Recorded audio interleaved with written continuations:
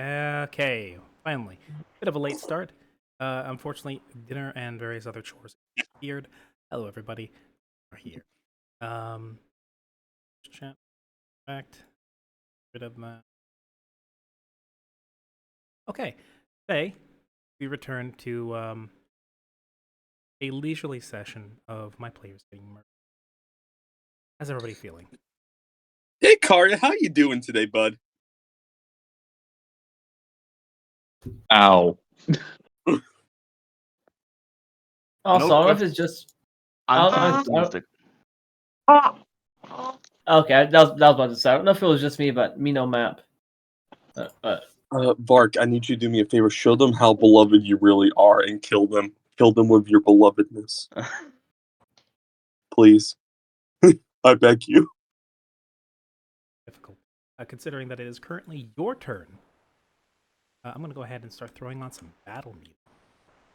We're already starting. Oh shit, no. Yes, we were in the middle of combat after all. I thought there would have been like a little bit of respite before You know what? Yes, I will take 2 minutes to go over just exactly how much of a pickle you got. So, okay. Starting off, I can't zoom out. roll 20 speed. That's the first pickle. Yeah, that's the first pickle. Yeah, Oh, for some reason the map is. Yeah, I last I checked, because I'm gonna have to be wandering a bit because the baby is very not kosher right now. I wasn't even on the map. It like put me on the world map. Well, now you guys are Well, back. That's because I had you guys on yeah. the world map. Just Okay, back on the battle map. There we go. You might need to reload the page. I did. Yes. Yeah. So I will do last so we right left now. off, we've got the main front here, which features the ever so lovely primary hunting war chief of the troglodyte raiding party, who stormed in after throwing 2 axes at Karya. Then after Karya told him and Coterie to kneel, shortly before the said axes were thrown, then had his head grabbed, smashed him with the other fist, and then was forced to genuflect, shouting in response, "Vataka." With Karya now at a crisp 1 HP. Waiting in the wings are multiple NPC party members. Sierra, who I'm sure cannot wait to heal Karya. We have down in the bottom right, Hollow, perched beneath a bridge, waiting for a troglodyte to pass above, hopes of ambushing them.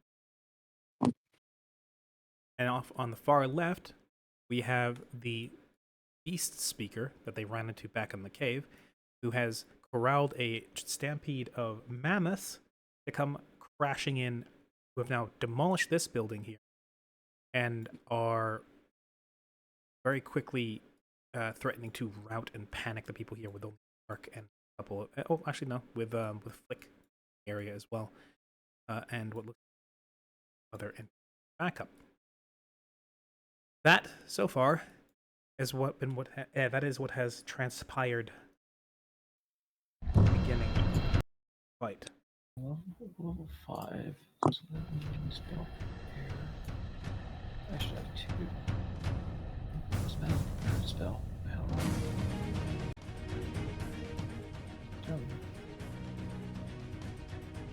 For some reason, the ruler tool's not working.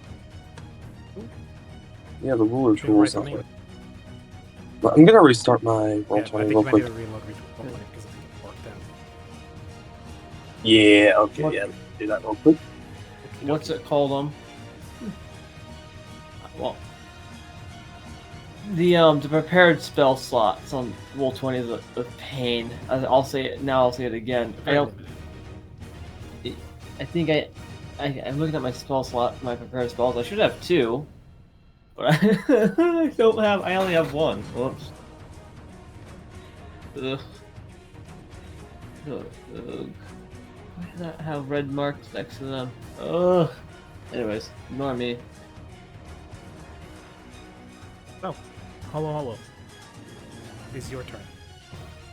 Yeah, so I'm still holding my action. I take it. is there a point where like Lolo just plops into the river and just quickly swims over and then like some troglodytes follow her, or what happens exactly? As I remember it, you were holding your action with using Lolo as bait. Yeah, and I was having her essentially just run just in my direction, trying to lure them into the river. Mm-hmm. Yeah.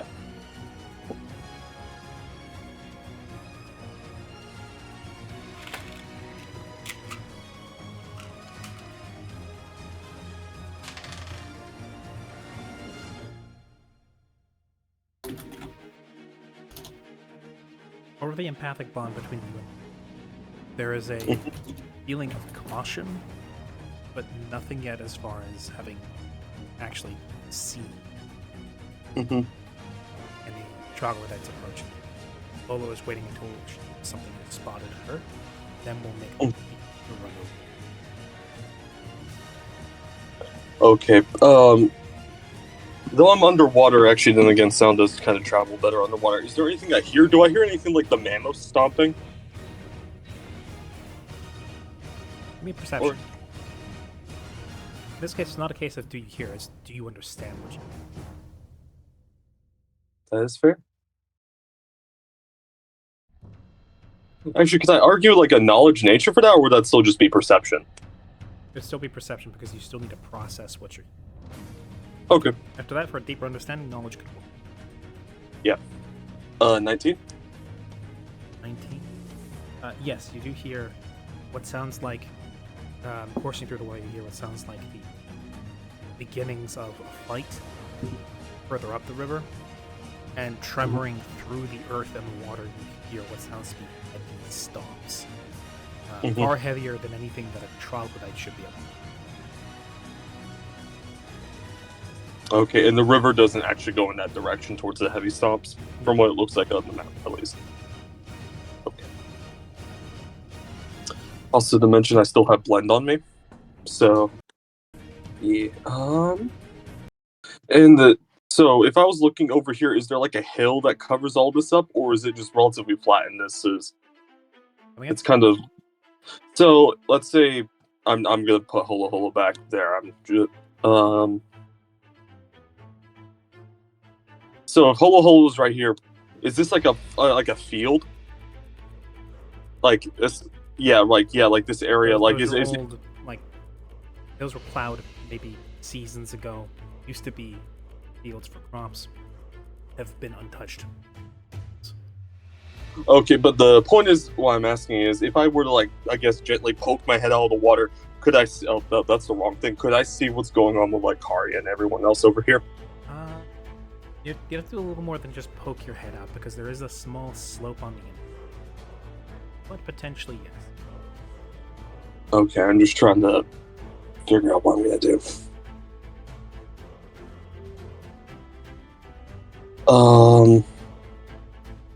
Is there a way I could just like empathically like communicate to Lola to tell her just change the plans, like go hide, just stay safe, don't get eaten?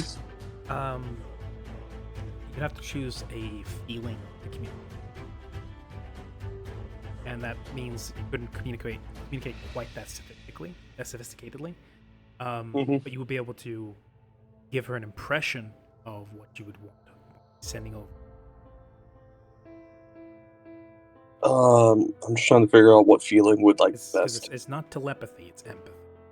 Yeah. What would be an appropriate feeling? Caution? Yeah, I was about to say, literally caution. Okay. Yeah, you then get the The feeling need of, for shelter? It's a little more abstract than emotion. Yeah, fair. But yeah, a caution would get a sort of a sort of a strum of caution back in return. What exactly that means Lolo is going to do, you don't quite know because she's currently a little bit into the woods. See her. Okay. That's it. Are you holding your action still? Or what are you doing? I feel like it feels like, from what it seems like, the troglodytes are kind of not coming this way, or at least if they are coming this way, it's probably a smaller band. Is Observing least that to off me. in that direction, rock village that map could be currently. Dealing. Yeah, that will deal. Yeah, that sounds about right. Yeah, I'm gonna and then I'm gonna move up, and I believe since I have I have a better swim speed, so I think I swim. I think it's either 40 or 30 feet. I believe 40. Mm-hmm. Okay. Yeah, you're correct. I'm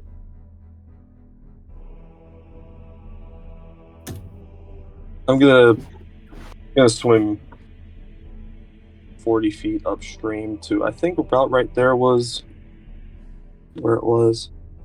Yeah, no, that's 30. But yeah, no, here is okay too. Is it any particular action just to kind of put like poke out of the water so I can see what's going on? Not in particular. Okay. And I see big motherfucker over here fucking around with Karya, right? Currently with his hand clamped over Karya's head, pushing into his knees. Karya has two massive gashes across his chest and a big bruise forming across the side of his. Mm-hmm. And I know this. I'm sorry for all these questions. I'm just trying to make sure everything's all right. So, the cubes on this map are kind of smaller. Are these still 5-foot cubes? Yes. Okay. Then, if he's gonna have a hand clamped around my friend's head, that gives me full permission to clamp something around his head. And since this spell has a bizarrely far fucking range, I'm gonna cast Aggressive Thundercloud as this ethereal jellyfish just kind of appears on top of his head and just kind of wraps around him. Okay. Mm-hmm. And I don't think it does anything yet because he has to stop moving in it. But It does have a lot of range. 100 feet If it plus 10 enters for a level. space that contains a creature, the storm stops moving for that. Heals through. But no, it immediately hits him.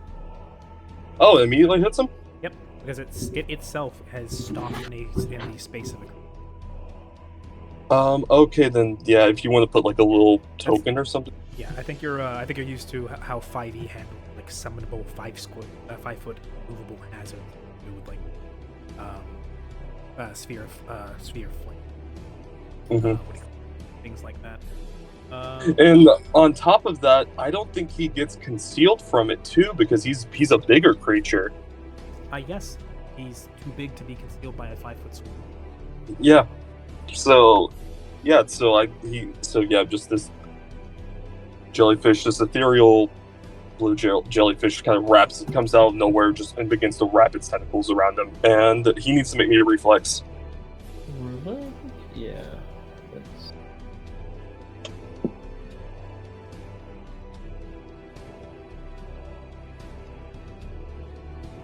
That's weird. I thought my DC was higher. Oh well.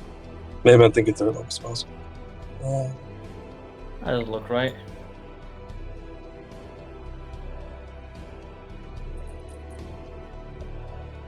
If you're using a cone attack and it gives a measurement, that means all sides are that same length. So if it's a 15-foot cone, it's 15 on each side. Man, I hate cones.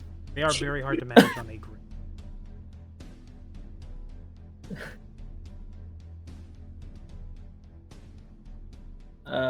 Be like, this thing is 15. At 30, then.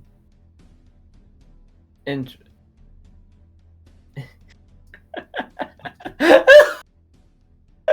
Oh, that's ridiculous. Man, fuck cone. Yeah. This would be your 15-foot cone. I hate that. On a proper table, I would have a plastic template. Triangle. I would just throw down on the table, and that would immediately measure. I believe actually, rather than 15 feet on each side, it's 15 feet in length, and then 15 feet, and then it's 7.5 on the side of here. I know that Roll20 has an option to do like a 15-foot cone. I just don't remember how to do it. Me neither.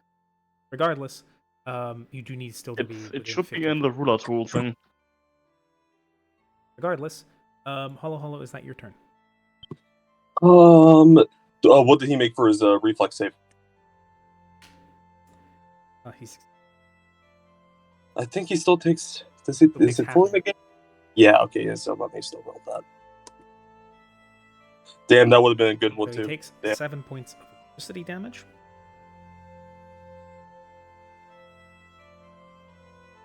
And since I technically didn't use all my water movement, could I just submerge back down? Unfortunately, Damn. oh no, it was fine. But no, it would not because you cannot break up movement between attacks unless specific. That's such a weird rule. Anyways, yeah, that wasn't my turn. It would just think of it in real life. If you were to run up to somebody, strike at them, and then try to step back out, that would be a very clumsy breaking up, unless you were specifically trained in how. Same thing goes for spellcasting. If you move, then take the time to concentrate, leave the spell, throw it, and then once more pick up movement. You might not have the time to do so because there's Honestly, only, you only have 6 seconds of it. I get it for spellcasting. For melee weapons, I don't. But I think that's a whole debate for another time. Yeah, hold That's on. fair. And also, I'll Because just let me check. attacks, as far as I've had it explained to me, aren't just one swing. It's a series of attacks you execute within its turn, and roll determines whether or not it how well. Regardless, there's only so much you can pack into 6. Okay. Yeah. Regardless. Yeah. That was my turn. I was also checking and see. Blend actually doesn't break whenever you attack. Funny enough. But it does It's break more when I. camouflage. It's not. Yeah. Yeah. It'll start back up again on my next return. So yeah. Like,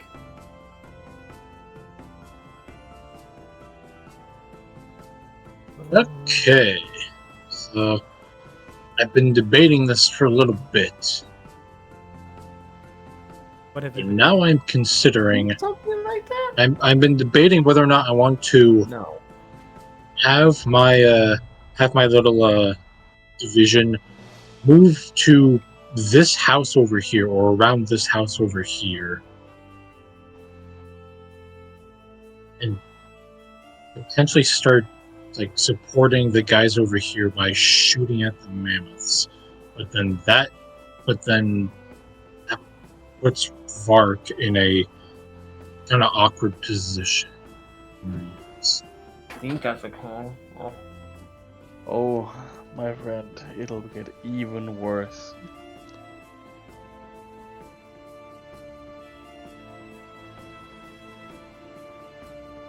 Because then it'll leave our sight line like unguarded. So if anyone tries coming up from behind us, I'm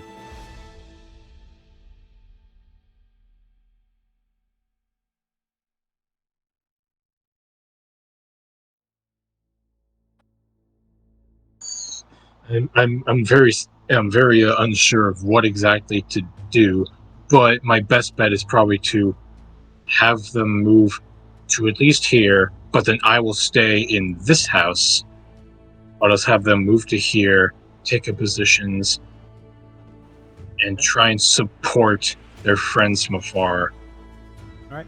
With some, give the order to your contingent. Hopefully, in this building. yes. And what I'm also hoping is that Vark can potentially like get out of the way in case the mammoths stampede towards him, either because of the arrow fire or not. Alright. What are you I have no idea. remaining in that building? Yes, I'm remaining in my building for the time being. Okay. Aaron. Yes. Help. So I can see Karya's doing okay. I'm gonna focus elsewhere. No, I'm kidding. I wanted to. Oh. Whoa! When the cleric just can't be asked. Nah, if you say please, I'll kill you. No, I'm kidding. Kidding, If not they kidding. wait, maybe I chose. I wanted to ask, for the channel energy burst of positive healing, it is a 30-foot radius. Is that always centered on me? Okay, I assumed so. So, in that case, would you say, I'm gonna use the ruler here to illustrate. Would you say it's okay for me to cut across this patch of snow? I have 20 feet of movement to here? Okay, so I be will allowed. do that first and foremost. You're trudging a little bit uphill, but there's otherwise not much to impede your path besides maybe a branch in your sweet back. Yeah. Oh, good. That's okay. And then I should be close enough. Yeah, that's 25. I'm not close enough to Vire, unfortunately, but I am close enough to Karya to where I will use that burst of healing. That's what I can do at a range. Okay. So, Thank Well, you do you. it. yep, that's one use of that. I'm gonna roll that now.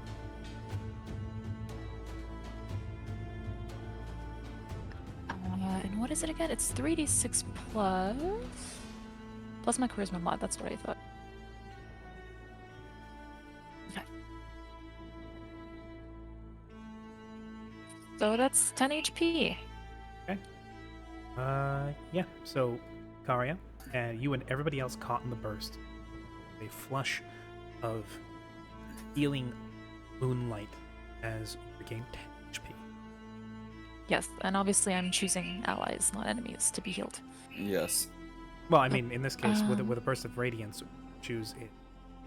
Heal living or damage. Again, that's why you have what do you call it? Selective channeling. Selective channeling, which you can, Yeah. I believe, exclude a certain amount of creatures. I was about to say, did you just heal the boss? No, I have selective channeling, don't worry. It did sound like you healed You- the you boss. so- you- I was like, oh no. No matter what happens, you have excluded the boss and any other enemy waketh your burst from being helped anymore by your Siren and her backstabbing days. For now. For now. Yeah. All right. That is Oh, and I your also, with the free action, I just wanted Siren to say, Karya, please withdraw, fall back a bit. Very aware. There's the slight problem of the massive, meaty, scaly fist wrapped around his head, but he can. Also, the people Oh, behind he them, threw you me on the know. ground. Oh, kind of. He grappled you and he then pushed you on your knee. Flavor-wise, he has you in genuflection. Actual mechanics-wise, he never tripped or threw you on the Oh, okay. He's got you grappled, though. That is the issue. Oh, I thought he let me go. Okay. No, he punched you in the side of the head with his wait, no. Didn't do that. Oh, and I also wanted to ask, since I summoned those two elementals, do I choose if I want to, like, have my turn or their turn, or Right, do they you- have a you separate summon turn? Elementals. They act. Yeah, on your they're right initiative. On my initiative. So after me, they can go? Yes, which they will. As they, Okay. in a whirl of static, fly around and in carrying Agada. Yes. They will hit them. Little thunderclap fit, as I believe they are Yes. about the size of a halfling, but in tornado. They're little cuties. As one of them, rather than punching, just extends a hand, grabs a troglodyte by the side of the head, and you see the troglodyte seize up, jitter, and then fall to the ground smoking. Oh. Good. That one was already pretty close to death. This one comes around, does the same to him. Nice thing about air elementals, they don't need to hit AC, they hit touch AC. Yeah. So they go bip, and this one gets a nice snap jolt as well as it cries out in pain. And that is the elementals. Knock it? Aye. Not quite. There are things moving in the shadows. Ah, I see, I see. for instance.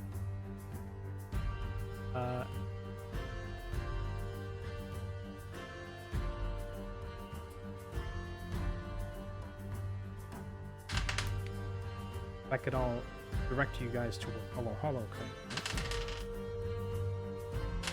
code. Oh! Oh, holo. I used that.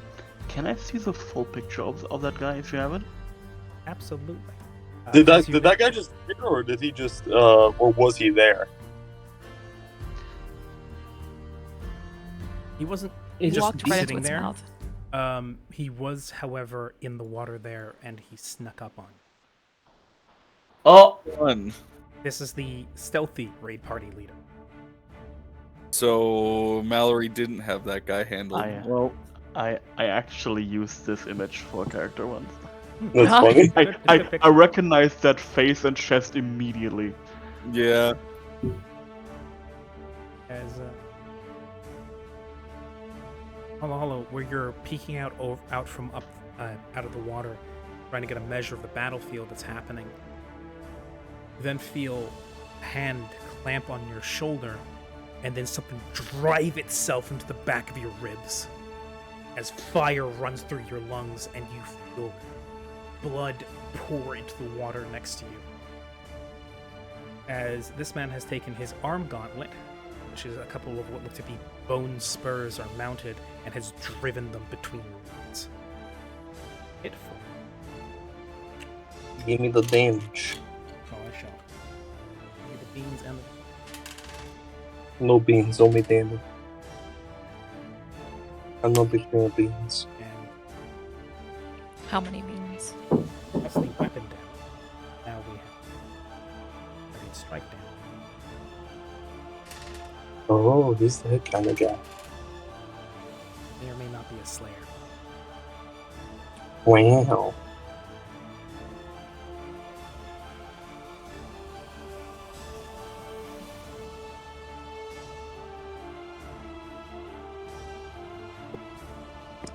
Nice call.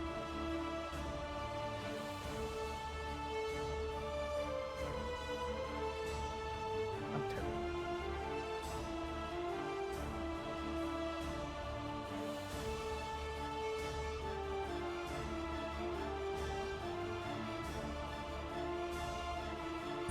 Okay.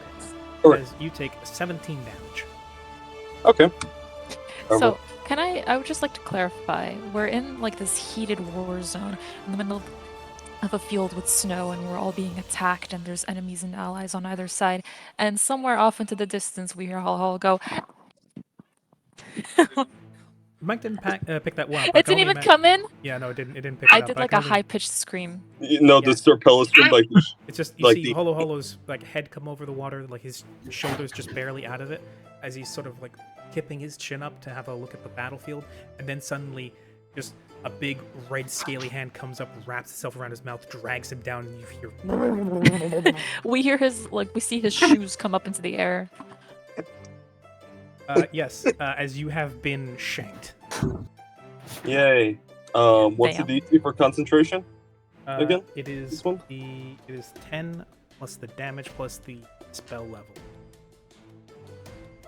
So second level. isn't there in the spell list? Isn't there a concentration check?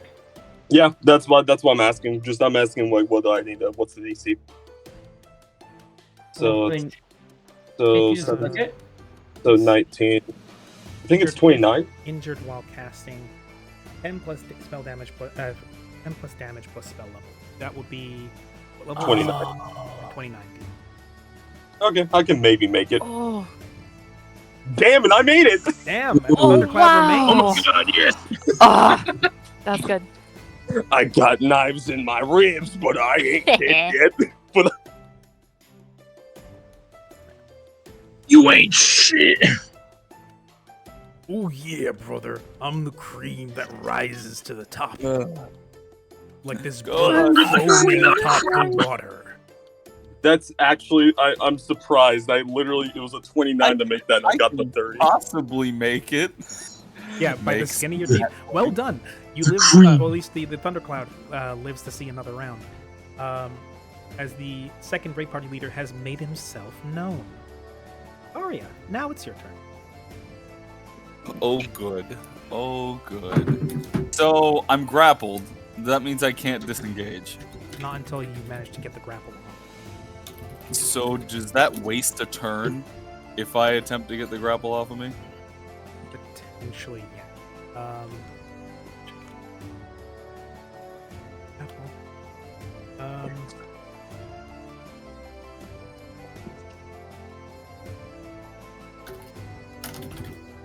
Nope. If you're grappled, you can attempt to break the grapple as a standard action by combat maneuver. You can't disengage or withdraw. Let's call it. Move away. If you get the grapple, combat maneuver or an escape artist check. I see. Damn. Well, the issue is that I'm not very good with my combat maneuvers. I'm much better at hitting things, funny enough. I mean, I still have a 12 to it, but okay, listen. I believe in you. Siren, can you keep the heals coming? Because I don't know if I can get out of this. I don't know. Can you say please? Please help me. Of course, I would do so even without the please. Please don't die! Okay, let's see. Vair's breath attack comes up next turn. So... okay, here's what I'm gonna do. I'm gonna have to just go for it. I have no other options. Okay, sure. I'm gonna just have to make an attack on this guy and hope that this one lands. +5 to this because of the flanking bonus and the +3 from my feet. That is a 28. Does that hit?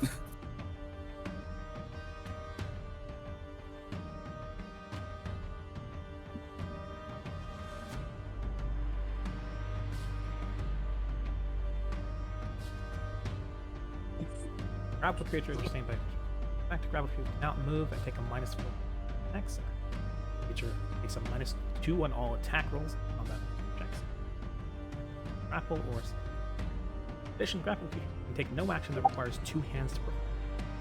Okay, so then I can't do this. Can attack with your. Well, then, no one's dead yet, Anne. We're about there, though.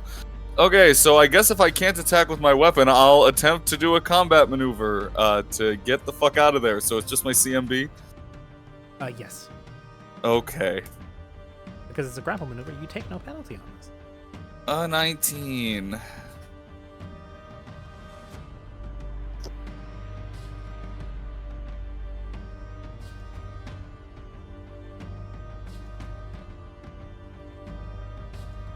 Oh, God.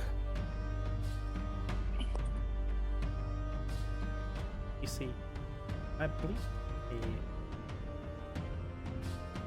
equal to DMD. This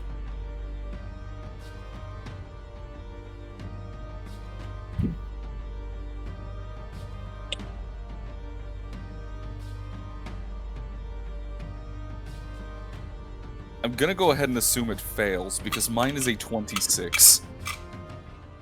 Well, CMD is a combination of base attack bonus, strength, and your dex.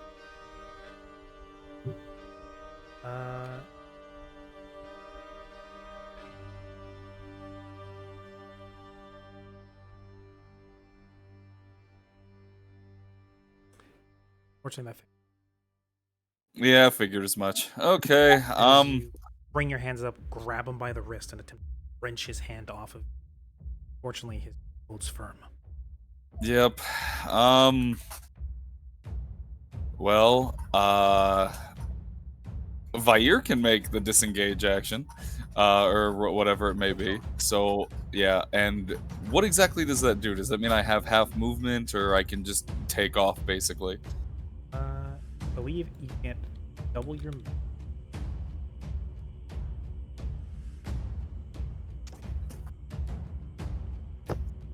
Draw action.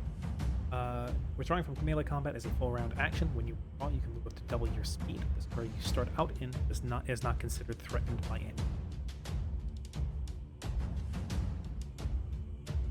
The way that resolves itself is this square he's standing in no longer becomes threatened. But if he moves away, he can do so at double his movement speed. Only creatures he would incur attacks of opportunity from if he. Two. And this nothing pinged up on my screen. Oh. It'll be these two. And this one. Oh, so he'll just die. I mean, assuming he can, because he's currently got one hand occupied with you. That is true. Well, fuck it. I'll give it a shot. We'll have Vair disengage. Okay. Can he fly at that? Because if that's the case, he could go over. Not in a tight quarter like that. He needs a run. Oh, yeah, that's right. He's not a proper. All right, well. He can't just, like, zoom, take off and zip into the sky. He doesn't have to. Yeah. We're gonna just mad sprint, shoom. Okay.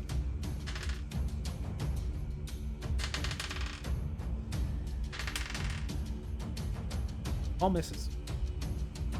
Oh, Oh, good. As the troglodytes that see him turn around and take off, ducking below their blades and their clubs, Vair manages to weave through all the attacks without being scored. It's good. Good. Great performance. Wasn't looking too good either, yeah. Alright. Alright, you still have a move action. Unfortunately, you can't move since you're restrained. Yeah, so I believe that is my turn. Okay. We have a whole bunch of things that happen. Let's start off.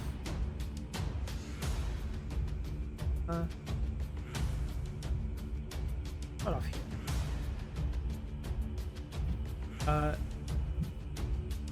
Hollow, you've just gotten done getting shanked in the side. And But wait, there's more, isn't oh, it? wait, there's more. Well, wait. Yeah, As- more. You turn around to see your assailant, who is getting ready for another. You both are now under the water, murky with dirt, chunks of ice, and now blood. As you see him poised, ready to strike like a cobra reflex, as he again draws back a fist, and now from the muddy banks of the water, bursting forth and kicking up clouds of detritus, thorned spikes and woody roots burst up and engage the creature. And Oh, the guy that was fucking with me. I thought that was Yeah. me. Bro. I was like, well, guess no, I'll die. that was the guy fucking with you. As Yanabel has cast a spell to hopefully restrain him and stop him from further murdering you. Thank you for not murdering. Okay.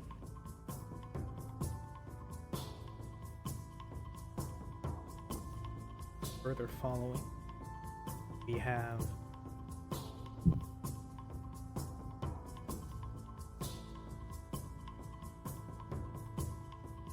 Eric Boy, who steps forward, calling for a retreat, or at the very least a fallback from, as he raises his mace, and a light begins to burn atop it that he then swings and forces forward, exploding in a cloud of glitter that then obscures sight of and also exposes exposing glitter. That's a cool spell. Glitter dust. Hell yeah. Followed up shortly after that, crossbow bolt whizzes out of one of the doors of the warehouse and slams into the shoulder of the speaker.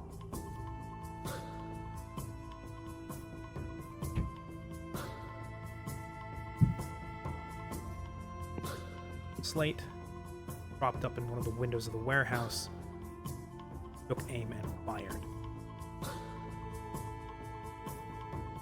Yeah, glitter gets everywhere.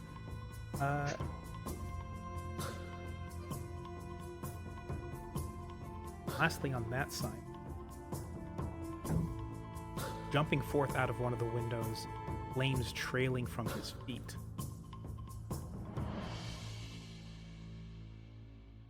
Pyromancer alights atop of this building heap. And then, with a holler and hands in orange fire, brings them down, and what looks to be a cloud of embers begins to descend very quickly, like raindrops that then build in a circle, then spring to violent life in a circle of blazing flames that begin to cook mammoths and send them into panic. Du mir aber keine Assist.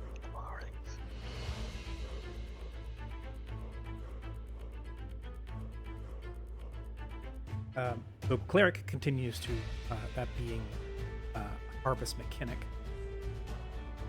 continues to shout over the din of the fire and combat, saying the flames will not hurt you. Continue to retreat. We will hold them at bay. As flames rise high and blaze, trapping the mammoths but not harming them.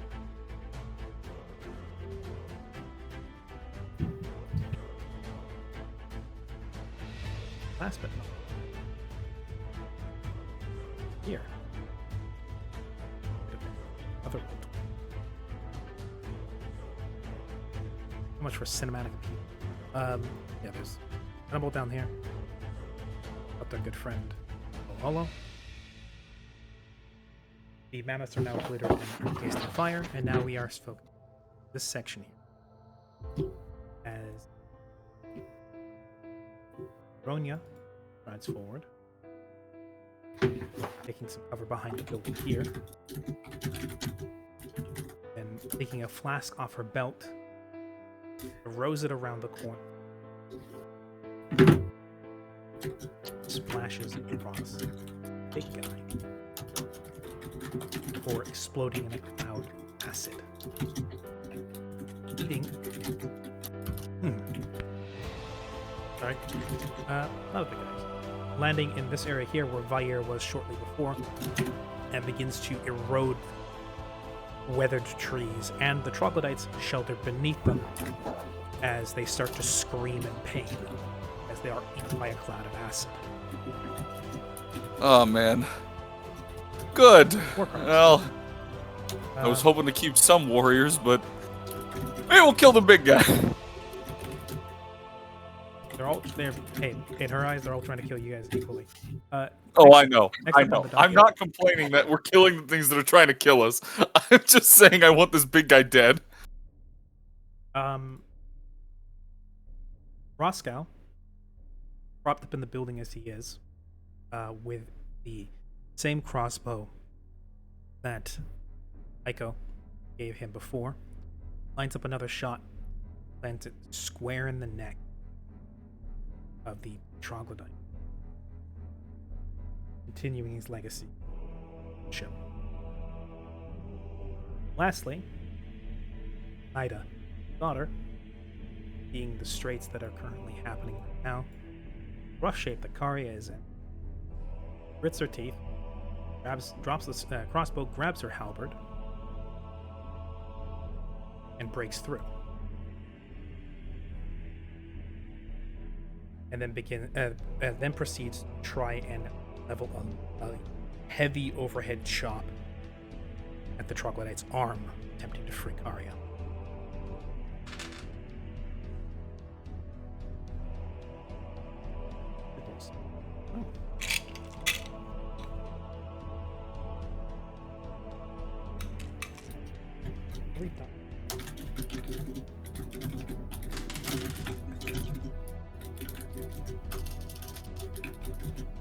Her halberd chops down, leaving an impressive gash in the troglodyte's forearm as she continues to use the spike on the top to fend and hold in his face, taunting and screaming at him, more or less challenging him to keep his eyes on her. That turn. Next turn.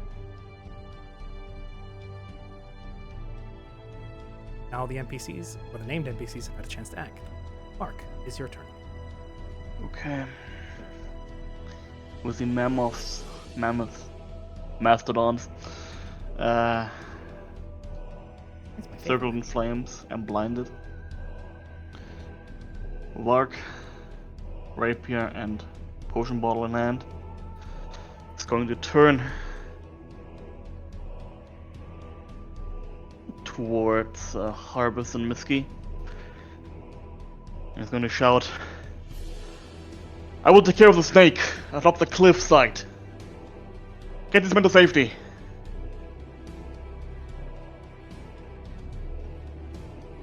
Misky, obviously concentrating on the fire. See, where previously there were what looked like scorched, blackened fingers are now traced with veins of what almost look like magma. Holding one hand out, maintaining the fire, nods to you and says, "Kill the bastard dead." Previously, his attitude was at most shy, drawn. He now, almost growling, asserts for you to follow through with your plan while he holds them at bay. Lark uncorks the potion bottle that Holo gave him. Puts it to his lips as he dashes into the fire itself. Contrary to what you might think, especially being a creature that is not accustomed to great brightness and warmth, flames do not hurt you. It seems that Misky has some sort of preternatural superiority in its flame. Exclude me. I have to run betwixt the mastodon, unfortunately, to make this. Okay.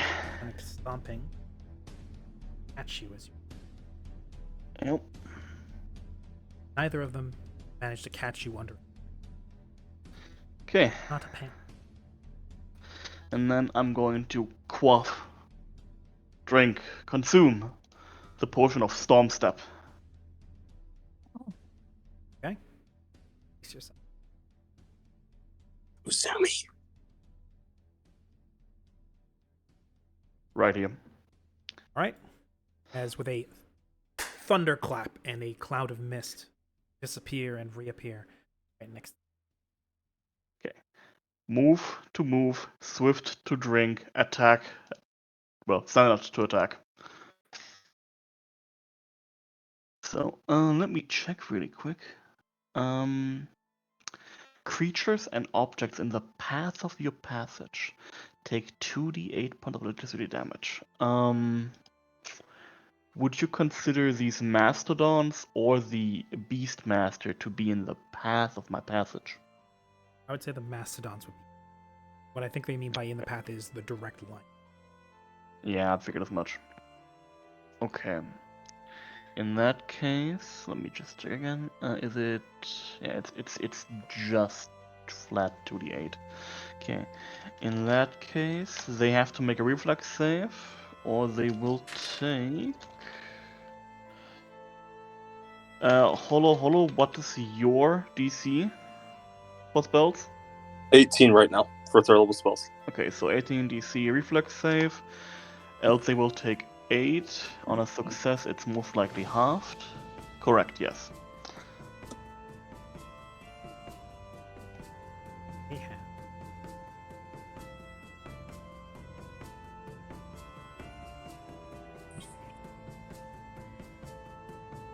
Do they have high dex? Oh, for some reason they have a large bonus to their reflex, but a Huh. 12 in dex. Oh, That's okay. Yeah, I assume that's a racial bonus. Especially for a creature that low. That said, even with a large bonus, you fail. As turning into a bolt of lightning, lost amongst a cloud of moisture and picked up snow, course through the mastodons in your way, even behind a scorched line in your passage before reassembling back as yourself right next to him, right next to the beast speaker, lining up your rapier and delivering a stab. Right, here goes nothing. I don't assume he's flat-footed by this, but you know. I would say no, since he's already. I would. Yeah. Yeah. You know, he did see me coming. He just didn't expect me to flash up there. All right. In that case. The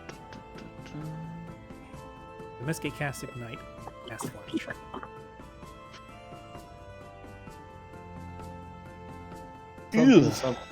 Something. 18? Disappear. Hit. That will hit. Whew, okay. As you Nice. deliver a nasty stab with Fountain, plunging the blade deep and leaving behind a hefty bleeding. Turn. All right.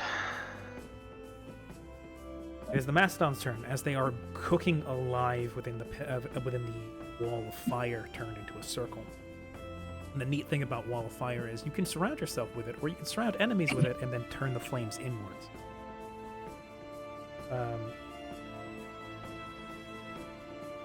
powerful spell, and to get it so early, Niski had to pay you 8. Unfortunately for you guys, he's going to die this combat, so you can't delve further into the backstory. Wait, what? I can't. That's my plan. I'm making all the NPCs interesting now. Die, so you can't ask me further questions. What was the name of their father? Hold up. What was his mother's name? It was Miska. What's his favorite color? Blue. Dark opposition to the fire that's constantly coursing through. Does it specifically to be. Man of contrast. He specifically does it to be. Be different, rebellious. Yes. I'm not like other people. Mm-hmm. He does it specifically to. The word escapes me right, but specifically to go against people. Against To defy? Not quite. Contradict. Yeah, let's say to be contradicted. Anyway, the mammoths are going to roll to see whether or not they have the good judgment to get out. Whether they can conquer their fear of running through the fire, or they stay within and can stampede. Majority of them are not able to overcome primary animalistic urge of fire bad, despite the fact that the heat and the flames being turned inwards, creating a scorching, blazing landscape within the circle that sears and charcoals remnants of the tree, the house that was there, everything there turns into scorched earth. Despite all that happening, they're not able to overcome the primary instinct of not running through a fire. One, however, does. And it can charge.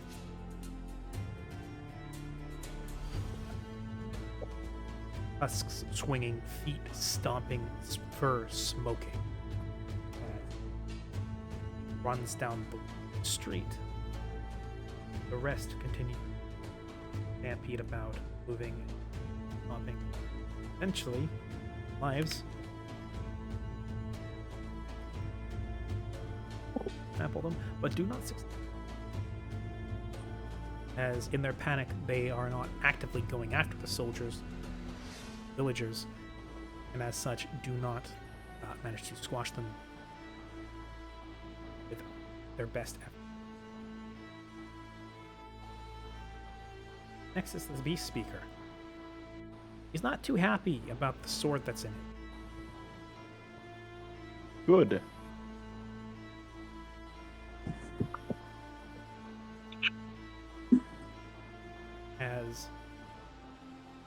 He himself, in his hand, is holding what looks to be almost a ritual dagger, hewn of some sort of clear crystalline stone, brings to bear.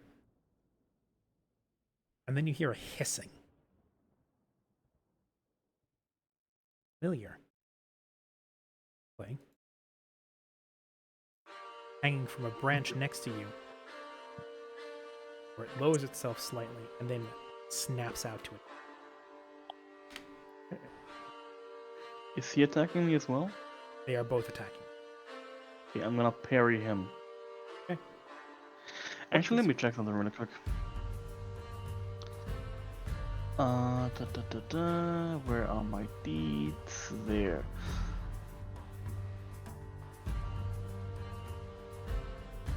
One panache points, one excellent. Okay. Okay, so I can parry both of them if I wanted to. And I'll do that, fuck it. Okay. So, first roll against him.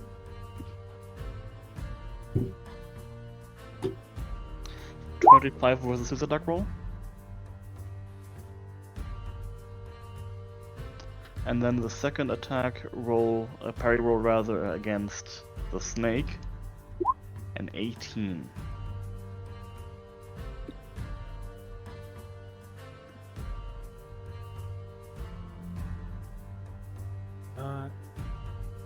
Bringing Fountain around, able to guide his knife away from where he was going to stab you.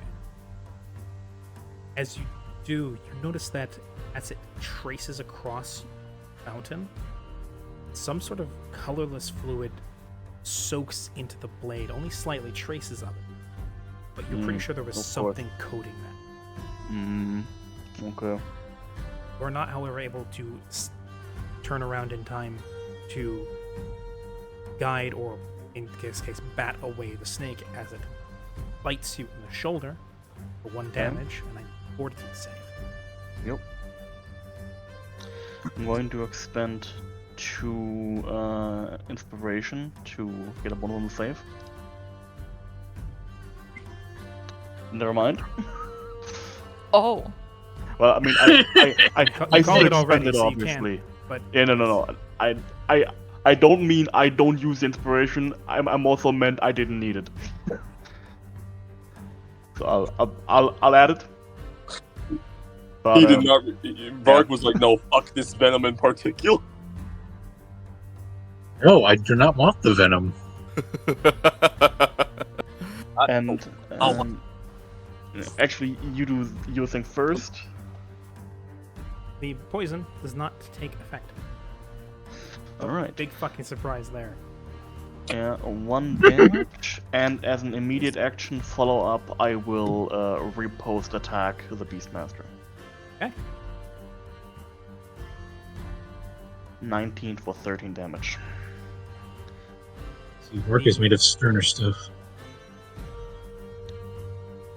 As in hefty retribution for his attempt to not only stab but poison you twice, you, on turning the blade around, you think to turn around and bat the snake away, but seeing what limited time you have here, being cornered by two individuals, both bearing sharp fangs and poison, you decide to prioritize the master of the two, and then, upon flicking the knife out of the way, bring the rapier up along your side, poised in an upward stab, and then drive it into his chest for another hefty stab.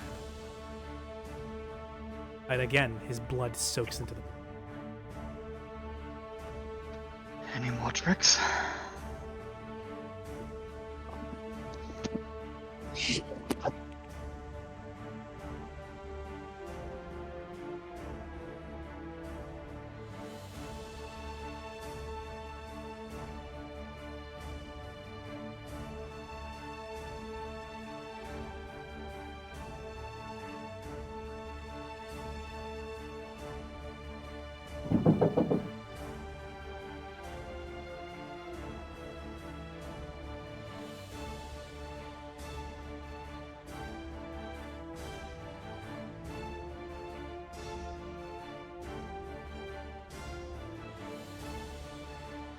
that what it looks like? I've got a lot I'm juggling here. Oh, I'm sure this is a whole battlefield.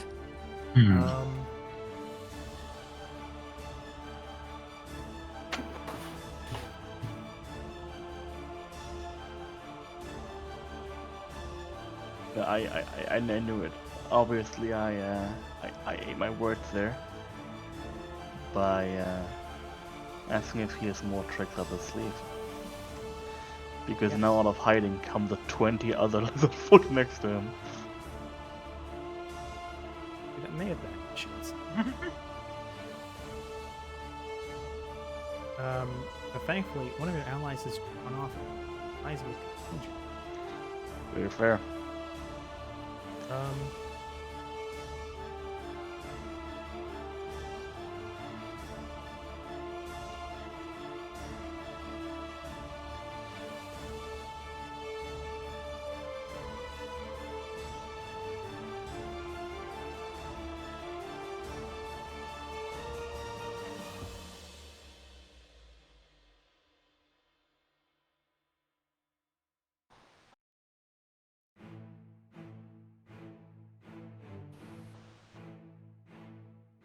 Sorry, Quest, there's one to the left over there. What move you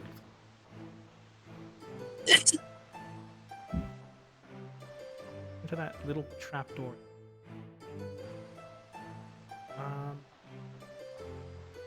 Okay. In order. Right.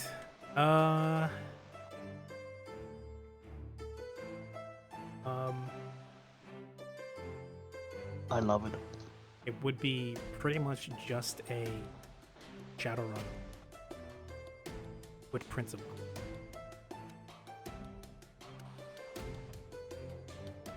Okay, so while that would have been perfect for this little fuck around and try everything. As an ad has now started. Indeed.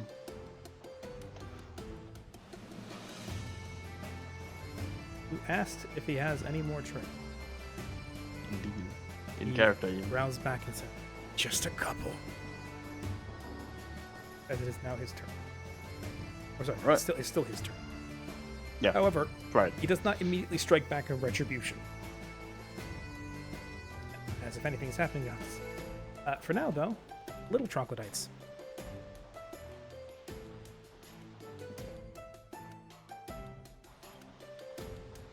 Enemy 4. Ooh.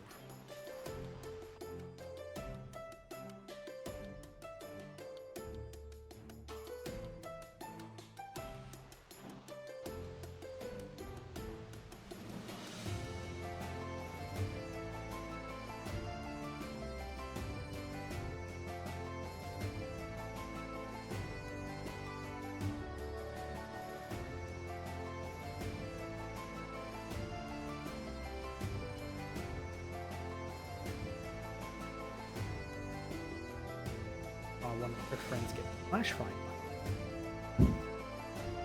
Cool. We could see. Now I get to roll a bunch of. Okay, ads over. Welcome back, everybody. As the troglodytes have now begun to move and are going to try their best to. You could say their friends got air fried. Oh, one thing I actually want to enact is this pair perched up here. Ah. Old man Twang! Yes! Where? I was waiting for him. I was waiting for his crackshot crossbow. Ah, Yep. Oh yeah, that one almost nailed you. Correct. Seeing an opening after seeing the guy get 1-2 stabbed by Vark, Old Man Twang and Boris, his apprentice, now take the opportunity to finally volley fire at the troglodyte as he finishes saying, just a couple. And then 2 crossbow bolts plant themselves side by side in his neck. 4. Oh, wow. Remember when I said Old Man Twang has some experience to him? I love this Oh. old man. He's a fighter with enough levels to have improved critical on his crossbows. Oh, Which means he just crit on a 19. Holy Actually, shit. No, he just crit on a 19. oh. And crossbows do 3 times critical. Yep. As I wish that were me, bro. as Boris's crossbow slams into just below the clavicle, dealing a decent amount of damage. 5. But Old Man Twang's bolt puts him to shame, showing who exactly is the master and who is the apprentice, as the bolt specifically places itself in his windpipe. As, he is immediately killed, Okay, good. meaning any tricks he might have had up his sleeve are now rendered defunct. As Bark, you see just whizzing past your ear. You hear it before you see it as a, and then in that split Not second where where vision has to transmit up your neurons into your brain, register the impact via sound before you see it by sight. As there is now suddenly a crossbow bolt sticking with only the pinions pushing out of his neck, as the troglodyte gurgles on his own blood, and then his eyes roll up and he perishes. Oh my god. With it, his familiar dissipates into a pile of scales and snake bones. Oh, they're gonna have to glue him back together. In hell! It's like I love It's Old like- Man oh, Twang so it's much. like a Old Man Twang's like I forget what his name is, but he's the one sniper character from Saving Private Ryan. Oh yeah. Yeah. I'm going to turn rather rapidly, actually, towards the location of the crossbow bolts, being able to probably deduce where You're they able came to from see approximately. one little green head and one big bushy beard peering out of a window atop the hill. I'm gonna give him a quick salute before I reorient myself downwards the slope, preparing my next move on my turn. Boris gives you a big wave while Old Man Twang just gives you a little salute. Now, Nice. while Boris is shouting something along the lines of "Wave goodbye to your head, wanker." There's a TF2 reference for you. Anyway, the other troglodytes are now taking a bevy of swings. That's a lot.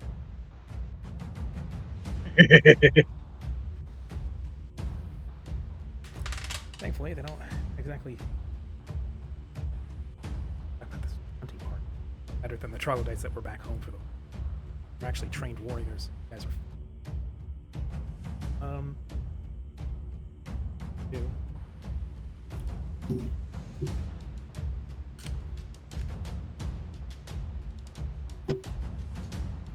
Okay. 3 that strike at Ida. 2 of them hit, leaving superficial but still bleeding gashes inside. Across her arms, across her legs. The ones circling mental proceed to, using up a bunch of flint clubs, bash at air, but still bash at what is the closest thing to solid air you can get with a spell for. If I sort of cycle again, these are pretty good at crafting. As this elemental, will return at the very least, distracts these 4, but is evolved once more and back to it plane. 2 that strike at Karya hit, fortunately. Strain. The one that strikes at the I was elemental. gonna mention the axe attack didn't do anything. I missed the outcome of that because of Addie. Which one? The one that she tried to get me free. Oh yeah, no. She chopped at his arm and is now challenging him to put his attention on her. Ah. Since she specifically can't do anything to help break, she goes pulls him. Considering the strength difference, that might not be too.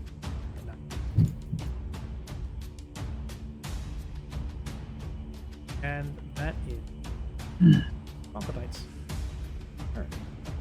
How much damage do they do? To you, a total of 6 damage. Ah, okay. Manageable. Thankfully, fortunate for you, they rolled minimal damage on attacks against you. Not gonna complain. And I'm really glad I give them any last levels. Next up is your forces. As these guys retreat safe distance, relatively.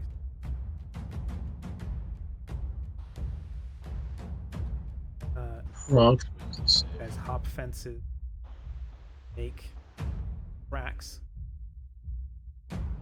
away from mammoths, some of them pausing to fire rather than retreat the full distance, covering fire in the path of them.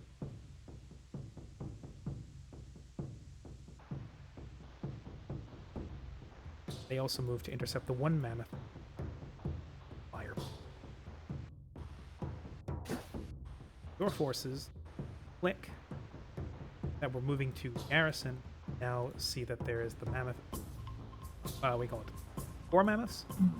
Difficult to deal with. 1, superior numbers, manageable.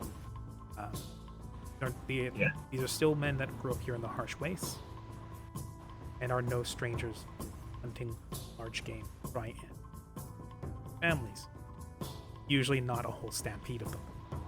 Troglodytes, likewise seeing that they're battle, better word, squaring up to this creature, are no stranger to pack tack and superior number enemy. Such as a group in concert work together to take down mammoth. Well, they do. Troglodytes leaping across the back of the mammoth, clawing at it, small gashes raked across its hide. The armsmen strike at it, likewise do small nicks and cuts of damage, but it's building, as then also a volley of crossbow bolts pepper into its side head, and the mammoth is looking considerably worse for wear after the series of attacks against it.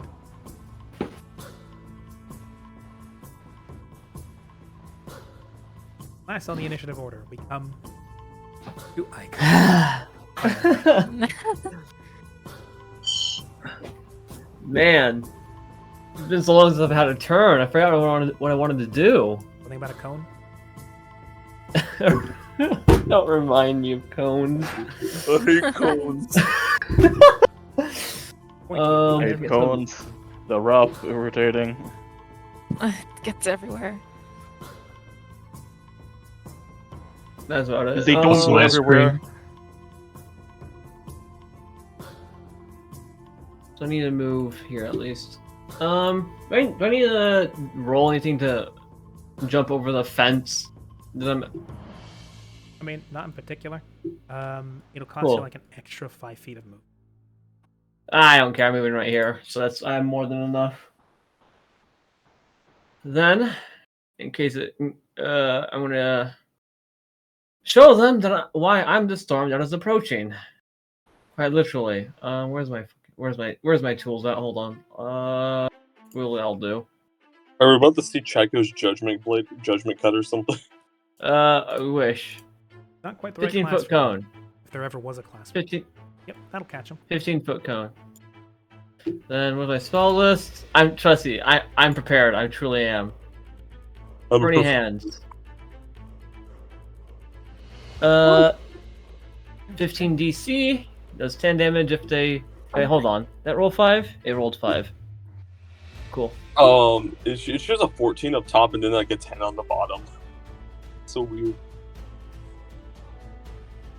Yeah, why is it like that? We'll take the first roll because you have the macro for rolling the damage as part of the spell and then also in the description. I don't know how I managed that, but regardless, we'll take the first roll. That is a 14 damage. If they succeed, it is 7. As a blast of unlimited power blasts forth from your fingers and arcs onto the troglodytes, one of whom manages to succeed to huddle down to the ground and dodge most of the arcs of electricity. The other two get the brunt of it. They are immediately. What can I say? I'm good at tippers. They turn into play- like a pile of little fried turkey legs. Turkey legs. In case you know what a tipper is, mostly known from Smash games. There you go. Hit at the very tip of your sword for Fire Emblem characters. There we go. Top of the initiative order. Right. There is the sound. Karia, you're staring down the massive creature as it looks between you and Nida, seemingly unable to decide what exactly to do. And then it pauses. For a second, you're not sure why, and it's a brief, merciful moment where it's not going to cry. It's not going to beat your, face bones in. I'm so sorry. And then you listen out for a moment, and you hear what exactly is giving him pause. As you hear the sound of hoofbeats. Oh.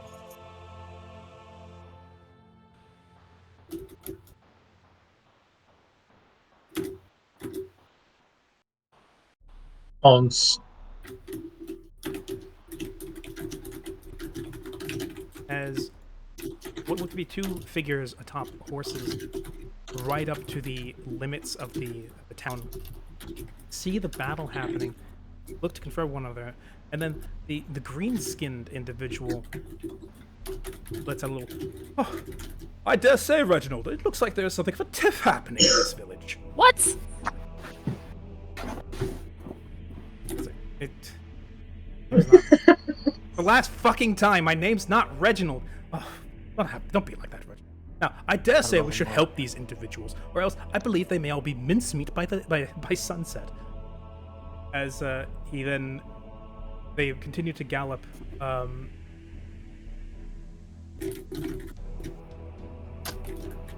The green-skinned individual on his horse, making his way forward. His horse's feet hit the ground, and then the trapdoor drops out from underneath it. But fortunately, the horse at the last second manages to jump to the side and avoid a plummeting death. Oh, good. As it continues to trot. As this spiffing-looking individual, twirling his mustache with one hand, looks down at the little troglodytes, look up at him with visible confusion. And then the other one, seeing the pit has opened up, it makes sure to direct her horse to skirt around it. As they look across... I was going to say... Sorry, go ahead. As they look across the battlefield, one of the troglodytes looks ready to bring one of its spears up to try and stab at the green-skinned individual atop his horse. And there's a little harumph of disapproval from him. Oh, the uncouthness! And he then draws something strange from his coat, and there's a thunder crack and a puff of smoke. Oh no. Oh shit! Shazam! Uh-oh. Suddenly, the troglodyte has tattered remnants for a head. Yeah, the guy. Oh shit! He pulled out a deagle. He has a deagle.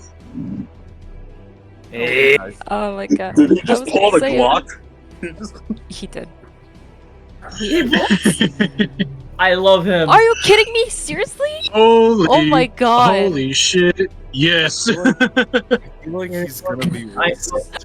Vanderbilt. I love him. Silly little mud crawler. I know It it's thinks it fucked can up, stab it's at just me.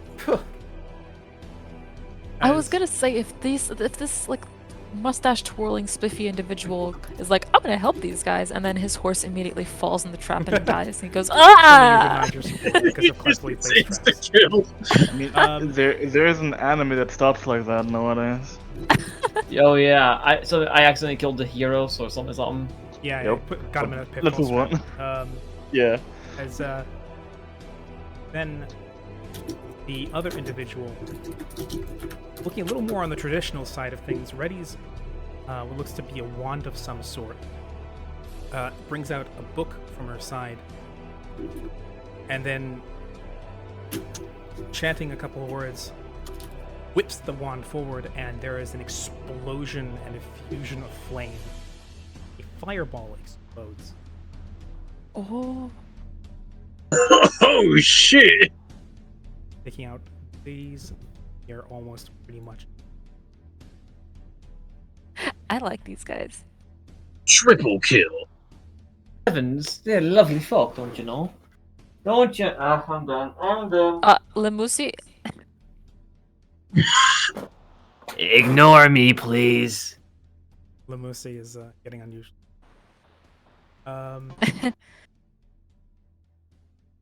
As Listen, the bigger the hat, they bigger get- the. their horses come to a stop, and there's a shout of, "I say, good fellow, do you in need of assistance, or could you handle this on your own?" Cough up blood once for yes, twice for no. I'll take that as a yes. As he then goes to he assumes loading his strange tube-shaped weapon.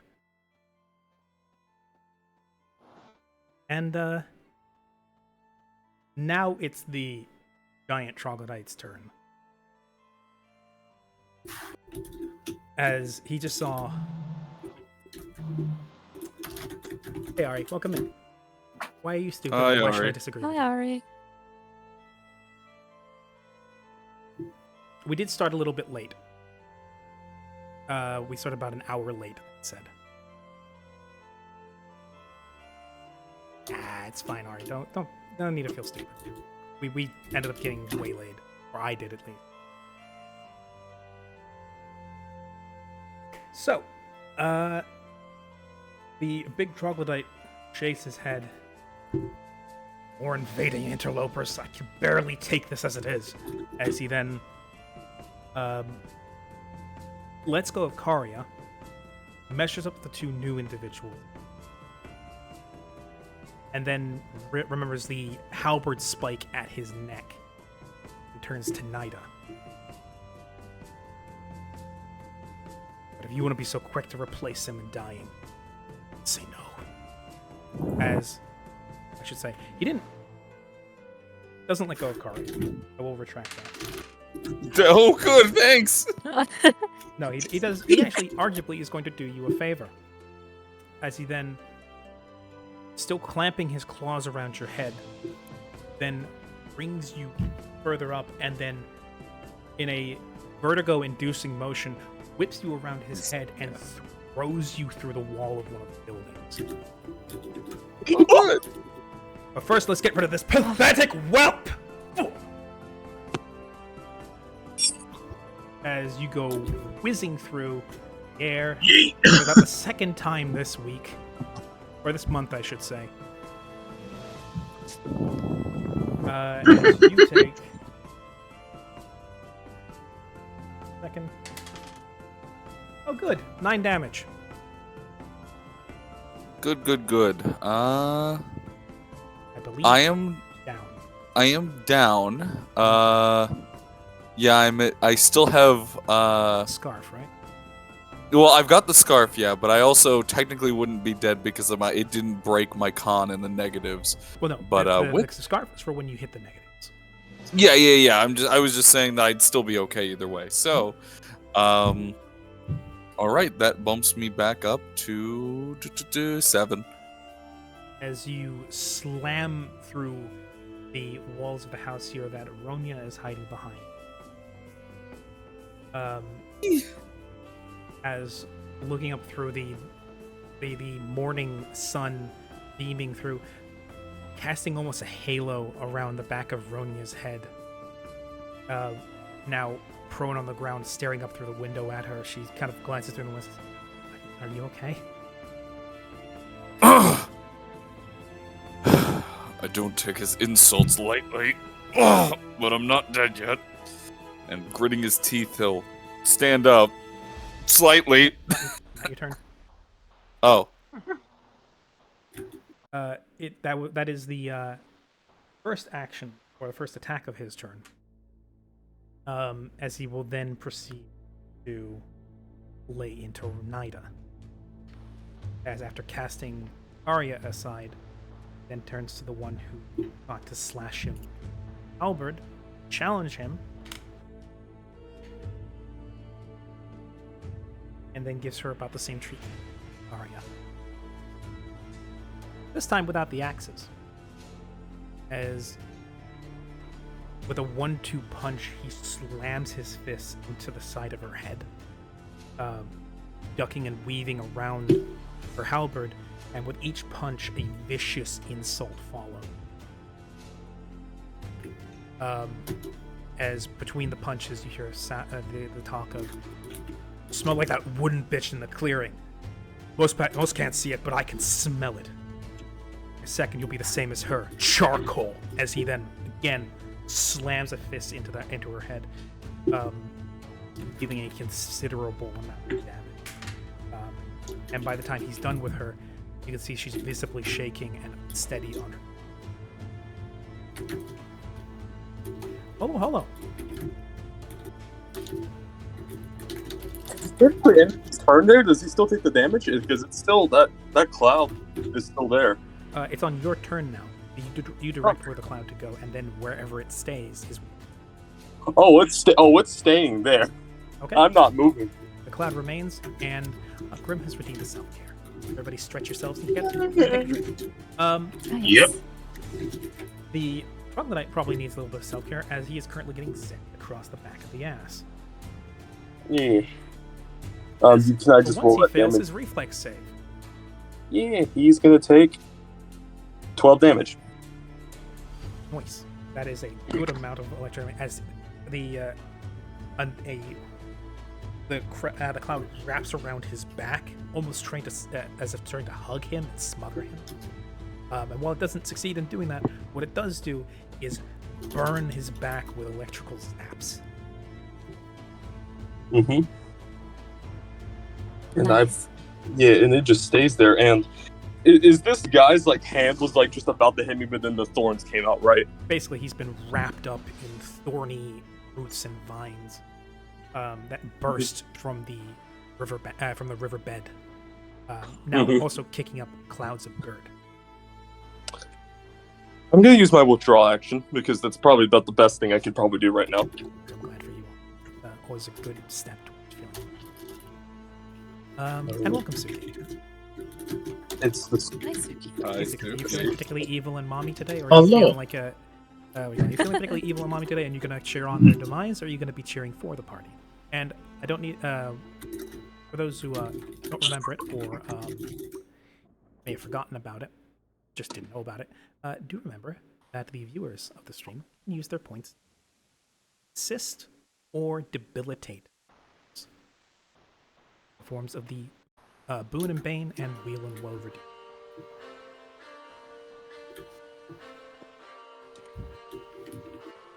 Sound. Okay. So yes, you're going to withdraw. To where? You move up to double your movement speed. Pull yourself out of the water. Oh, I was gonna. Oh, could I just withdraw? Are you? Because here's the thing. He is currently restrained by the entangle, so he can't attack of opportunity.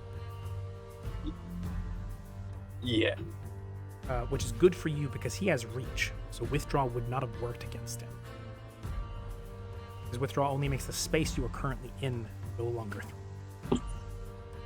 Oh, well, he's a son. Oh, he's a son of a bitch. Very fond of shanking. Yeah. So yeah, out of the water, then I guess. Yeah.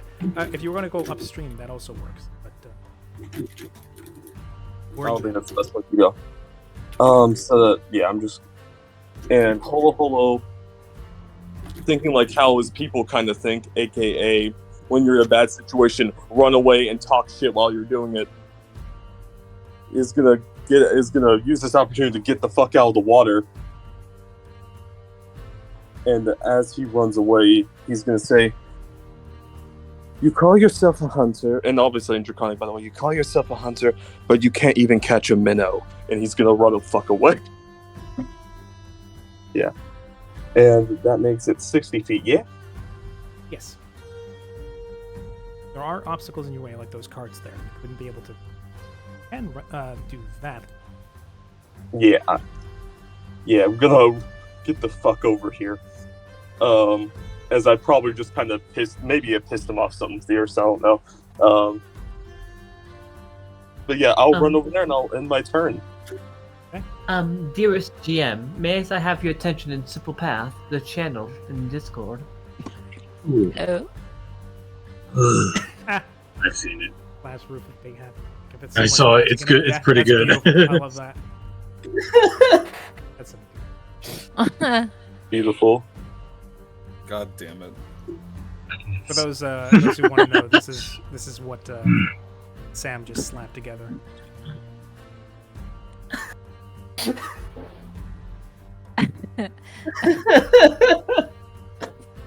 like it, and it's true. It's a big hat to boot. All right. Actually, before I end my turn, since the cart's right there, do I kind of have cover from both the back and the front right now, or? Kind of. I would consider at least partial concealment. Okay. I was just curious because I noticed that. So yeah. Okay. Regardless, yeah. Turn ended. Wait, your turn. Okay.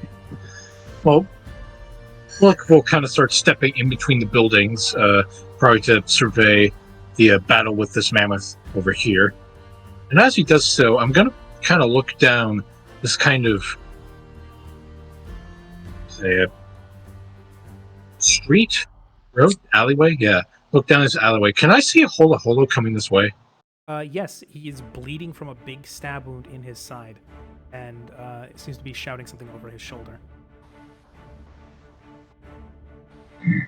I guess Karian's scaring him call someone a minnow, or he calls himself a minnow, but just talk shit on their fucking name, I guess. Yeah. Dick will move to about here, but before he moves there, he's going to call to some of the soldiers and say, "Keep up the fight. Holo, I believe that was in trouble." I'm so blood. Yeah. Yeah, when he makes it to where he is currently, we'll call out to Holo and say, "What's going on? Are you alright?" That is, I believe, one move on your part. Would you like to continue moving?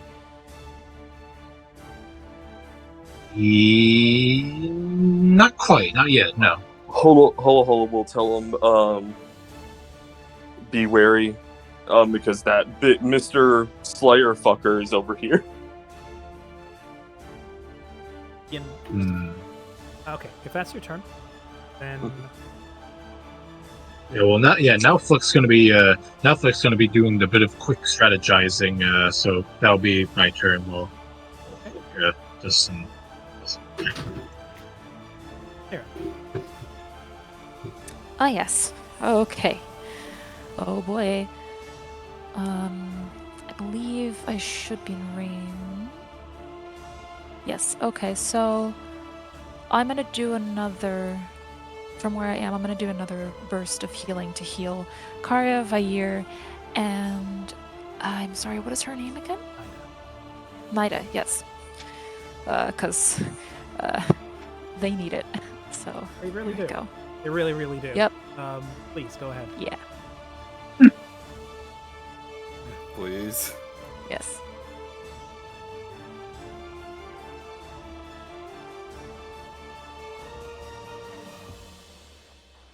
That's 15. better than last time. 15. That is a lot. Hey. Oh, Vair's like fine. I just realized his health. What the fuck? Okay. Hi. Oh, he's okay.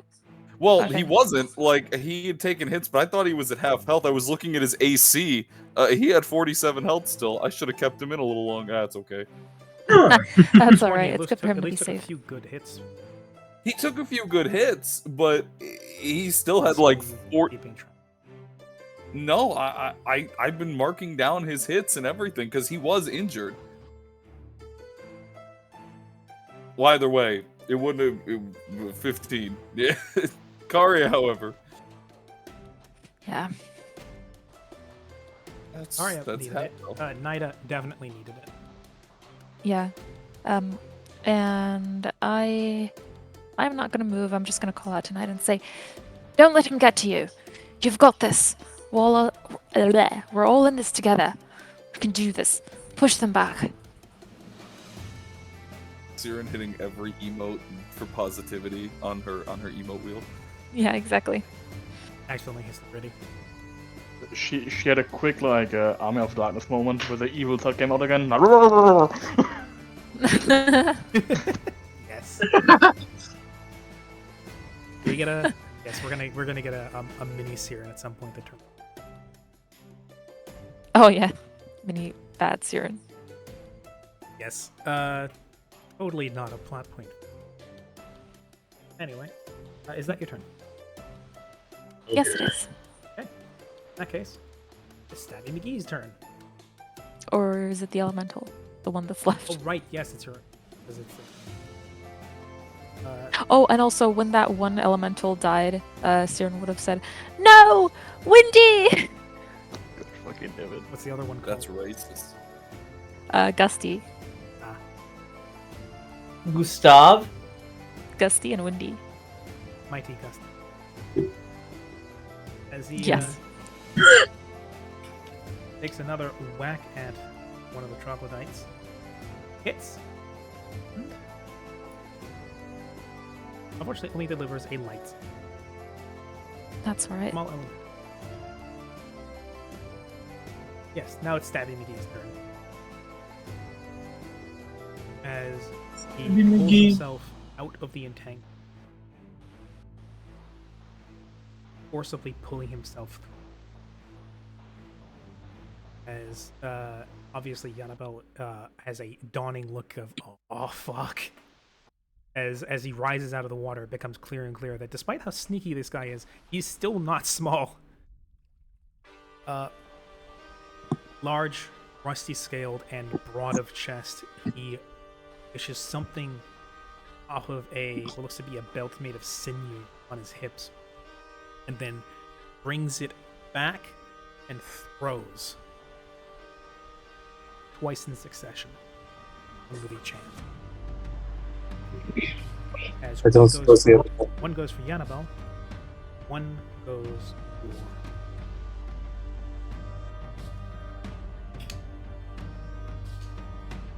look to be darts whistle through the air.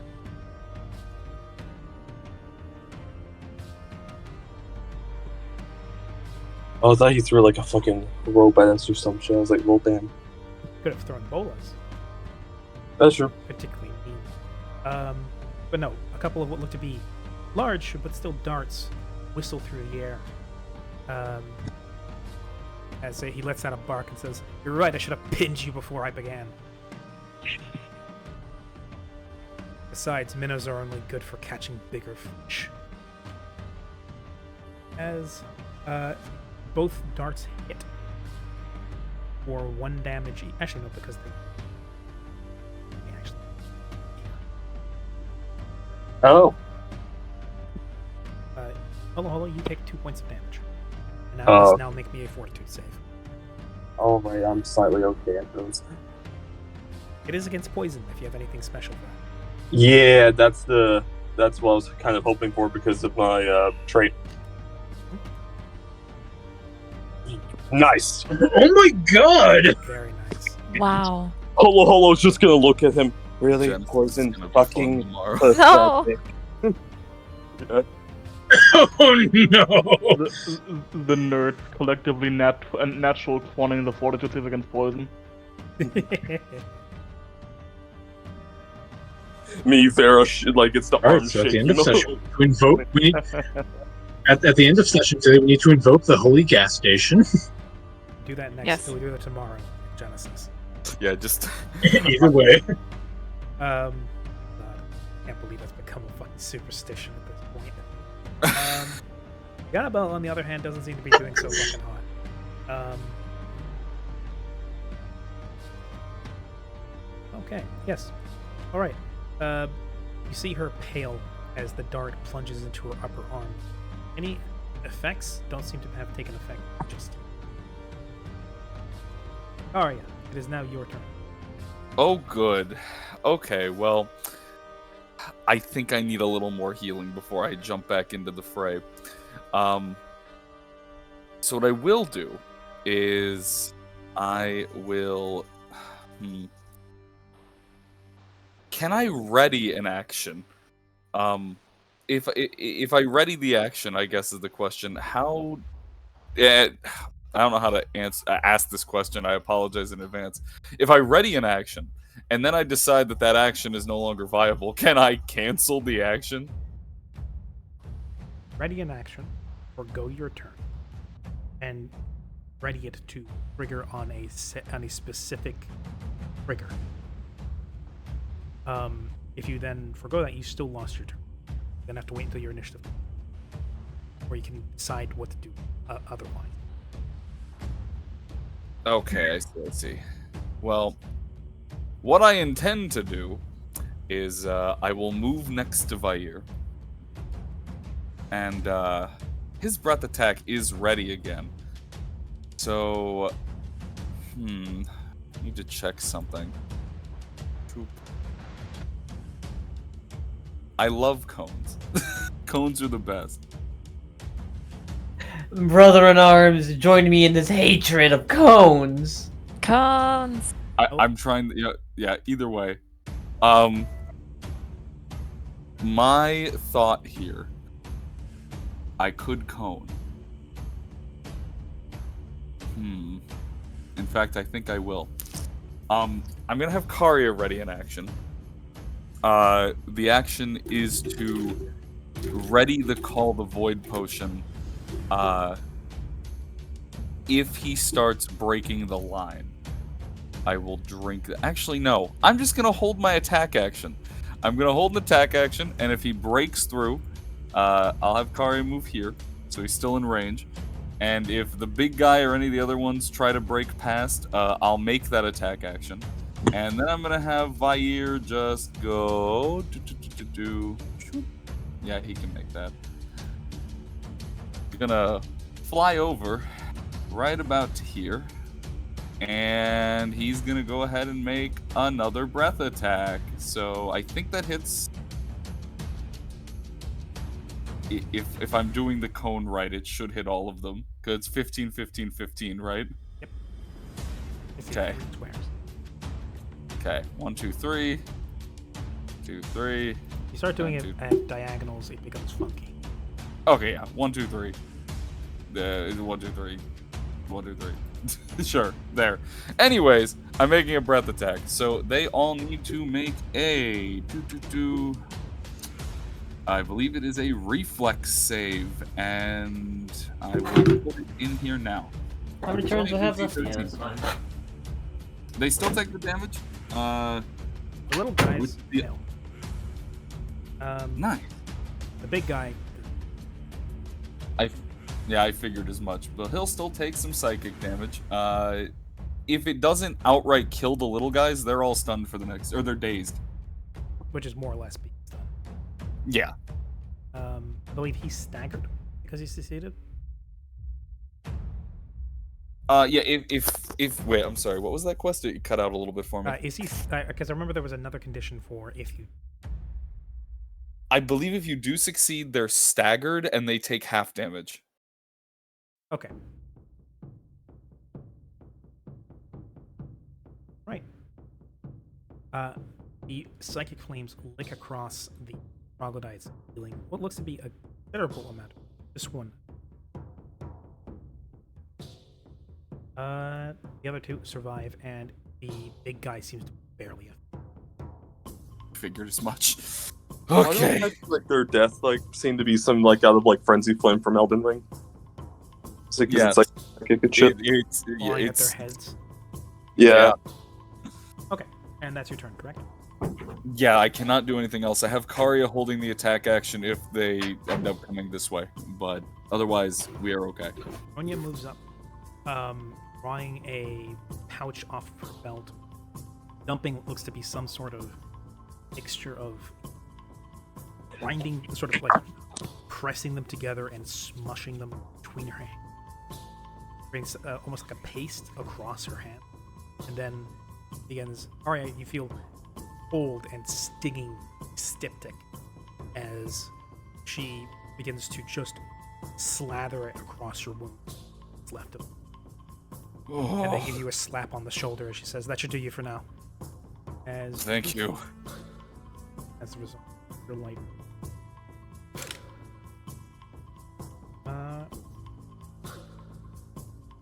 9 points of damage. Take 9. All right. But you heal. No, I meant I will take 9 as in I will take that health. I will take anything I can get. Thank you. Okay. The Knight are our best in terms of keeping up the front line. We can't have you falling. Go help her. As now it's seeing his daughter in mortal danger. I just realized. I'm so sorry, Quest. This is an enemy, isn't it? Which? This troglodyte right here. Yes, it is. Oh, then I have no reason to hold my action because I'm just gonna make an attack real quick. Okay. +3. Fuck him. Oh my god. Oh, I did 75 damage! Didn't confirm. the little one.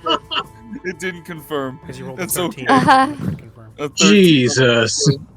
In today's continuation of Frey's series of crits that didn't confirm. I almost want to say you should maybe at some point invest in critical focus.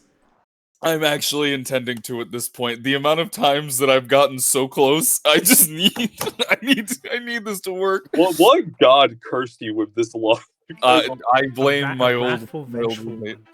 Anyway, Roscoe seeing his daughter immortal is going to mop up his crossbow, load it once more, fire it.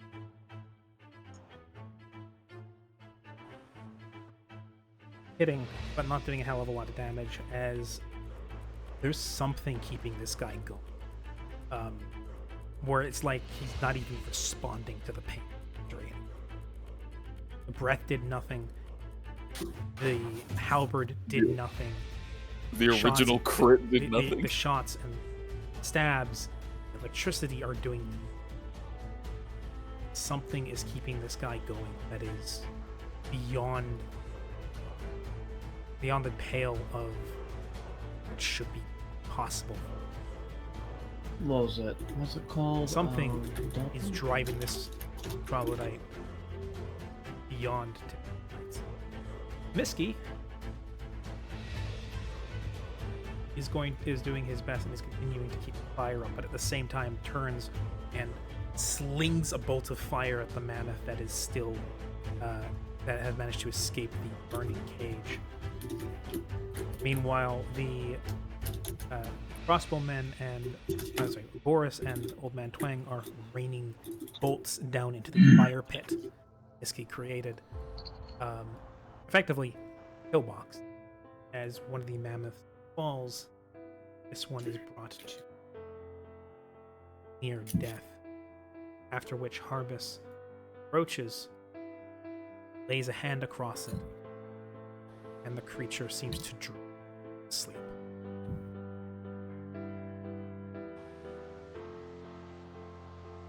Calming room.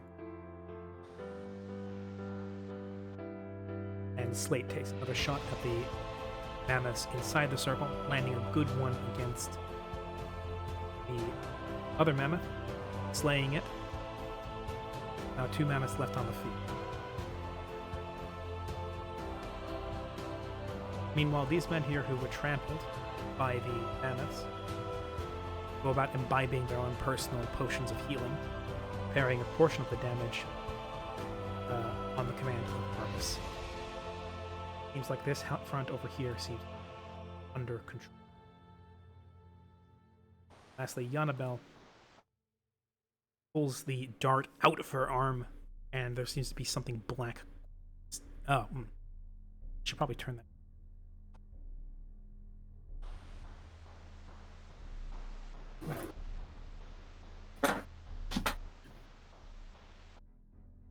silent completely. Speak up. So that front seems relatively secure. Yannabelle has yanked the dart out of her arm, hissing as something purplish is swelling in the. As she then retreats a little bit and proceeds to cast something on the wound.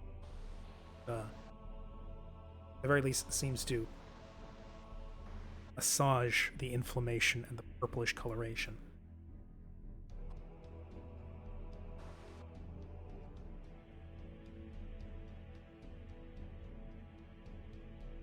These two. This one, now having readied his pistol once more, takes aim, fires at this one, and kills him dead. As again, that troglodyte's head becomes nothing more than fetters, rags, flesh and bone. Yeah, I'm just generally quiet. You know this about me, Grim. But also, I should probably turn the microphone. Oh, someone fucked with the gain on my microphone. That's why. How about now? You are way better. Okay, good. Thank you. Yes. All right. And the mage will ready one more spell that she will cast, and then second.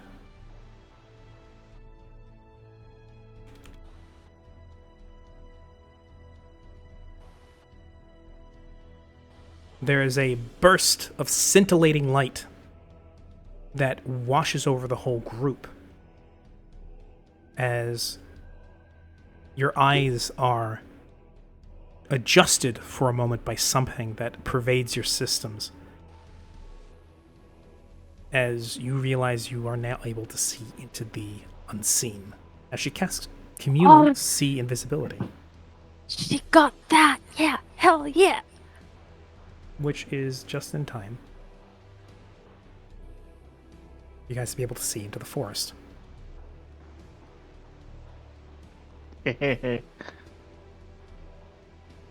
Oh no.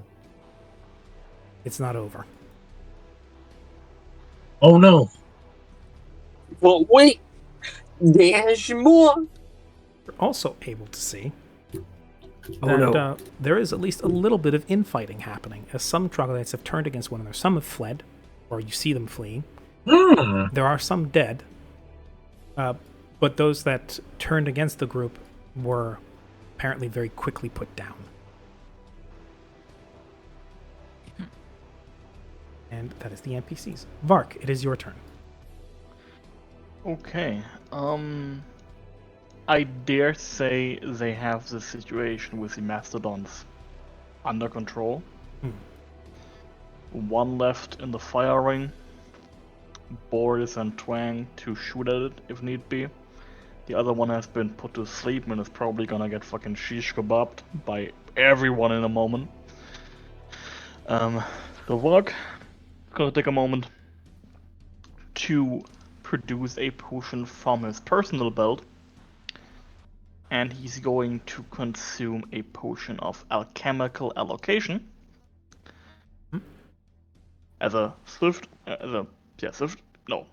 move action. And then as a swift action due to my trade, I'm going to drink Hollow's haste potion after that. Okay.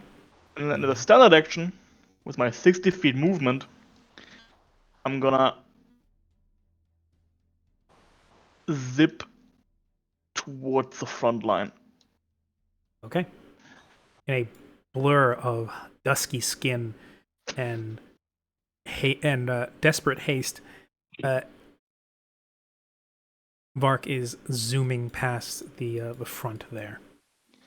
Okay. Okay. At a level of 5, Hollow, yes, he's like a level 5. That is 5 rounds of haste. Okay, so I have 4 left now. It's my turn. As it is now the small troglodytes.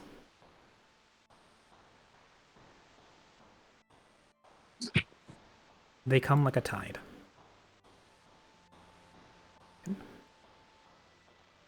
And let's seeing that their forward party has been brought down, they descend on Yeah.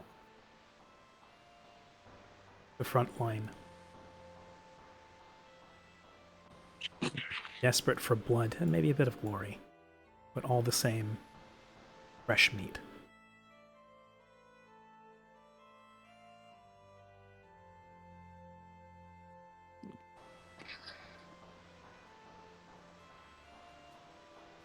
Some, you hear a howl as they are caught in traps.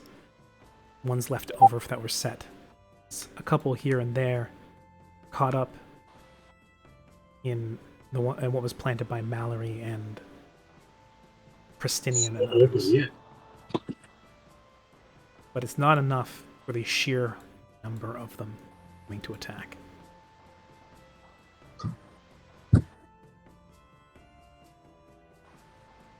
As some stay in the backs, readying javelins and harpoons,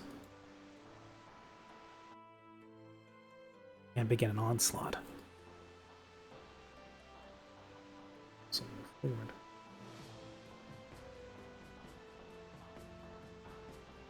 Begin attacking.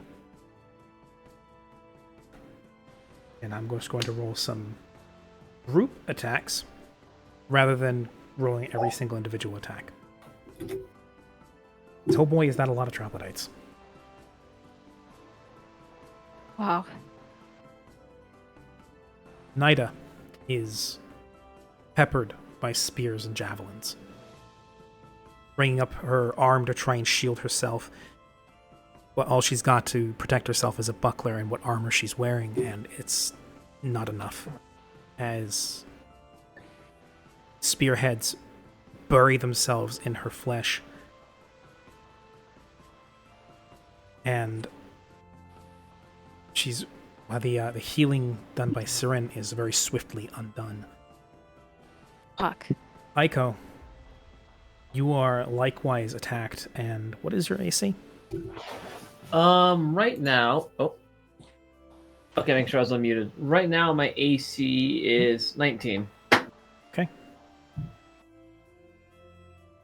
The javelin that comes your way goes by your head. Step out of the way in time.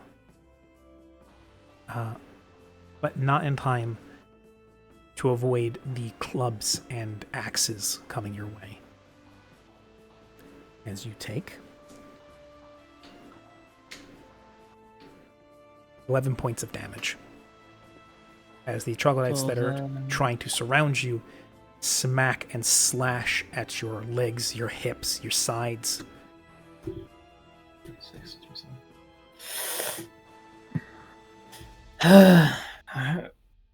This is not what I expected when I decided to join this team. This is not what. These three. Summer vacation is ruined. These three. Oh shit, sorry. Bring this man down.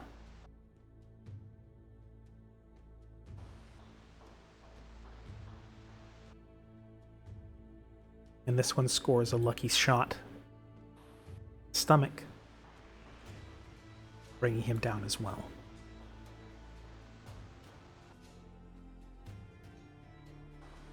That doesn't seem right. This one, in the meantime, he's Vair. Damage he did. Decides to go for him as well. Those bastards. Bringing an axe down and not managed to really align the edge, but still bashes Vair in the head, dealing 7 points of damage. Oh. Meanwhile, these ones here go for the gunman's head, or go for his horse more specifically, attempting to dismount him. A couple lucky shots against the horse do manage to get it to rear back, but he stays seated, continuing to load his pistol.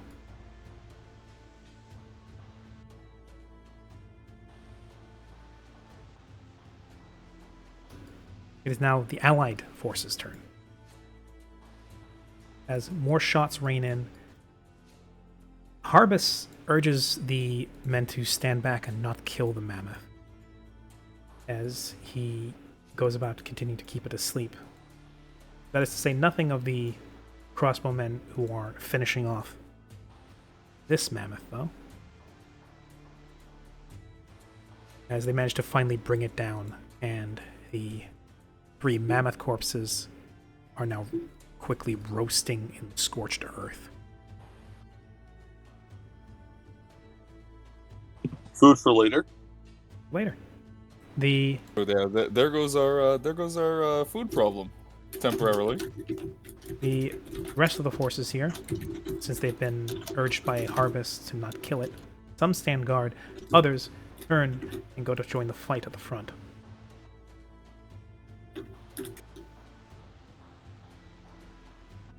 Crossbows keep overwatch.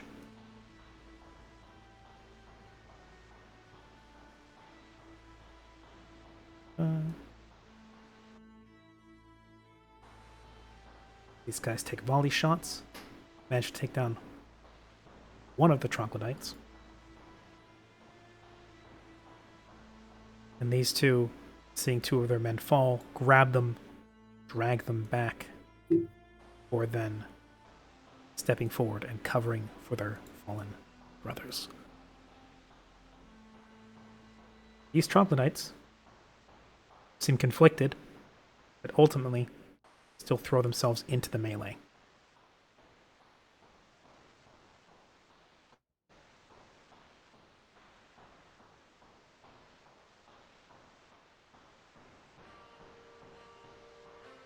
They fight for their new home.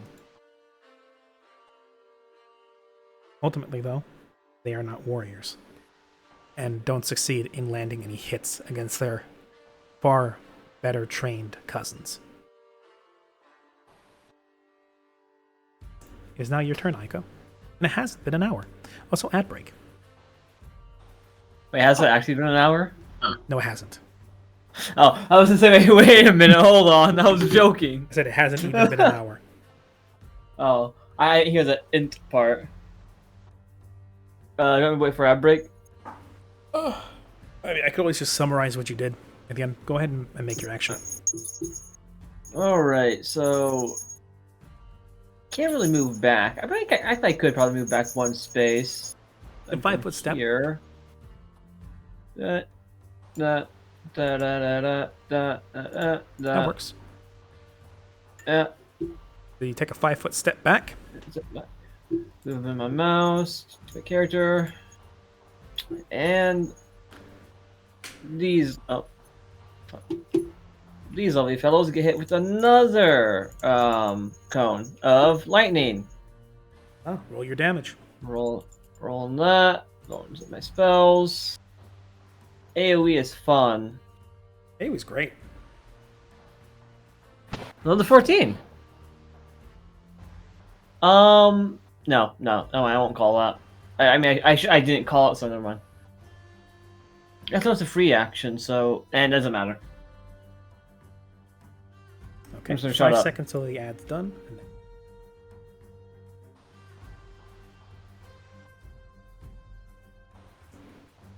All right, welcome back from the ad. So, to summate what Aiko just did. Took a 5-foot step back, and then blasted them with another cone of lightning. This time, none of them managed to save, and she toasts all of them in a blast of furious lightning. Hell yeah. You did it, Chimko. And that's your turn. It took me most of my spell slots. We just see Quadra kill appear on up in the sky or some bullshit. Big man's Turn turn. to the big guy.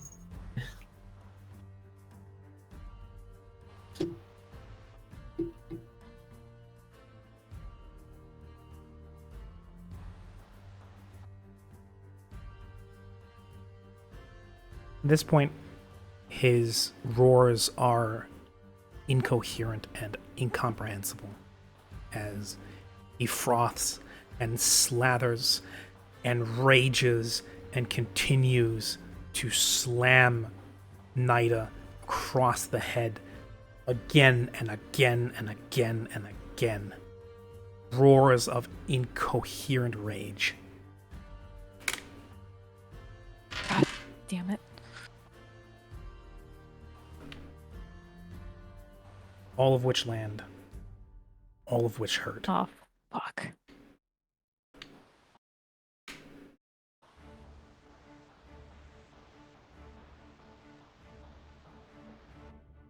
One impacts her forehead, rattling her body.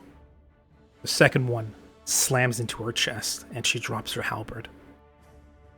The third one breaks her shoulder with an audible snap, and the fourth one comes once more, denting her nose in and snapping her head back as you see her body go limp, and the force of the blow drives her into the dirt. And she doesn't move. Fuck. Shit.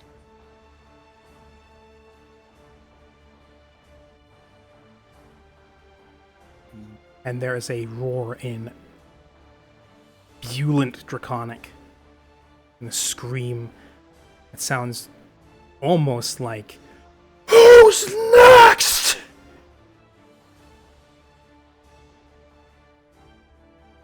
Hello. I don't know, Mr. Troglodyte. Who is next?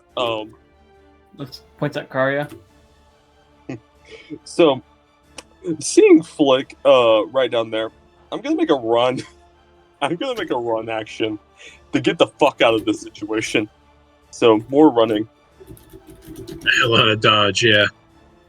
Yeah, and while running, I'm essentially just gonna look up like I'm saying, "Big sneaky bastard up ahead. We should deal with him. He's about the same size as the big one Karya and the rest are dealing with now." Oh, excellent. Means we need all the help we can get. Well, since one of the mountains appears to be incapacitated, I can see about gathering what some of these men can do. Also, hello. While you're running, But give me a until fort then, save. Oh boy! It's one of them. It's one of them poisons, little shits. Yeah, it Okay. takes multiple consecutive saves to be able to get it out of your system. Oh, okay. Let me pull it up again. Somewhat unrelated, but relatively related quest. What is this 0 on his token? Oh. Well, yeah. that's his thundercloud. That's sticking Oh, to yeah. the same thing. Okay. Thundercloud. Another Yeah. thundercloud. Yeah, another reflex save from him, please. By the way. Cool. Yeah. And I hope this one kills him. Doesn't look like it will. No. Yeah, 4 damage, I believe. Yeah. 8. Yeah. There is a burning from the wound that you feel your body fighting off. But it doesn't seem to be, besides a faint, like a moment of faintness, does not seem to be exerting any sort of consequences on you just yet. I never expected this trait to be this useful right now. Yeah. I like my enemies to fight dirty, and that also gives lots of avenues for my players to fight dirty and have different tactics that they can use. Yeah. So, having talked with Flick and corroborated on the stabby man that came out of the river and just tried to kill you with poison, he is now aware of both the presence of both the big guys. Anything else you'd like to do, Holo?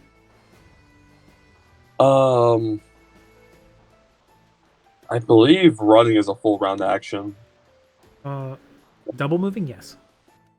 Yeah.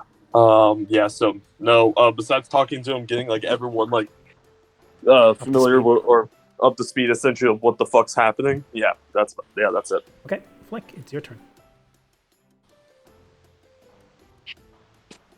okay. So what Flick will do is he'll rally some of his troops, so gather them together. He will again inform probably them if Holo hasn't already. He'll inform them of the sneaky boy coming for us. And what he's going to have him do is he's going to kind of distribute them throughout either some of these buildings or possibly over here by this cluster of trees close to the cemetery. Whichever would provide us with a better opportunity for surrounding him, perhaps catching him off guard, and corralling him somewhere where we can have him right where we want him. So we can pepper him with shots and also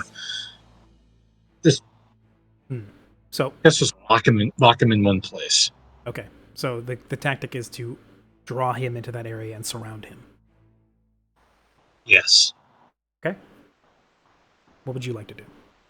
Yeah, I'm thinking either in this cluster of buildings or in this grove of trees. And I'm not trying to decide which one. The cluster of trees seems much more closer together. So it'll make him moving around harder, but also make hitting him with them hitting him with arrows harder.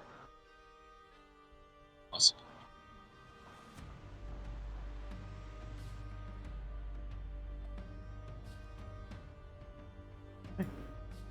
Right. Orders are received. They will move as soon as it is their turn.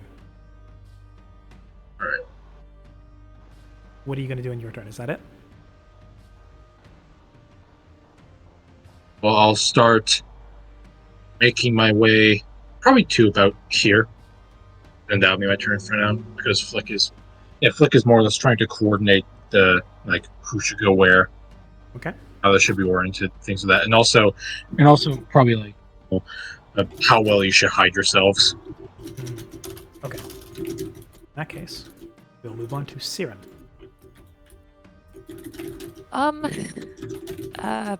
Seeing Nida go down like that, Siren is panicking at this point, and she shouts out, "We need to save Nida," and yeah, I can just do another burst, which is what Okay. I'm here for. I was gonna do that anyway.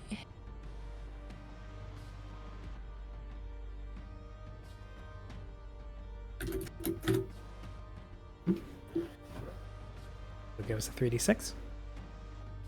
Yeah, and that's also gonna apply to Karya and we'll say actually I don't know if I can get Chaiko with that. You can. Yeah, Chaiko as well. Any of my allies in the area that are injured. Okay. And what's the range on it? 30 feet. 30. Oh yeah. These guys That's Actually 14 start- health. groaning in pain and moving again. Nida does not. Good. Fuck. Yeah, so So it could be either Just to- she's deep into the negative or she could be dead. yeah. Well, I used my action to heal. I can't do anything else, so You can still Um, move. That is that's- just your standard action. that's true. I can move. I don't know what good that would do me though. So I'm gonna stay back here where I am, in safety. Okay. It's stab dude. Oh, yeah. Yes, it is. It's stab dude. Pushing his way through. The elemental. Right to the elemental, yes. Elementals. Goes for attack against this one. Zaps it. Finally kills it. Also, can I pronounce the fact that so far, your elementals have had a longer life expectancy than mine? Because they've well, at least one of them has been attacked less. Also, I believe the duration is 6 rounds. Let me check actually. Let's see, whatever your level is, if I recall. So it should be 5. Right. It's, 1 round per level. Yeah, 5 rounds then. then that is the end of its duration, Okay. as it returns to its home plane. Okay. Man, yours made the full round trip. I'm jealous. Yeah, total of Well, they're air elementals. They hit good and they dodge good. Sparky and Watson, rest in peace. Yeah. Windy and Gusty are far better. No, I'm kidding. You guys comparing your air elementals, you guys are full of hot air. Mine's bigger Hey. than yours. Hey. Mine's on air elemental, mine's on electric. Get it right. True. Yeah.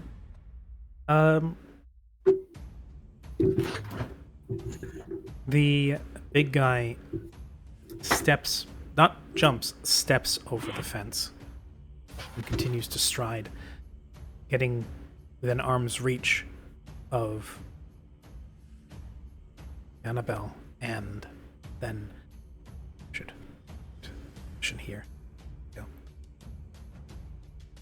Draws his hand back where the spurs are mounted on a leather gauntlet, and then punches and embeds the bone blade into her side, digging deep. And does a considerable amount of damage, wounding her and then chuckling and licking the blood off the blade. As Yannabelle, both fighting with the poison that seems to be seeping into her wound, and now the fresh stab wound, is looking a little bit terrified and alone, having been left to deal with this man on her own. Wait, I just realized. Did she get abandoned? What happened? Hollow, where did you go? Did I miss? Oh no, he's over there. In the words of it Lolo. again! In the words of Lolo, survival of the fittest. Oh, It's what his patron would want, that's true. Jesus. If you ain't surviving, you ain't fit. Karia, it is now your turn. Okay. Chugging a potion takes a full action, yeah? Standard action. Standard action, okay. So I have an ability with my Dragon Rider. Let me check. I'll just check real quick. I know that Vark's trait lets him do it as a swift, so I think it's a motion uses or using an oil is a standard action. Okay, yeah. Okay, so it's just a standard action, so I can still move. I do have the ability now, since I've hit the level, that I am able to share the effects of spells with my mount, or my dragon, as it is. So I will turn to the casters, and subsequently to Ronia, and will say, I need you to keep away from me. Just stand back and give her a little push. just so she isn't there. Is it share or is it transmit? I believe it said it said something cast a with a spell bond. return you on his...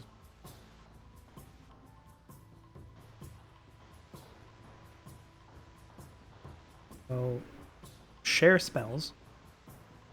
You can cast spells. Let's cast this.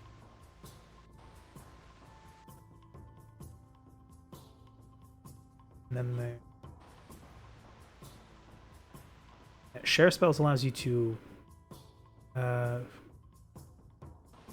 cast spells with a target of you on your dragon steed instead of yourself. Oh, okay. So I misunderstood. When I saw share, I assumed that meant together, but that makes sense.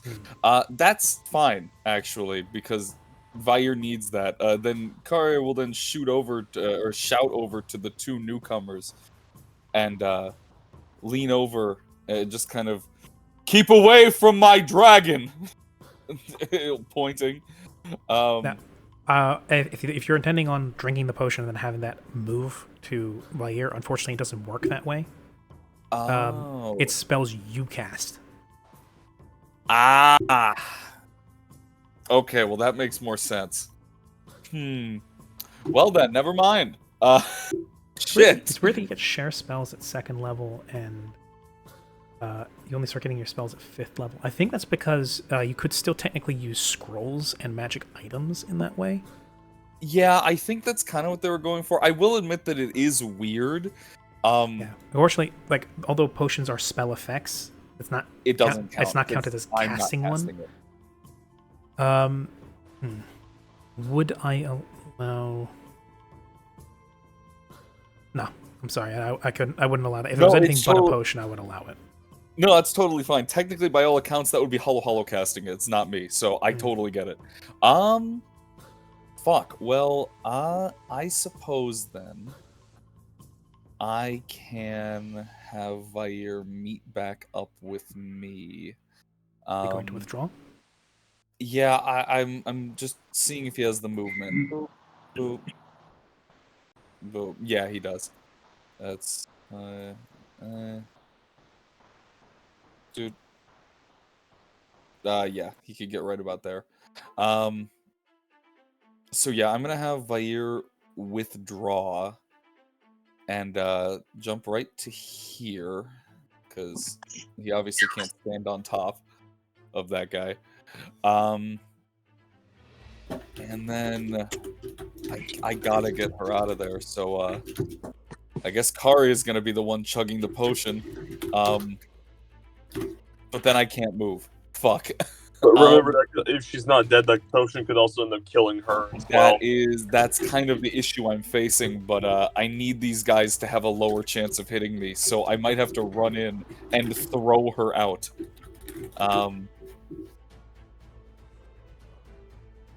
What would that be to throw a unconscious person out of range? Quest. Would that, like, if I were to go in and just literally chuck her out of range, because it's when her turn starts that the stagger effect takes I would consider place. that an improvised attack, as well as probably a strength check on your part. Well, that much makes sense. I'd say strength check to heft her up, because that's kind of what I've been doing with the big guys. Strength check to heft her, and then a improvised attack roll to see whether or not you can throw her with any sort of delicacy or accuracy. Makes sense. Okay. So I guess for now I'll step in. She's crumpled on the ground, so I won't drink the potion just yet. Can I just yeet her backwards? Can. Give me a strength check. Yes, that I will do. Where exactly are you planning on putting her? Well, my plan was to throw her back towards the healers in this area. I'm not throwing her far, just 10 feet. 10 feet is doable. Which I guess, yeah, that's pretty doable. So I will just strength check 10.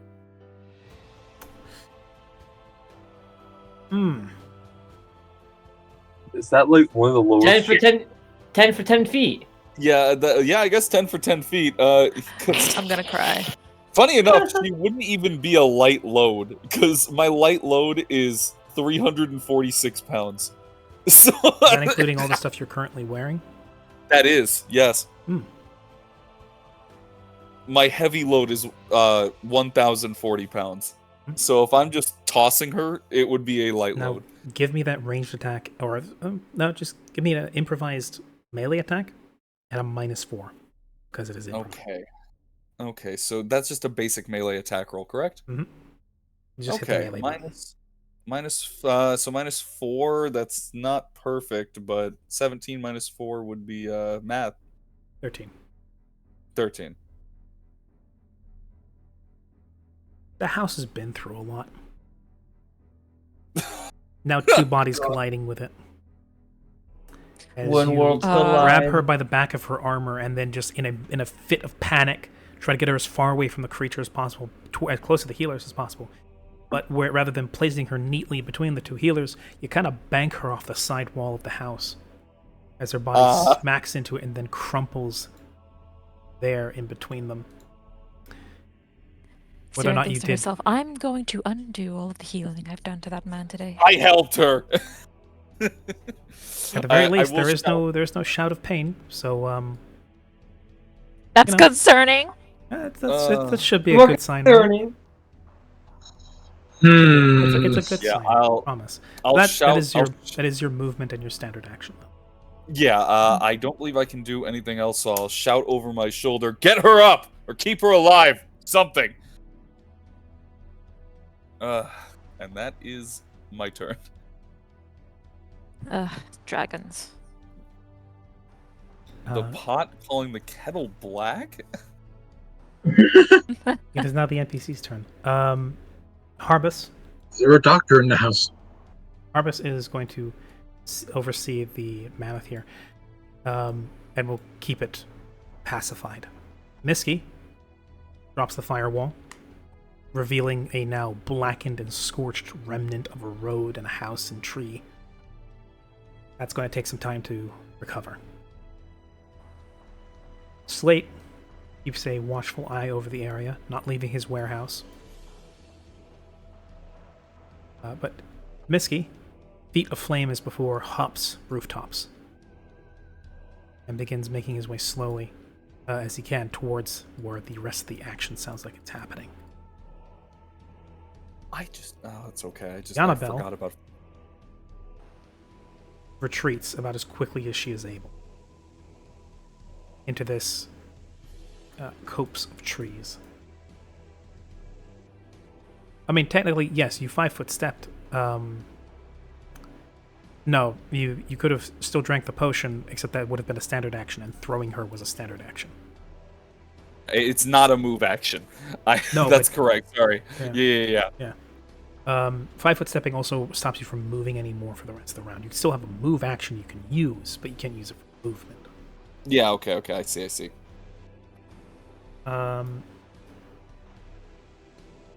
Annabelle's retreating. Boris is moving up to try and help with the fight over there. Old Man Twang, unfortunately, is not able to move, so he will remain in his spot. Old man that he is. And then we come here to the front once more. The mustachioed gentleman orders his horse to retreat by a step, hefts something out of his pouch, puts, it looks like a metal orb with something sticking out the top. That said thing he then dips into his pipe, which then causes it to start fizzing and blazing. He then tosses it onto that spot, and then a moment later there is a loud bang. The kind that, if any of you guys were too close, probably would have threatened to bowl you over. As the grenade goes off, and boom, boom, boom, boom, dead.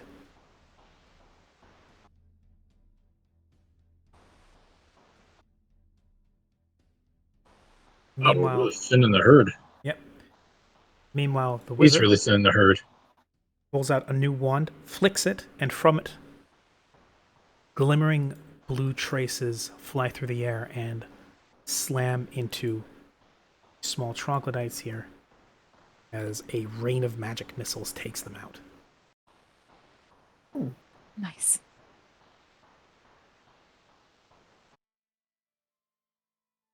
Roskell drags himself to this window and continues firing at the large troglodyte, managing to score a crit. Does he confirm? He does. Ooh. As the crossbow bolt slams home, this time it slides into where you swear the creature's jugular is, and a spurt of blood comes out, but the creature does not slow, it does not pale, it does not halt. Ronya comes down to her knees.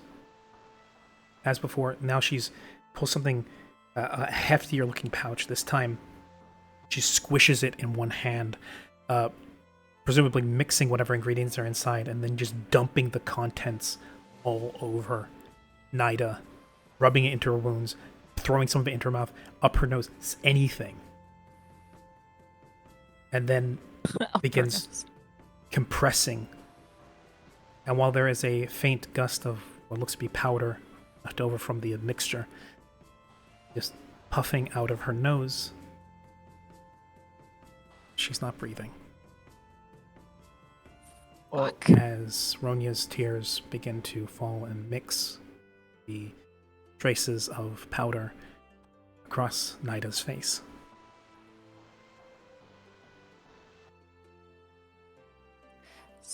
So, I have a question. How do death saves work in Pathfinder? In Pathfinder, you get one death save when you hit the negatives. You roll a d100, and if you roll well enough, so in this case, if you roll a, I believe, I know in 3.5 it's a 95 or up. Oh yes, I remember this, yeah. Yes, Yeah, and you if you roll a mentioned this. 95 and up, you stabilize. It means you stop bleeding out. After that, you just continuously lose 1 HP over the course of the rounds until somebody stabilizes you with heal. If you roll a 100, you stabilize immediately, return to 1 HP, and are conscious once more. Right. Okay. This would mean nothing if someone manages to beat you so far past your Constitution score into the negatives that you don't even have the chance to save.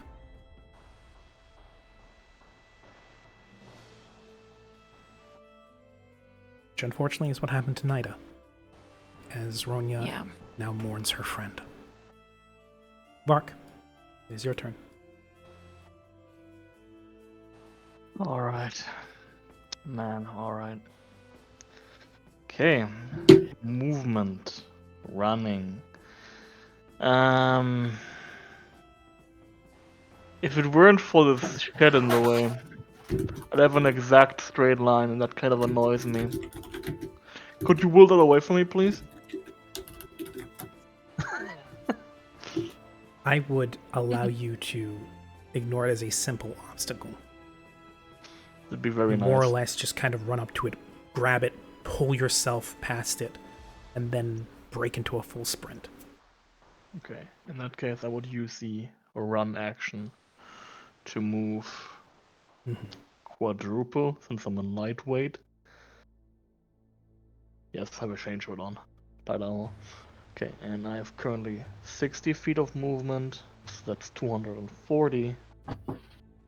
So Vark becomes a blur as he A goes cloud, into a wake of snow kicks up in your passage. Lord Almighty, I didn't even have to. Well, I didn't need to run, but this is more than enough movement, really.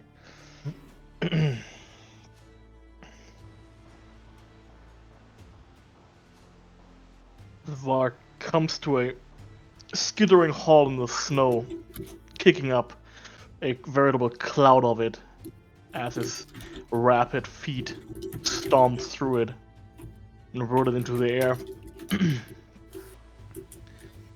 He's still carrying the potion he just drank, as well as his rapier. And then he comes to a stop before the somehow still standing monster. Granted, in character he couldn't see what's been going on with this thing. And just kind of points his blade at it. Have at ye! Mark, as you come to a halt, you see a slaughtering ground. You see scorched, melted wood and leaves. You see bodies. You see dead and dying. You see Chaiko, who has the remnants of what look like slashes and stabs through her robing. Now the wounds having been healed, presumably by Siren, whose presence you see. You see Karya standing off against a bloodied, chopped up, ground up specimen of a massive troglodyte, screaming in incoherent rage. You see people valiantly fighting one another. You see an odd green-skinned man and a big-hatted woman atop their horses. They're having, from what you can see, having laid low a small horde of troglodytes. And past it all, where Siren is, you see Ronya clutching Nida around the shoulders, screaming in grief.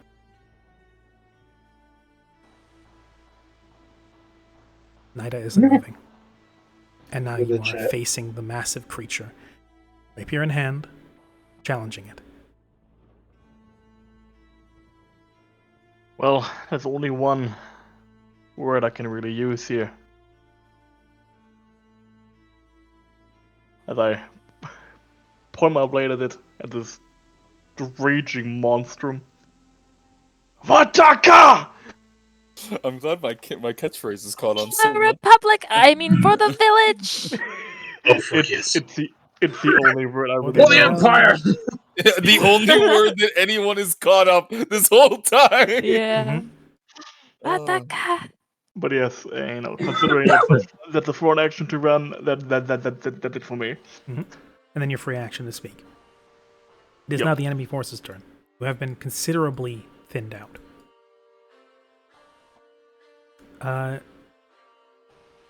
And are now actually beginning to rout. As the terrifying presence of the massive troglodyte, which was previously keeping them aligned, is nothing against the piles of bodies that are now surround you all. As they turn tail and flee. Damn it, I was gonna try into and the snowy intimidate them. morning. I think you have bigger problems at the moment, my man. I do. But I was gonna try and get them to fucking fall back. Ah, it's fine. I was gonna make them try and do that anyways.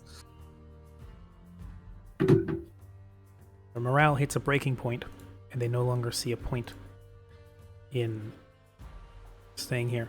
Though, the one that attempts to flee past the big one, he sees perhaps it's animalistic instinct, perhaps it's seeing something out of a corner of his eye, or maybe it's seeing insubordination, if he indeed has enough sense left in his mind to know it. But he, in a blur, lashes with one naked hand out and crumples its skull in, killing it as it flees. His eyes are almost completely blank white. Blood as much as spit froths from his mouth. Slabs of flesh and skin and hide hang off of its body. Its claws chipped, jagged, bloody with its own viscera as well as its enemies. Its frills tattered, its scales stripped in many places, and lightning and acid burns scoring across its body. This creature should not be alive. I'll turn towards Vark at this point, and kind of flashing a glance and giving him a nod, will shout, "Let's end this!" And Together! what's left of the forces rally, shout,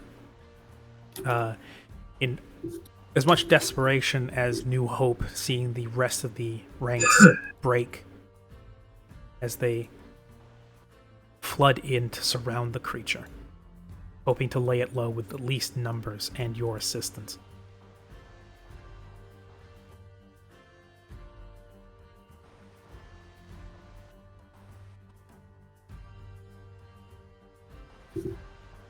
They, in one last bit of desperation, hack at the creature, and indeed, claws, clubs, swords, axes, maces beat against the creature's hide, tearing pieces off. Even then, it was only the pieces that were already hanging off by sinews and strings and flaps of skin. The creature is falling apart. Bits of bone are exposed. Muscle and gristle are bare for the frozen air. And yet this thing still roars and challenges and dares you to try and kill it. Aiko, your turn. Two things. One, from where I was I able to gather, actually no, yes, I would have been able to gather that we've lost someone. Going by these screams of anguish? Yes, you would. Yeah. I think you probably would have been able to see it because you were right. Well, yeah, here. I'm right here. I've been right here, but I was more meaning like the powder shenaniganery and That's a dryad's child, by the way. Yeah, we know. I was just letting you know. you Julie. Yeah, we know. Anyways, second thing, can I sense magic? Can I? What can I do to figure out what the fuck is going on with Undying McGee over here? Well, I mean, if you want to know if there's magic going on, that would be detect magic. Is that You could also make an educated guess using spellcraft or knowledge arcana if you don't want to waste 3 turns analyzing him with detect magic.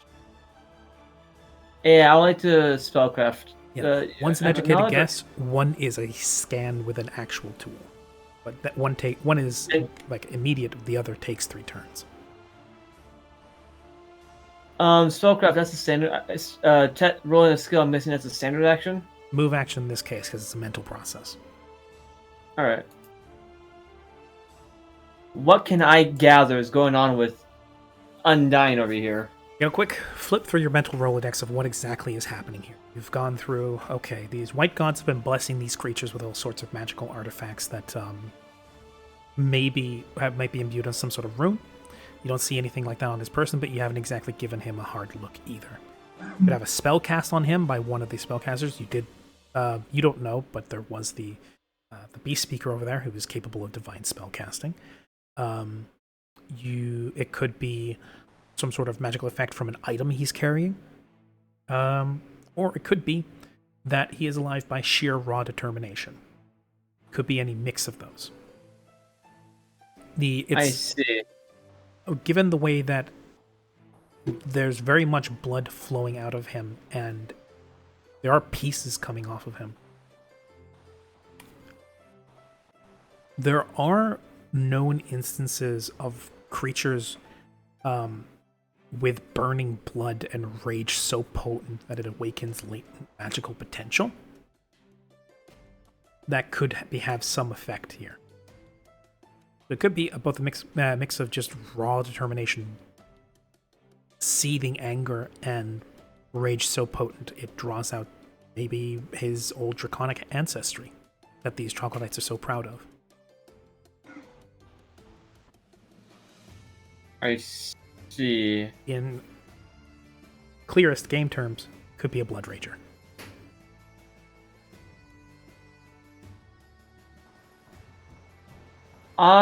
Okay, so hold on. I need to see how far I am real quick. Oh, yeah, I'm in range.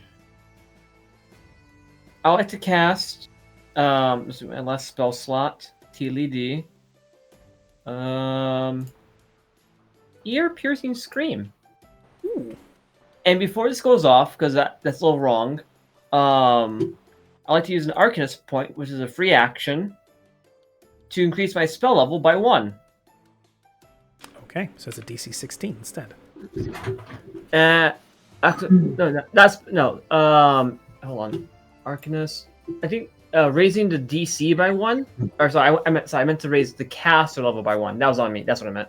Mm-hmm. So the reason I do that is because every 2 levels I get another D6. So 6. So that becomes 3d6. So do you want me to roll 1 more, or just do you want me to roll 1 more because I already rolled 2, or do you want me to just roll 3? Because it's already rolled 2d6. All right, it's plus 3, so 13. That's 13 damage if he fails. That is a. And I would like to yell. I would like to yell towards him because it's ear piercing. Fall! As with a shout, and I like to imagine this like the troll roar from Elden Ring. You stomp your foot and a bullet of sound and compressed air shoots forward. In this case, on a frequency that bursts eardrums. Also, there's a daze effect, I realized. Yeah, it's a daze effect if he fails. As the wall of force smacks into his head, and you see his head kind of snap a little bit to the side, but does not inhibit his screaming, angry flailing. As it's his turn now. And he's going to do something that he's been waiting for an opportunity to do. There's a lot of troglodytes around him. Oh boy! Goodbye, friends. There's a lot of your troglodytes too. Yeah, that's why I said goodbye, friends. Yeah. Yeah, this is gonna suck. Okay, yes.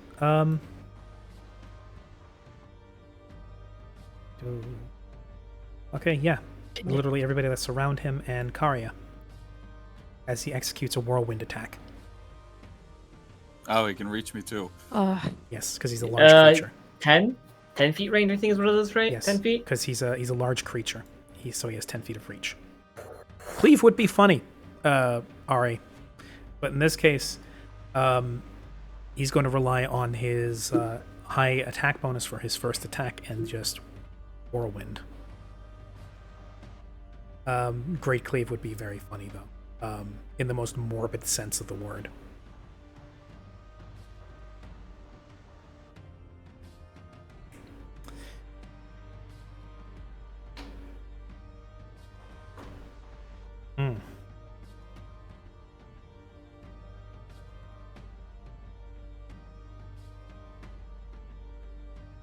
And so, if I wanted to be very stylized or kung fu about this, I would say he, like, spins around on one foot and catches everybody with the heel of his foot. But that's not what happens here.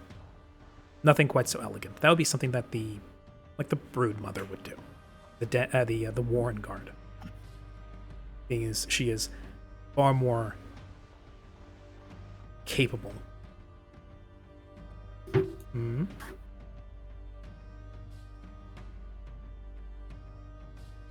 What do you want to do, Ari, before I finish describing? Because what he does in this case is, rather than one elegant sweep around him,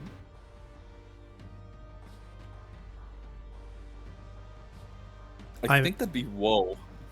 In this case, I would allow you to use Wheel to make the enemy reroll and take the worst of the two.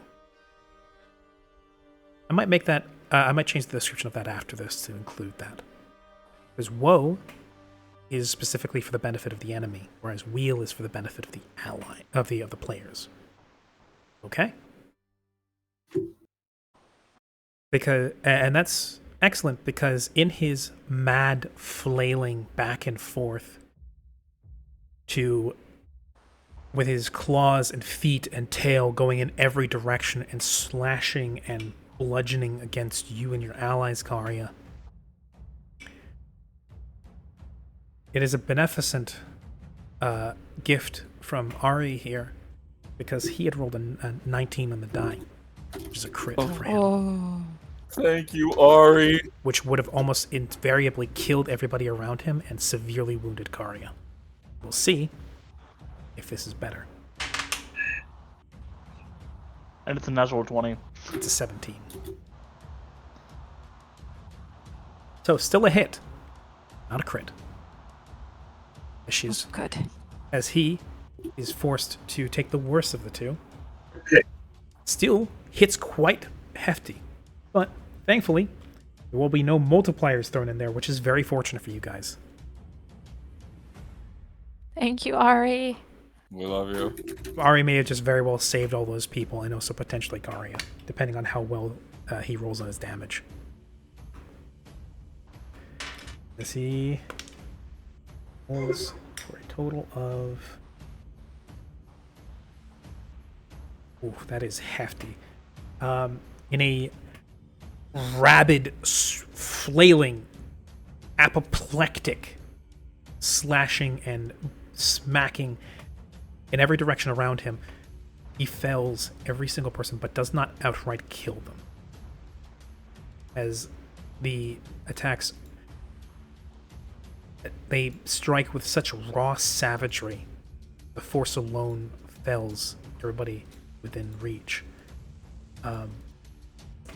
As Arya, you take 15 points of damage. Ouch. Hell of a lot better than a crit, though. Okay. Chat is a capricious god. What's going on, chat? Oh no, just talk of how you guys should get on your knees and get on your knees and worship your new god. And Yeah, Grim, the new Grim god, more or less the- saying that the- Chat yeah. is a crackhead deity of a cleric of the fates. Yes. Yes, more or less, because I know at one point Ari was like, I'm gonna, what do you call it? I'm gonna we go Bane so the boss can hit you easier. So Ari is definitely a chaotic neutral aspect of that capricious god. Whereas I think Grim overall is pretty beneficent. That said, alright, you take 15 points. And 15 is enough to put everybody else, at the very least, down for the time being. Crowdfunded warlock. Yeah, I remember that too. Hello. Oh, wait, before I do that, that's technically...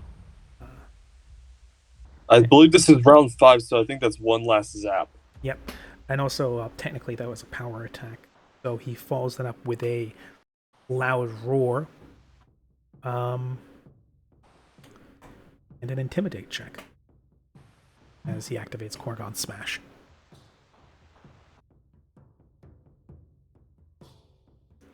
And rolls a nat 20. Damn. Arya, you are for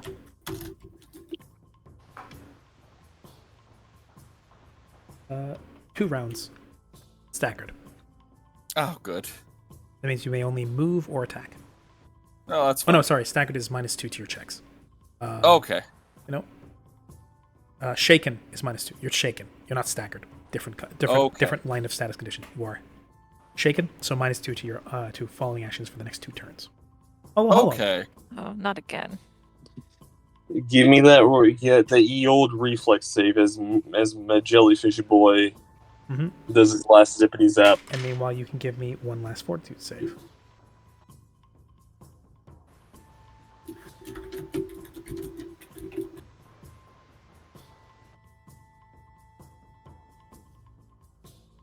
Let me hit my fortitude. 18.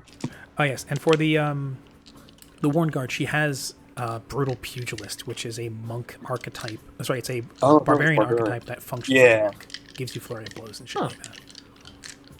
18. 18.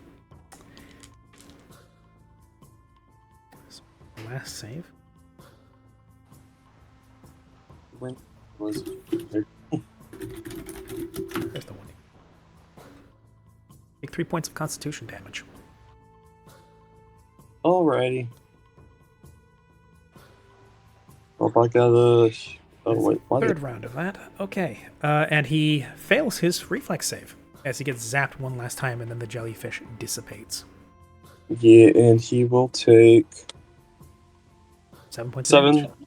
Yep. Okay. Now what would you like to do on this turn? Hold on, I'm doing my health. I'm doing my health of things right now. Just to... Okay. And that temporarily puts my max down to 27, I believe. Yeah. Okay. Oh, wait, no, 23. Yeah. Okay. Well, as that zippity zap goes away, I'm sending another zippity zap towards Mr. Asshole right here. But this time, instead of a little jellyfish, down this sort of alleyway of sorts, not really an alleyway, down this little road. And the thundercloud doesn't take the form of jellyfish, but rather a swarm of barracuda. Interesting. Yeah, as they quickly race down the alleyway and just start surrounding him and nipping at him. Yeah, and that's my last one of those. Okay. Roll 3d6. 13. 13 points of damage. He succeeds his reflex save as he dodges and leaps through the electric teeth of the barracuda. Oh, does he just not take any damage? Yes, This he has boy- evasion. Oh, yeah. Oh, damn. Oh, it's a sneaky guy. Oh, Asshole. we darn it. Yeah, that does was have sneak apparent attack. before, but yeah. Could, and then I'm gonna use my movement to move back.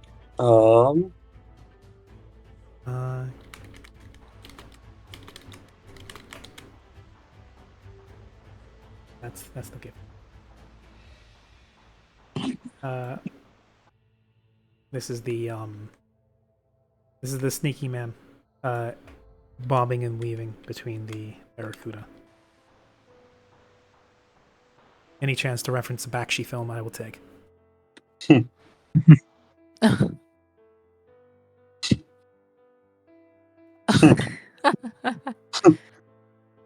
Okay, anyways, yeah, I I'm love gonna that. I'm then just gonna move back behind the house, and I'll end my turn.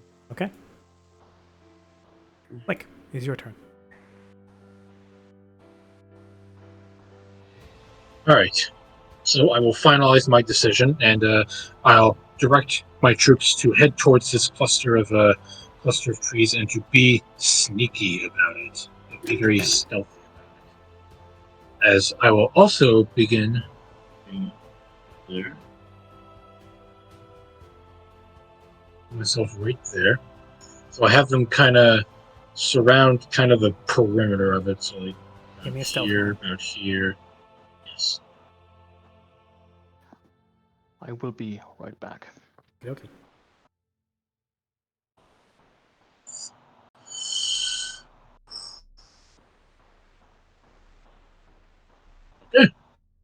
Okay. It's a stealth roll. And I believe Siren. Okay. If you pop healing again, you can heal all the troglodytes and the people. No, I'm kidding. Actually, I'm not kidding. You could actually hit them all, I think. Wait a minute. You would miss one if you stayed right You would there. have to take 2 steps forward, and you could. No, the thing is, are they down or are they dead? Because I'm Down. They're assuming. down. They're down. Oh, okay. Well, that kind of changes what I was gonna do. If Yeah, he had I'm managed to gonna- crit, they would be dead. He would have taken all their heads off. Yeah, okay. I was just concerned because they're so small. I didn't know how squishy they were. But yeah, I'm gonna.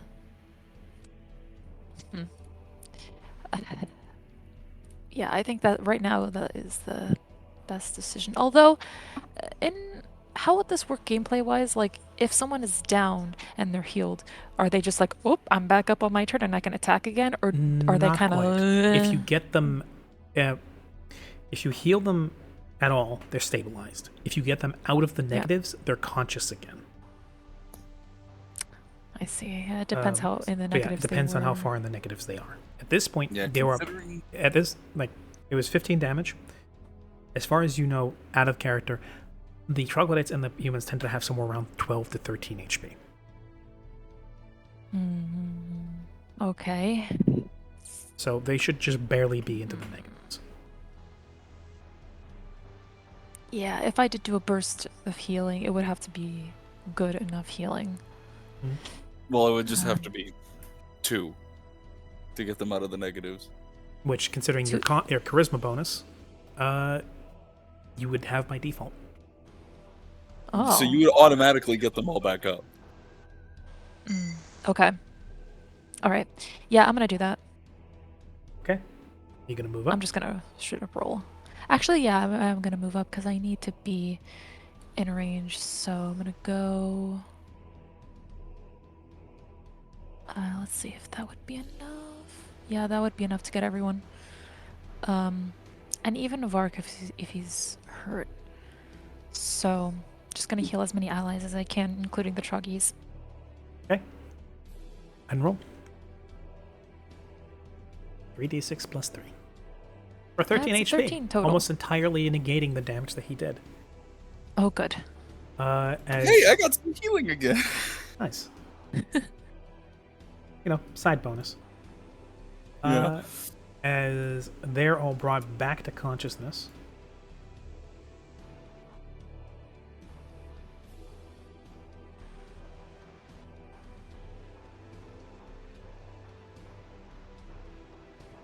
And are once more alive. And again, a wash of healing moonlight and gasps of life once more entering lungs and consciousness returning. Yeah. Abby McGee. leers down the alleyway, hands perched on the we call it fencing here, considering analyzing, then slinking back over the fence. And hold on. Flick, you see the rusty red figure of the troglodyte as he's receding into the water, slowly slinking down it, almost sliding down the bank. And as he's sinking into it, first past his hips, then his chest, then up to his neck, you see two small eyes peering between the craggy scales on his head, glaring at you through the wood line as he then disappears beneath the water. Almost as if saying, "You haven't seen the last of me." Boo! Boo! Yeah, if I Arya. saw that, I'm sure yelling at him would be fun. Okay.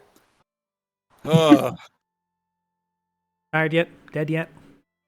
No, surprisingly, I'm okay. From that Need to point check. on, Flick slept with one eye open. I could. Okay. I can attack. This is going to be ridiculous, but they're all up. Could I literally attack over this troglodyte's head because Yes, I tower you have over a reach him? weapon. Yeah. You could do that by alright. default because you have a reach weapon. That's fair. That's fair. I'm gonna have Vair move right to here. While he's running past, I'll give him a nod, and we will just go in for the attacks. I'm gonna start off with the flanking bonus. I'll roll Vair's bite. That's plus. I doubt that it hits either way, but that's an 18. Unfortunately, no. Yeah, I did not think so. An ad break. Oh, then I will wait for this I because mean, you don't have to. You can do the rolls now, and then we can summate it afterwards and get that out of that's the way. true. Then with this plus 5 for this, with everything, I'm gonna just go for it. Please, dice gods. 25.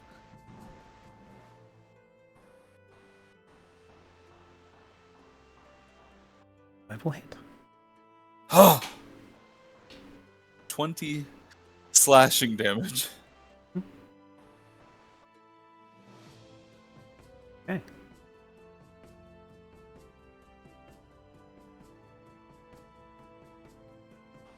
As I cleave the weapon in, I suppose I'll shout towards the others, but I'll wait for the ad break to be over. Half a minute, and then I'll be back. Oh, good. So, question to you, Mr. GM, real quick. It's like back to my teaching Warren Guard player classes. How hard is it to teach just random schmucks player classes? Out of curiosity, real quick. Well, they've got to be in an environment that allows them to learn them, and they have to be willing. And usually it helps to have an instructor, but some things don't require instruction. Things like sorcerers and barbarians, stuff like that. Fair enough. Druids that's all. require a circle to be part of, or at least a senior druid to learn from. Wizards require instruction and formula. Fighters usually require an instructor of some sort to teach you martial capabilities. Clerics need an awesome god. Generally, yes. Well, they also need guidance, typically. But yeah, no. Usually, the quickest answer is someone with class levels in that class. And if you want to help somebody improve in a class, the higher the level, the better.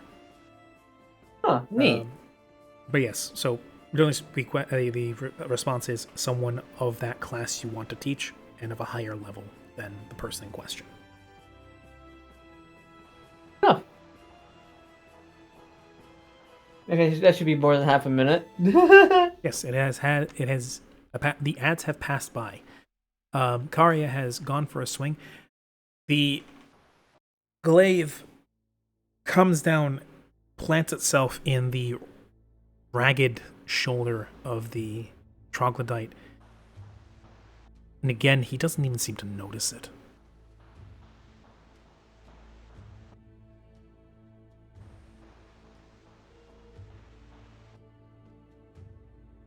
If anything, being struck with the weapon just makes him somehow angrier. Now they turn to the NPCs.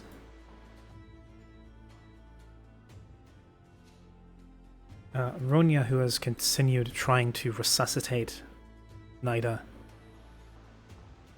with a scream of frustration, pulls something off her belt and then just hucks it at the big troglodyte. And it bursts in a splatter of some sort of black ooze that then worms its way into the many, many wounds on the big troglodyte before beginning to steam. But if it was meant to do anything, again, the big guy doesn't seem to care. Roscoe fires again.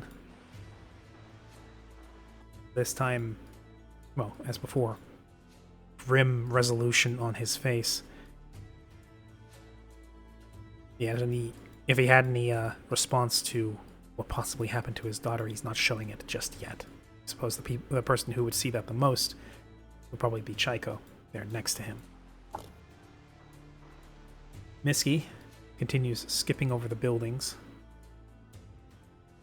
now finally seeing what's happening on that fight and on that battlefield, while Yanabel retreats further into the trees and nestles herself in what looks to be an almost deliberately grown cropping of plants and trees and bushes that seem to cradle her as she goes about doing something with the wound that's swelling on her arm.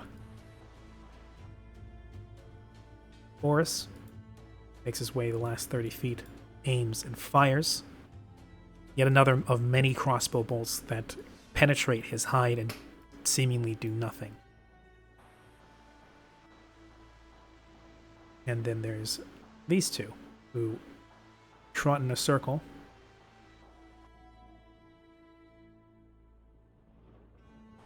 seemingly analyzing what's happening, as the green-skinned man reloads his pistol, levels it, once again, fires. But even the brutal decimation that weapon seems to have wrought on the smaller troglodytes seems to do little more than create a small explosion of pink mist of one of the portions of his hide on his side. And the mage, seeing a target-rich environment, decides not to unleash any of the bigger spells she has, instead once more unleashing a barrage of magic missiles. That again, like flying blue daggers, splat and patter into him, joining the assault that he just seems to ignore.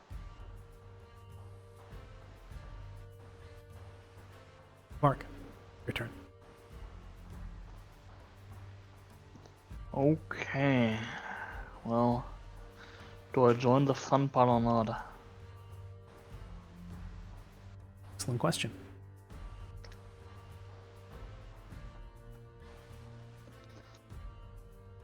Give me a quick overlook of the battlefield. How's it looking? So, the soldiers that had previously been downed in the rabid flailing. Hey, Red, how you doing?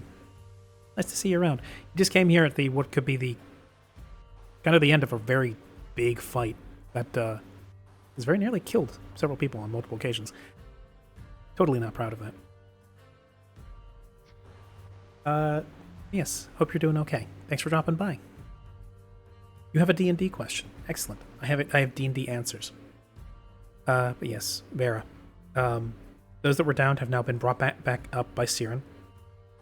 Nida seems down for the count permanently. Vair and Karya are trying their best to flank and take down the big guy, but he just seems to be ignoring. everything coming from everybody around him.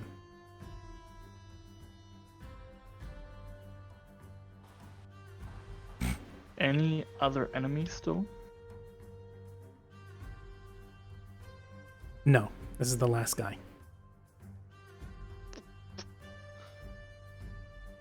Okay. So right In by. that case. So where's the question, Red? Because it sounds to me like you're just stating a fact here.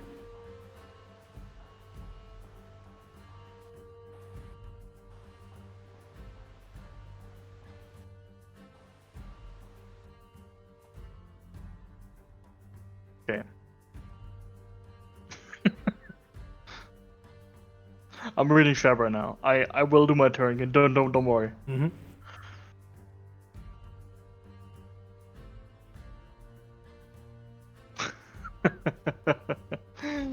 Okay. First, I'm going to drink a potion of, well, it's more a spell potion of long arm, and then I'm going to 5-foot step, and then I'm going to attack him twice due to haste.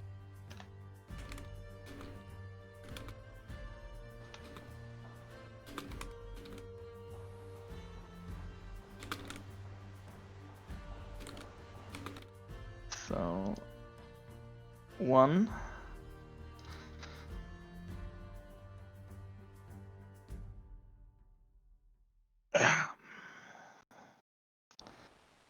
Crit Meister.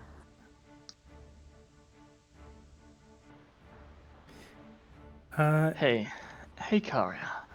Hello. How would you feel about a crit? I would like a crit. Oh my god.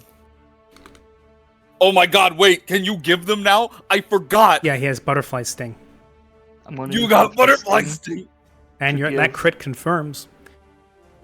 So you can, for the next person that attacks him, they get an automatic crit against him. The problem is that it will probably be someone else that hits them first.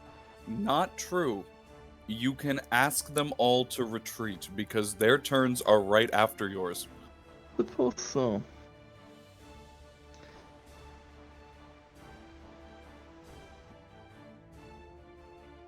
If I can't confirm crits, I'll have Vark confirm my crits.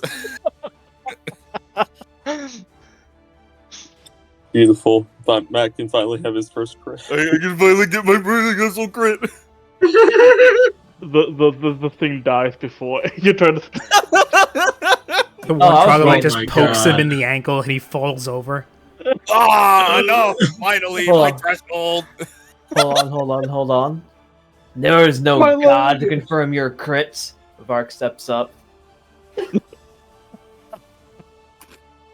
Like a blur here appears, confirming crits, and then he leaves again.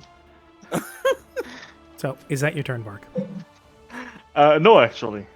So first of all, I attack. I hit normally for 13 damage. I'm using Butterfly Sting to pass the crit along, as I mentioned before, and then because I have haste going, I attack again Oh boy. for another 15 damage. So, crouching low, keeping out of the creature's reach, and keeping out of its line of sight, you creep up, and then with a blurring series of fencing stabs, one sink it into its between its ribs where its organs are exposed. You step up again, draw the blade back. This time, bring it up almost to its eye, scoring a thin bleeding slash across its cheek, almost towards its eye, where you then snap back at the last second, as even through its seemingly complete disregard for its own well-being, it seems to flinch just for a moment, and then you, in that feint, you pull back again and then stab once more, as you've now got its attention, enough that whoever strikes next is going to be hit hard, or at least will have the opportunity to hit far harder than otherwise thought. As the now, without even needing an order, the people begin to withdraw, having been felled in a single massive strike. Their morale breaks as they do their best to flee. As the that one rush of courage that your "let's finish this" managed to bring up has faded remarkably quickly in the face of overwhelming brutality. I understand. Yeah. The crossbowmen, however, do pepper him with shots.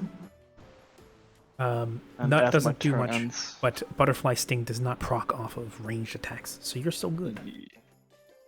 As my turn ends, I'm going to simply draw back my elongated arm, thanks to long limb. And again shout at it. You want a challenge? Then face me!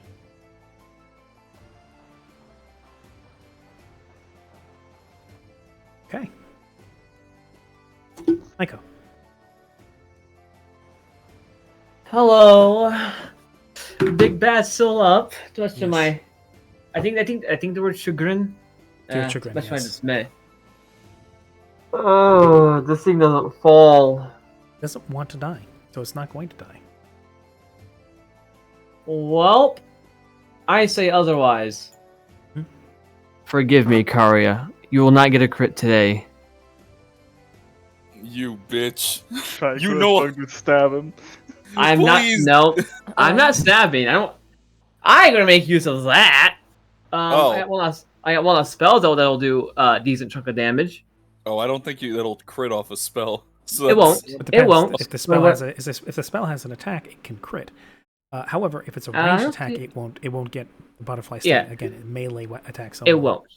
It shouldn't. But what I'm saying is, it might kill. It should kill for all things all intents and purposes. And I think, and I would also like to increase the DC by 1 with my with an arcane pool usage. I can't believe Jack was casting Power Word Kill. Yeah, I can't believe it. It Guys, we've been waiting. fails its save, funnily enough.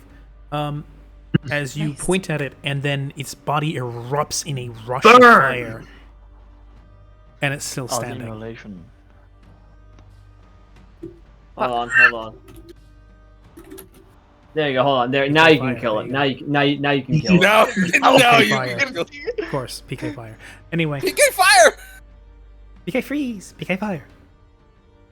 PK thunder. Starstorm. You're typically PK thunder. Oh. I'm out of spell slots, baby. Bottom text, nice. Bottom text. The big troglodyte. The ground below it is mud with the amount of blood that has come out of this thing. Snow is long since melted. The trees around it are splinters. The ground is a slurry of rank, toxic, fetid, burnt, and immolated. Honestly, biological hazard at this point. But this thing still die? Metal machine, son. As the creature roars once more, and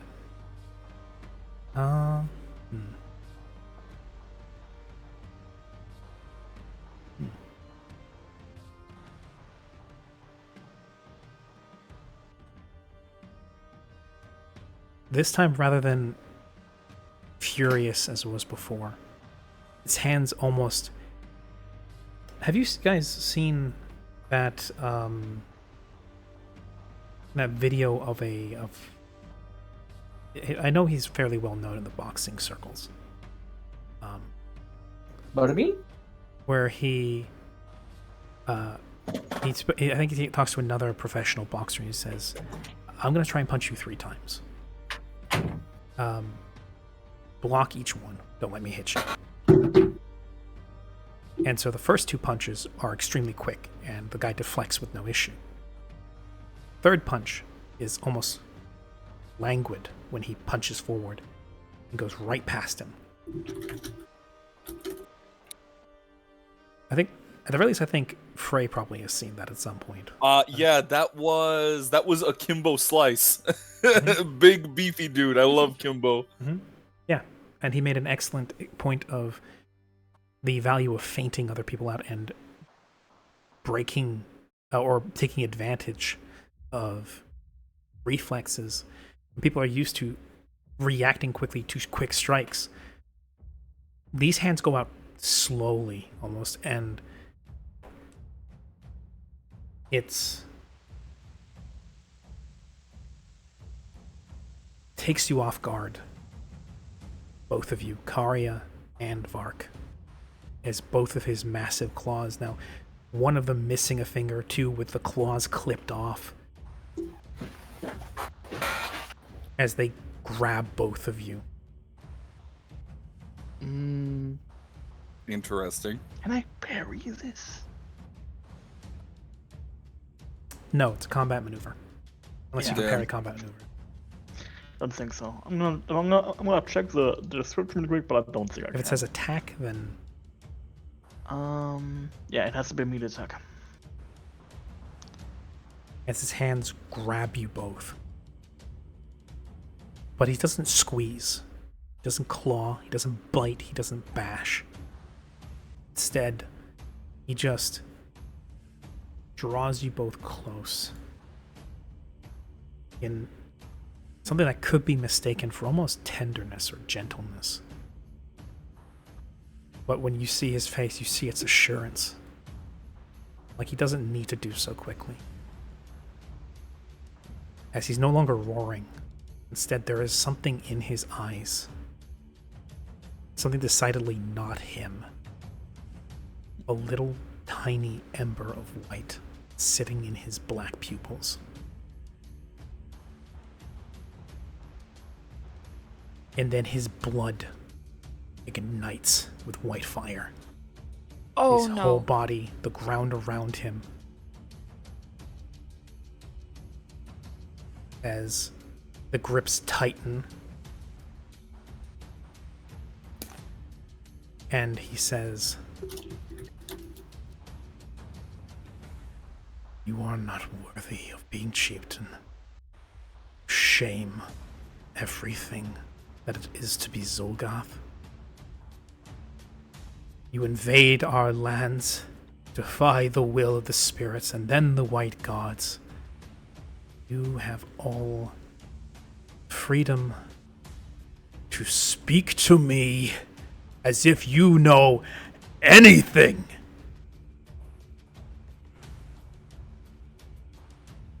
My people abandoned me, our tribe is in tatters, and our future is destined to spiral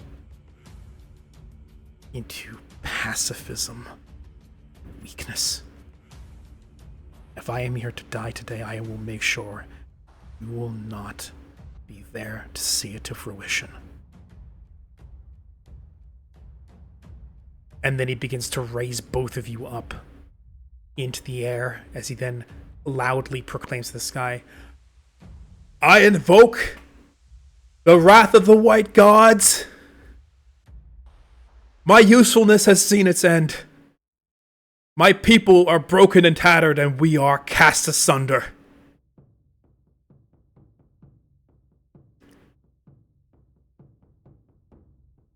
You once said if we proved ourselves worthless, then you would smite us, and if so,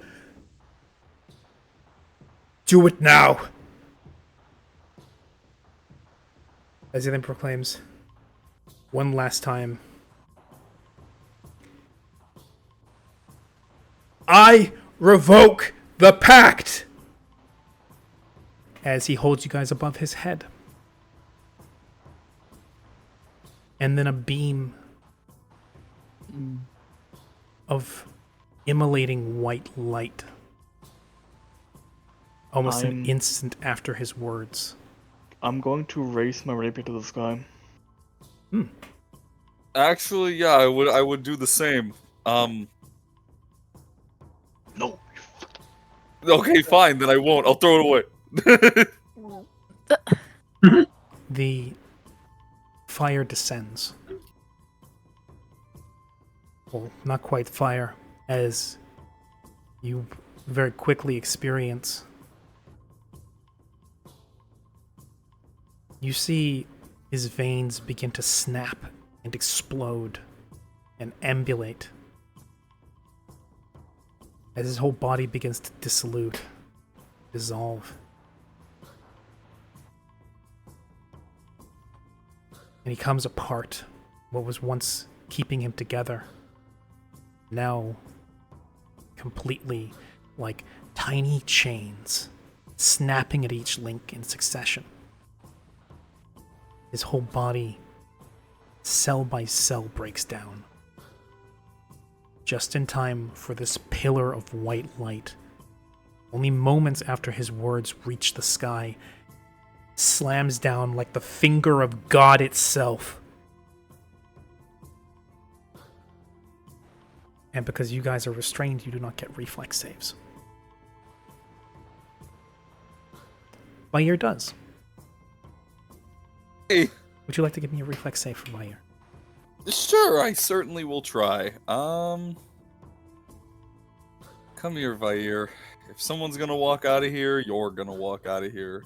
I was hoping it'd be lightning. And even after that, he's probably going to go insane. Those not currently grappling. That's pretty good. Those currently not grappling with the giant monstrous self-immolating ball of death see that the troglodytes in the woods running off begin popping or burning as what looks to be traces or arcane runes across their backs and skin explode. And they fall dead into the snow, or at the very least, mortally wounded. Same happens for many of the troglodytes your side. As far as you can tell, in the most modern way I can put it, the troglodytes have been fired from the service of the White Gods. At the very least, this tribe has. On one hand, take this as them being freed from servitude. On the other, troglodytes are exploding.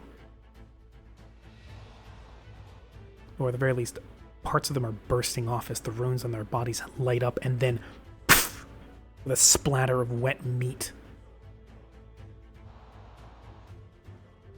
Many of them fall to the ground, screaming, some not even getting the chance and immediately losing consciousness due to the pain and blood loss. You motherfucker. That towards me, or is that towards him? Or a combination of both? Yes. Yeah. My troggies! Oh. Yes, like I said, the ones on your side. Yeah, they got Thanos snapped. They have been terminated. My fucking tribe. They were their tribe first. And now I'm going to roll damage and see just exactly how badly this works out for you guys. As Vair has managed to succeed. Job, Vair, you made it. Go on a rampage and kill the whole town just for funsies. No, I'm kidding. Good thing I was muted. I just fucking snored. Yeah. Reactions.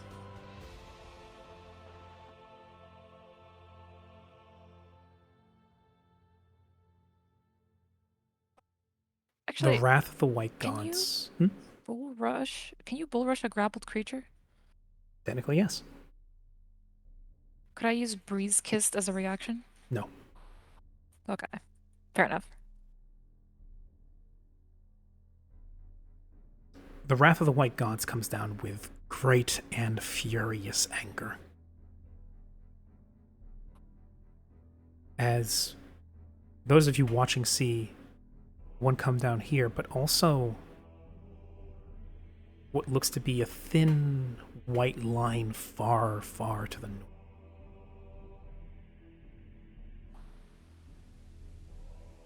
Both of them cleave through the clouds, leaving a whole swirling vortex where it passes through, slamming into the floor, creating tremor that throws all of you to your feet. The houses that previously had been decimated and were on their last legs, even the ones that were partially repaired, they shudder. Shingles fall off of roofs. Support beams crack. Houses collapse. The ground heaves with the force of the smash as a crater is impacted into the floor, crushing those caught in it. And a blast of great force, a wave, kicks out of it as those caught in the blast, that being everybody within 80 feet of the big guy. Pretty much everybody. Miski is flung from the roof. The mammoth wagon is shaken. Those who were here are thrown to the ground. The little troglodytes are spared the majority of the blast because they're already on the floor, but still take a portion of the damage, as everybody else is knocked prone, and they take 8 bludgeoning damage. Okay. Even these two here are thrown from their horses, and their horses are slammed to the ground.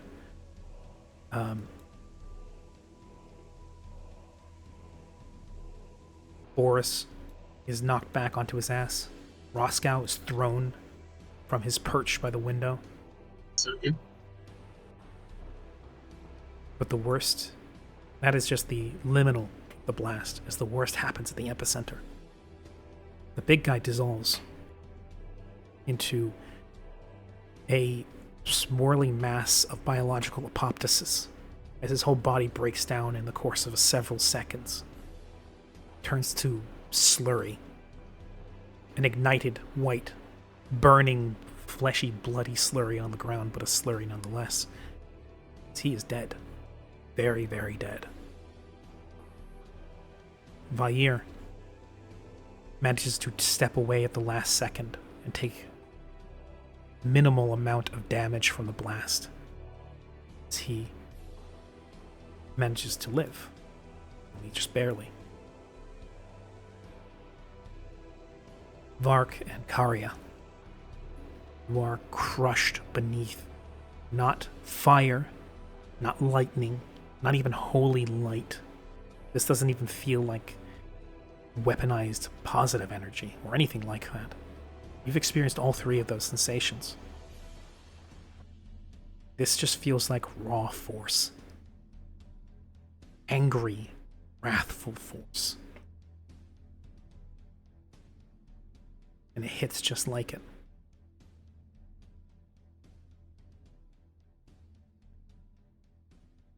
As you are first caught in the air by the force of the blast, and then slammed into the burning ground. First, for 38 bludgeoning damage. As you are slammed into the muck. And the white fire and the toxic sludge licks at your wounds. You take an additional 8 fire damage. I'm unconscious.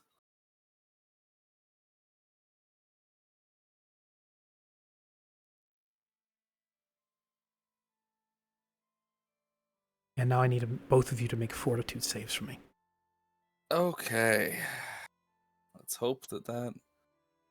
My As fortitude before, save- spending inspiration on this. Well, of course. Shit. 31 for me. Karia, you are slammed into the ground. Your face buried in the muck, and the breath is pushed from your chest, and almost immediately you're forced to take a deep breath, if only by instinct, which proves itself an evolutionary mistake, as you then also heave in a large breath of contaminated, blazing muck. The pain is undescribable, and it immediately sends you hurtling into the blackness of unconsciousness.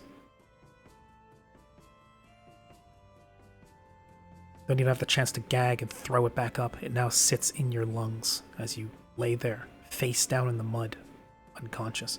And Vark, lucky enough to turn yourself over perhaps, or just breathe out before your body has the chance to invoke you to take that breath, and then flip yourself over, the white flames burning, not hotly, but like frost and sunburn and rot all in one.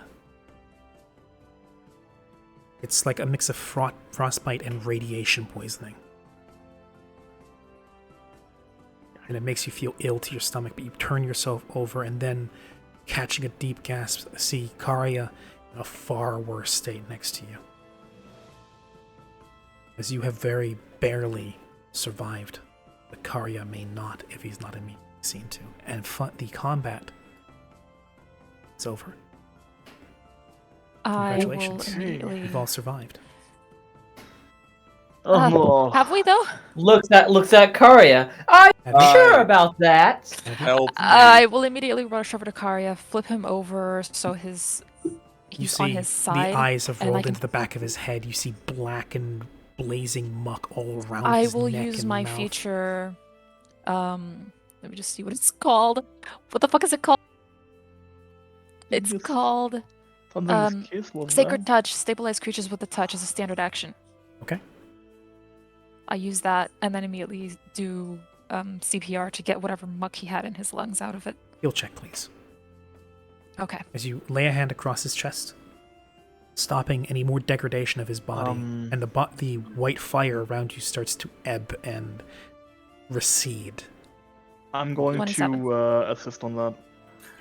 Grim also redeemed a boon. How about Why? that? They've been helping a little bit. Unfortunately, will not help with that Thanks, nat guys. 1 on the fortitude. I'm very sorry.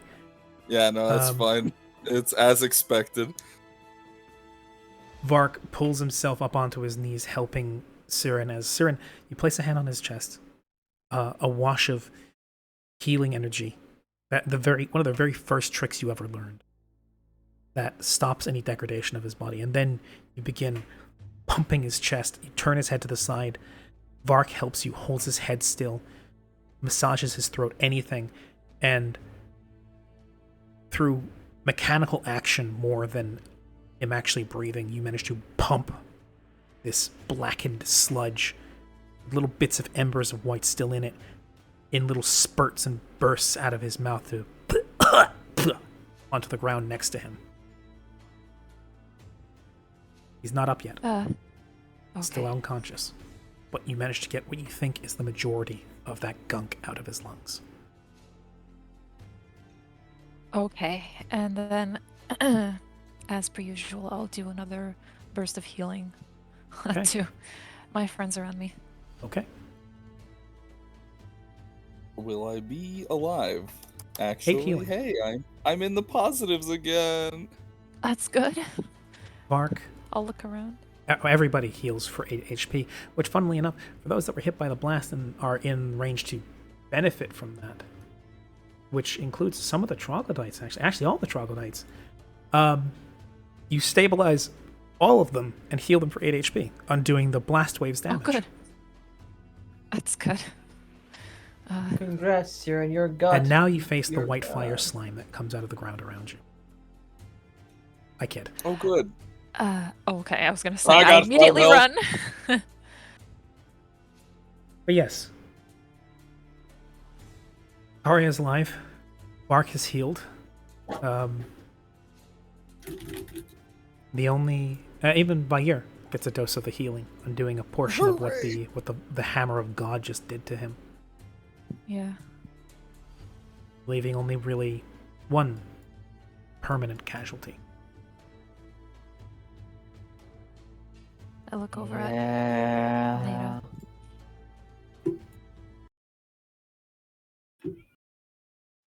Firstly, we'll help Karya to his feet.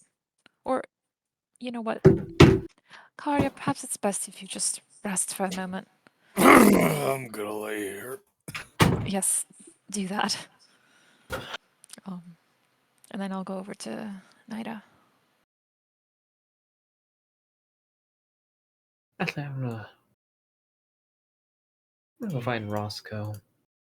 Ronya, even when hit by the wave of the blast, never let go of Nida.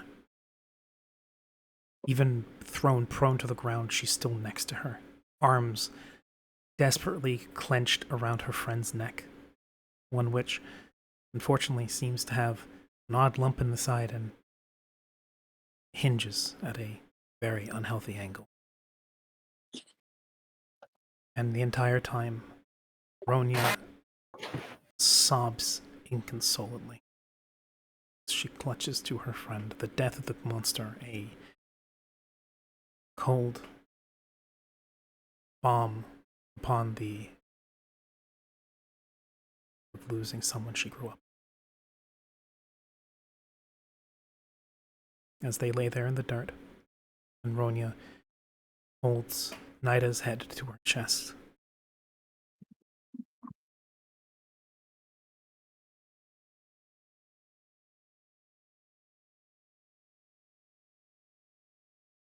I'll just put a hand on Ronya's shoulder and sit there in silence with her.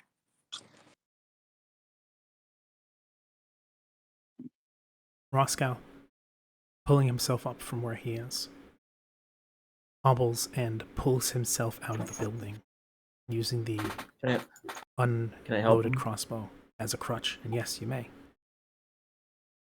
As you assist him, you hobble towards the body of his daughter. As he leans on you and uses his other hand to prop himself against the buildings, the walls now half fallen, as he then drops to his knee.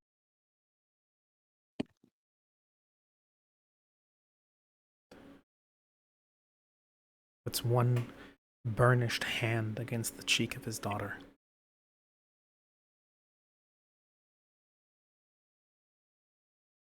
He doesn't do much at first. Starts as a quiver in his lower lip, as he, with a trembling finger, closes both of her eyelids and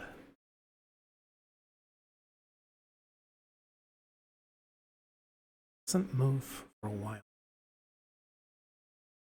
People pick themselves up. The damage of the battle is assessed. Silence reigns as troglodytes come out of the warren to help assist, mostly with dragging their injured people off, many of them, or all of them, bearing the same explosive wounds as the others, but at the very least, these ones having not been killed immediately or knocked out immediately, being able to help their brethren.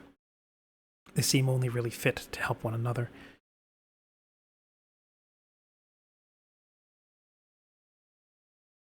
But all around, the fallen pick themselves back up, help one another, and everybody gives Nida's body a respectful birth. There's a solid 5 minutes of silence before Roscoe, finally picking himself up off his knees, stands to full height, racing against the wall, says, "Help me bring her to her mother."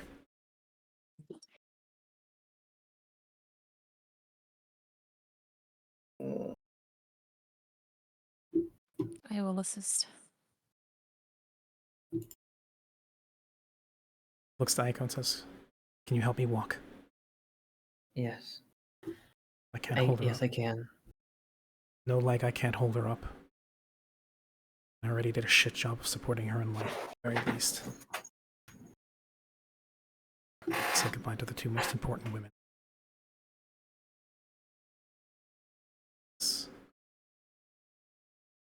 Siren, you and Ronya will assist in carrying Nida's body. Chaiko will assist Roscoe in helping him get to the Ryad clearing. In the meantime, for the rest of the party, is there anything you'd wish to do? Think of the battle. I'm gonna go reconvene with Flick. Yeah, I'm gonna try and see to clarify these troglodytes. I'm gonna draw a quick circle. They're dead or are they unconscious like mine were? Unconscious. Okay. Oh wait, these ones over there? The Yeah, ones the ones I north. just circled. They are. Yeah, the ones north. They're, as far as you can tell, heavily injured. They're down on the ground. Whether or not they're dead, you can't tell from this distance. I'm gonna head towards them. Actually, injured but alive. After I've confirmed yes, because it seems like the troglodytes are already helping themselves. Which I will give them a nod, and I will head over to these ones. But They're still bleeding, which means they're still alive. Because dead things don't bleed. The Dryad was in the direction that Karya is moving currently, northeast. yes. But those Dryad, those troglodytes are still bleeding from the burst wounds on their backs and their shoulders and their bellies. Yeah, So they're alive, but how yeah, much longer not... you don't know. If left I'm here, gonna... they will invariably. Oh, this is gonna be... You know what? Now's the time as any. I'm gonna just start bringing them back. On Vair's back and on my own. I think between the both of us, I should be able to get all of them. 1, 2, 3, 4, 5, 6. Yeah. Okay. Loading some of them onto Vair's back and picking some of them up yourself. You begin to drag them back to the road. The green-skinned man and the wizard lady watch. They seem not dispassionate, but aware that they've assisted in the fight, but this isn't their thing to intercede on. Before I pass by them, because I mean I'm bringing them down the road and obviously to the troglodyte haven, quote unquote, I will turn to them and go, "Thank you for your assistance, though I'm sure you have your own reasons for being here. I believe the battle would have been far bloodier and far worse if you did not arrive. You have my thanks." Oh, well, think nothing of it, oh sport. The members of the society are always for the betterment of the larger civilization, humanoids. For that said, I am very sorry for your loss. It was perhaps if we had come earlier, we could have helped. But you are correct. It was not. We were not even aware there was a battle happening. I do, in fact, have my own reason for being here. Well, I think now is perhaps not the time. Indeed. Ikaria will point, though, to the little area where they're stationed at, the farm for both the troglodytes and the party, and go, "But please, when things have settled down and well, the fires have been put out, metaphorically speaking, seek us out. You'll see the obnoxiously large wagon, and no doubt you will most likely have the scent of the troglodytes to track. We should speak." In that case, no doubt. I am here looking for someone, and perhaps once the chaos has died down a bit, you'll be able to point in this direction. I can only hope. Thank Very you. good. I shan't keep you any longer. They look like they are bleeding quite heavily. I indeed believe that they are, and in truth, this may be what... Well, they may not survive, but I'll give them a chance. Carry. As you go away, as you leave, there's a sort of a not even hushed whisper, but something of a whisper between the gunman and the wizard. It says, "What a remarkable man, showing such compassion for a fallen enemy."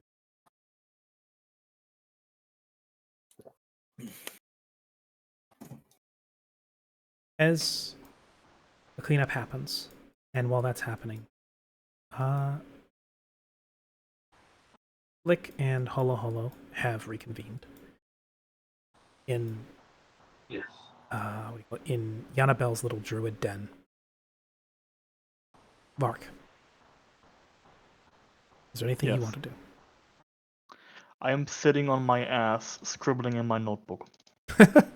Which now has some odd yellowish curling at the edges of that blast. If you want to check, I already have edited. True, that's true. Let's see. The very bottom. Perfect. What have you done? Oh, I love that.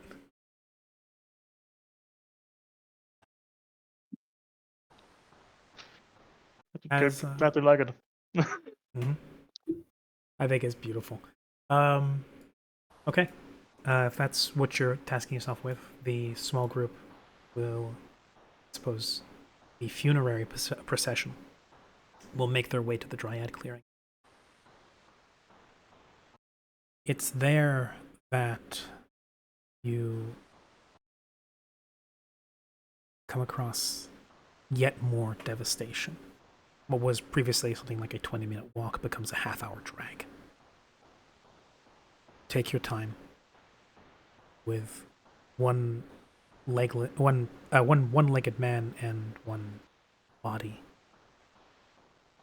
carefully making your way through cold thickets and whippets, past trees and bushes,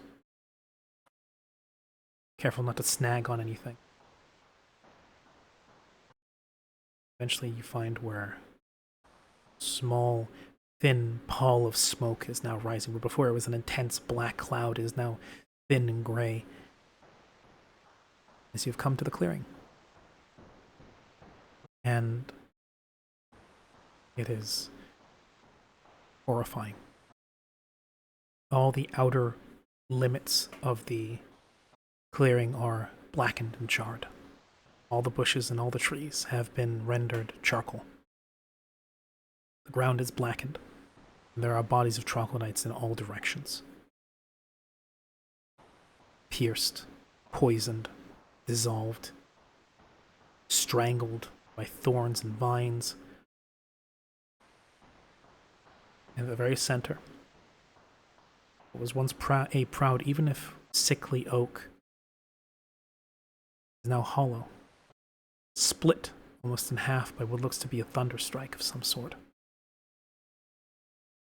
Like a tree hit by lightning, there is the fresh, exposed inner meat of the tree open to the air, and then there is the charred outer, blackened bark.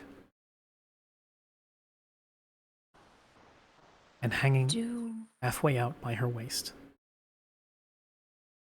moving, but ever so faintly, is what was previously the pale blue, emaciated form of the Dryad, now withered, almost ancient looking. Her hair almost completely fallen out, skin flaking away like dry leaves. And one eye missing, but still alive. That one eye rises as she unbends herself ever so slightly. She was slumped, hanging by her waist from the tree trunk, I should say. Her head comes up, her eye, that same piercing, translucent blue as before, sees Roscoe and her daughter. And the rest of you, as one shaking, desperate hand reaches out, and the crippled Roscoe hobbles over. He forgets his support and jumping on one foot barely makes it until he collapses against the side of the tree. Got a question, Sarah? No, my question is if we saw the dryad or not, but you'd already explained it. Okay. He, on his knees, almost like somebody at the chapel begging their god for forgiveness, hands against the trunk, reaching out and grabbing hold of her hand. He begins to weep. Between the sobs, you hear him words like failure, father,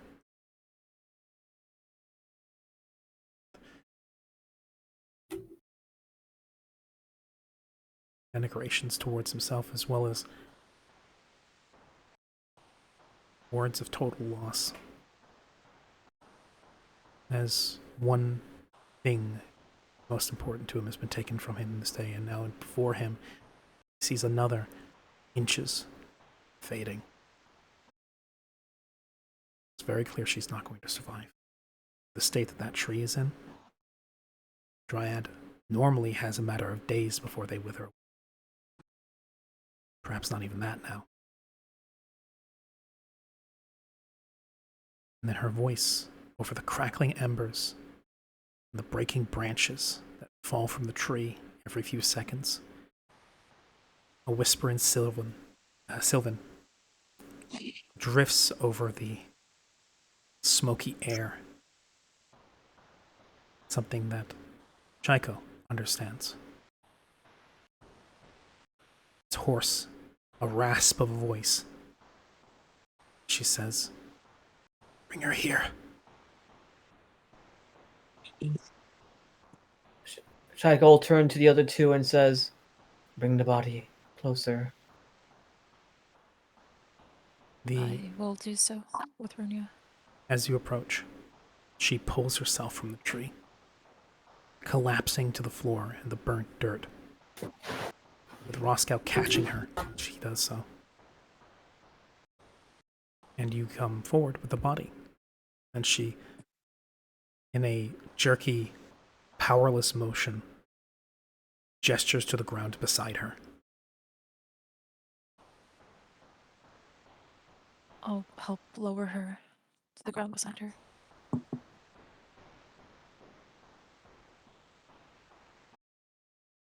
The dryad beholds her daughter, as Roscoe holds his wife, gently by the shoulders, holding her close.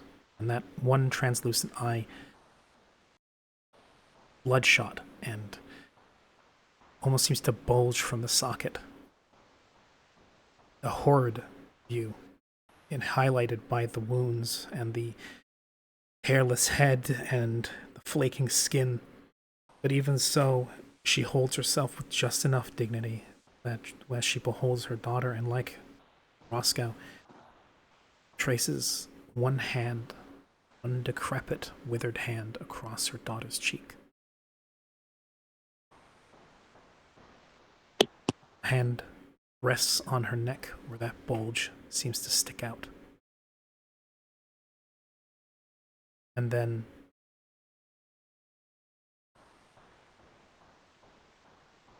tears begin to drop from her eye as the tears are thick. They run like sap and molasses. Stick upon her cheeks, on her chin. But her expression doesn't change as the other hand comes up to her chest, as if feeling for if her heart still beats.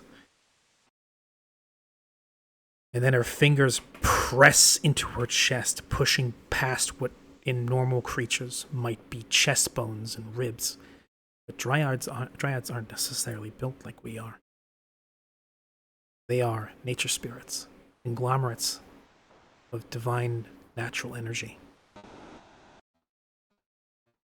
Clearly bones will not hold her hand as it dives into her chest, and a pale, sickly green light begins to shine through her skin as she seems to be pulling something free, and what comes loose is a knotted, blackened-looking seedling of some sort. It looks more like wicker than it does a solid seed, but inside, between the twigs and root-like structures, you see a little glimmer of something. She then takes that hand and gingerly, slowly, fadingly, the strength that slowly leaves her, places the palm of that hand atop her chest and pushes down as if she were giving palpitations. And that glow spreads through Nida's chest before then quickly receding.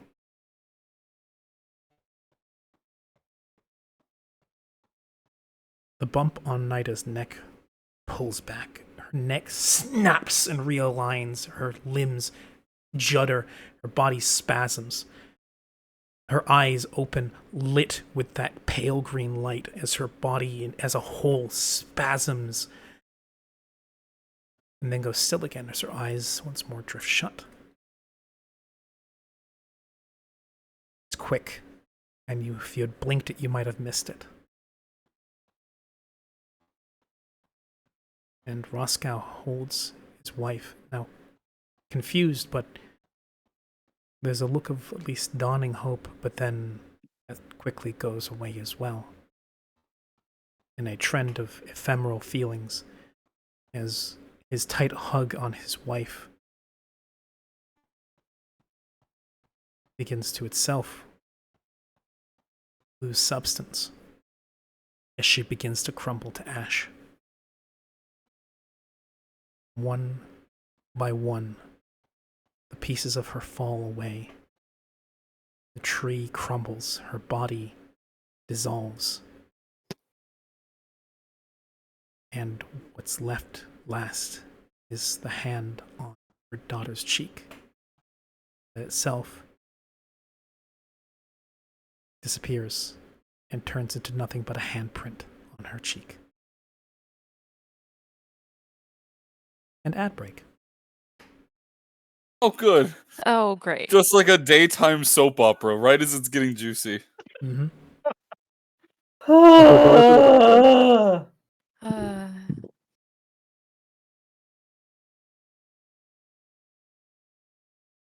There goes my hero.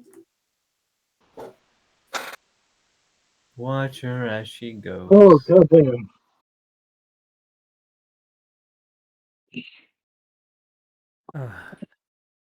How's everybody doing? I actually stopped a bit ways through your explanation to go cut some onions real quick. Alright. Damn. Gonna make some chili with all those mammoths? Yeah. That was in poor taste. Sorry. Yeah, I mean, the chili's we gonna have taste great. we have food for days. Hey. So how much would alcohol sell smoked with the smoking remains of the dryad? I'm gonna be honest. The price is it would sell for a lot, but it would cost you a severe shift on the alignment chart. Yeah. No, I'm not like actually considering the opposite. It's just something I randomly had pop in my head when I thought of smoking. Mm-hmm. No, it's funny. It's not like it's like a very very like we call it non-ethical version of hickory chips.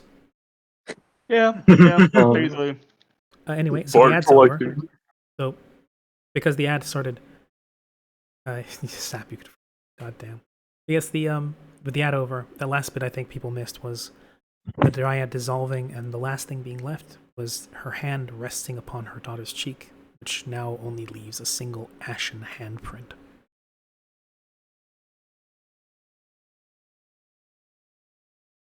Roscoe is confused, damn near inconsolable. But when he sees his daughter breathing again, he clings to her like she's his absolute last lifeline as he hugs her close and just lays there among the ash and smoke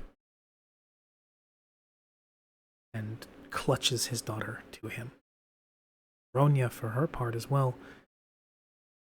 there's obvious conflict on her face. She's clearly happy to have her friend back, but at the price of her mother. Close to death as she was, that's a heavy thing to feel happy about. She's happy all the same. And she's in there, hugging Nida as well. Still not conscious, but alive and breathing.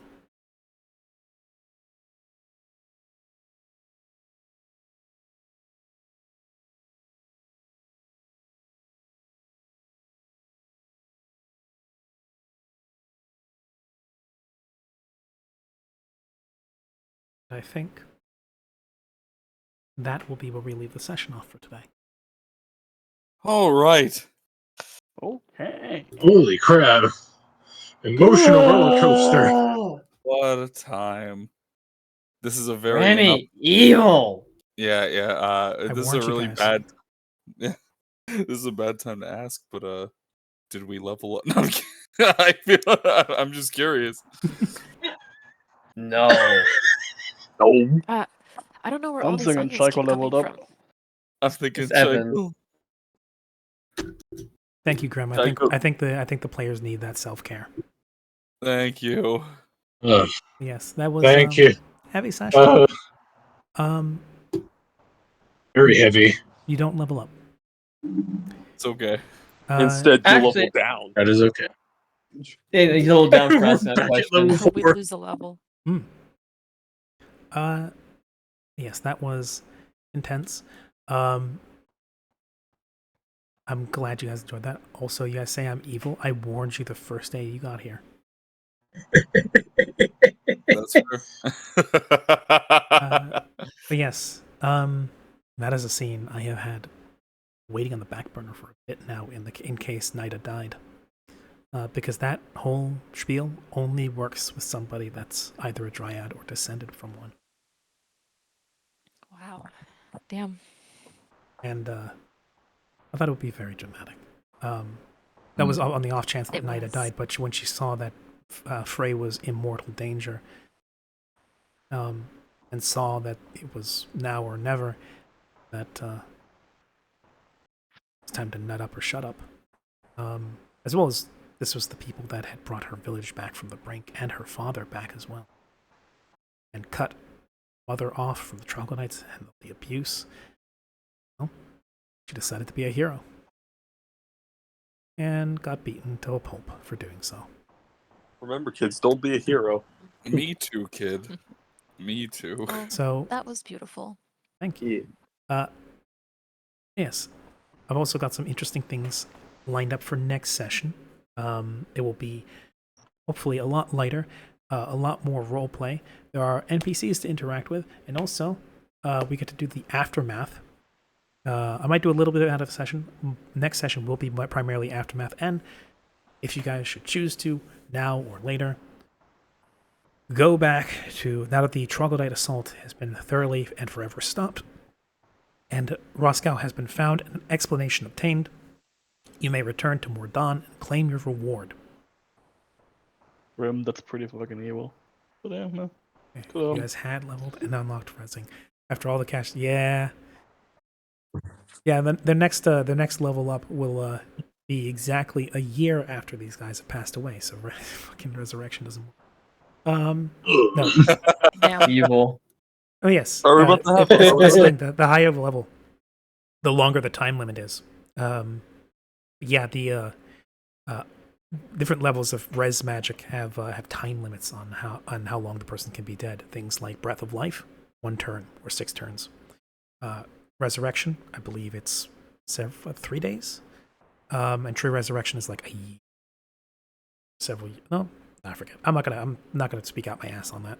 Yes, That would be very evil to do, and I've had that happen to a group I knew once. I wasn't playing in it, but it happened, and they were very salty. Yeah, I just don't have resurrection magic in my game. Yeah. Well, in this case, I have resurrection magic because this is a fairly high fantasy setting, all things considered. But it's also not that easy, and also has to be earned. One person in this party is fully aware of that. But yes, that said, just as a little sort of sting or epilogue, I want to do something before we cut out for the day. Mm-hmm. Yeah, Iron Kingdom's in 13th Age. We're getting a hint to the next arc because it seems like this arc just died. Not quite, but it's a nice little thing for one of you guys, and is appropriate now, so that you guys know you have a little something to look to. I know Mallory will be a big fan of this. Oh, the guns. Well, I mean that's one thing. Yeah. Vark, after you've had time to pick yourself up a little bit, people have had the chance to clean up, not rebuild. And people are kind of gathered in that little plaza area where the battle happened, or near where the battle happened. And blankets are being distributed, potions are being handed out. There's triage, there's care going out, there's food being passed around, and there's a quiet, if somber, celebration of victory. A lot of drink is being drunk right now. The shadow critter. Yeah, that would suck. That definitely would suck. She got shadow corrupted. But yeah, at least you're far, far away from that ever happening. But regardless,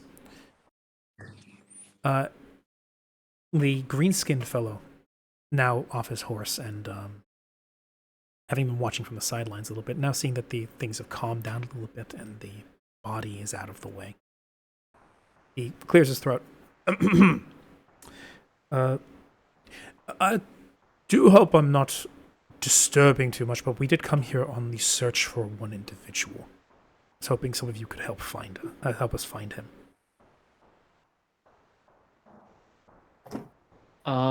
Who do you need? You're not there. You're currently still at the tree. Well, please ignore I'd say the group would be on their way back at this point, but these guys here, out of the way.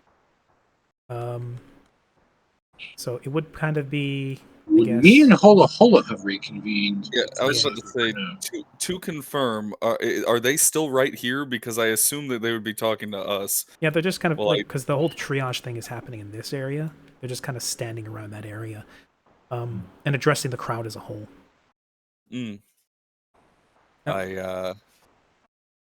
I'll poke my head up. I did offer him a word after I brought all the troglodytes, both dead and barely alive, back.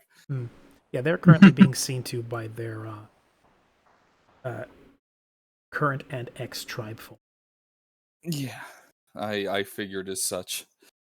Yes. Yeah, so the troglodytes I also brought the corpses, but that's for later. Yeah, that's for the stew later. Free food, yeah. Yeah, yes. Yes, to give some variety for the sheer amount of mammoth meat you guys are going to be eating for months. People underestimate how much meat can satiate a human being. That is true, but yes. I will turn my attention, having, I guess, relatively gotten things in order on my side of things for what you could consider in order. Hey, Drafty, welcome in. Thank you for the self-care. And I'll say, then who would it be you are looking for, my friend?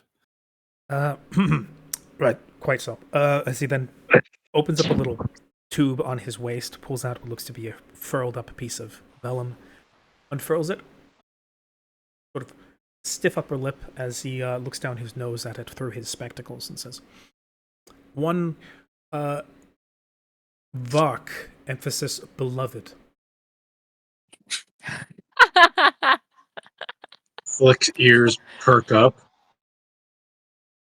Hole is just gonna point in the direction of Var. Unless he's not. I was like, you just missed him. Before that happens, is this like a wanted poster? No. Is this I mean, you can't see it, but if you were like look at it through like the afternoon light going through the vellum, it doesn't look like there's a picture or anything. Definitely doesn't look like a wanted poster. What need do you have of our dear beloved Vark? Oh, how to Hail. put this? One half something of a inheritance, and on the other, an invitation.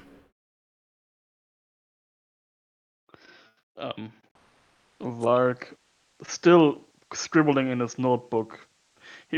Since then he's gotten up from his sitting spot, literally in the death place of the gigantic lizard, and he's been kind of walking around, getting tended to himself. So he's been like a little bit bandaged up. Raises a hand, looking at his notebook. Yes, hello. I am Vark. I am beloved. Ah, yeah, quite so. There is a statement here of someone hoping to pass you. This is quite odd. It's not exactly normal. An inheritance. From one Lydia the Rose. He drops his notebook. It's the white slime. Old chap, you should take care of that. That is not. That is filthy. So forgive me. He bends down, picks it up, brushes some dirt and snow off. Yes. Are you ever going to stand up out of that, or are you quite content? I have regained feeling in my legs, yes. Quite good. Gets up indeed.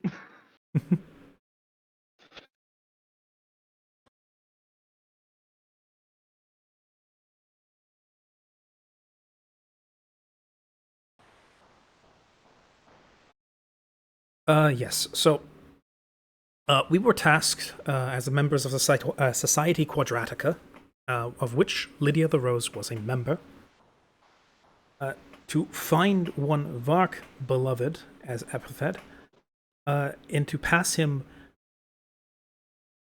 a note and some of her belongings, which she hoped would be bequeathed to you. He then looks away from the paper and nods towards you.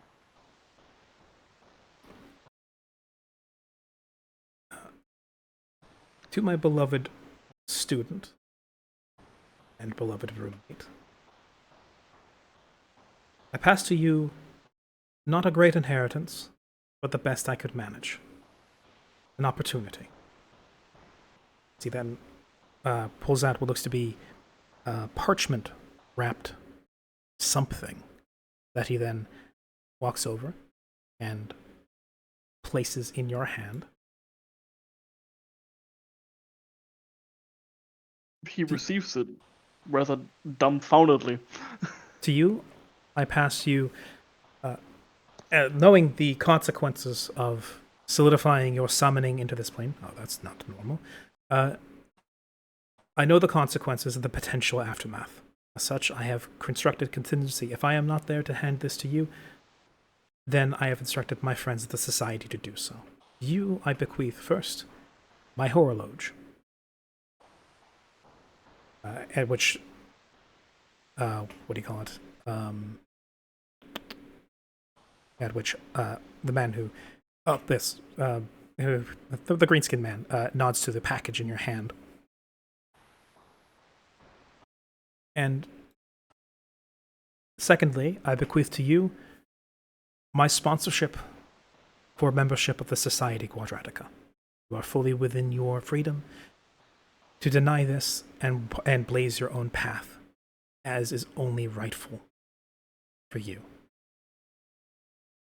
Of all the things that I treasure the most in this world, it is freedom. And I would never push you on a path that you wouldn't want to go down.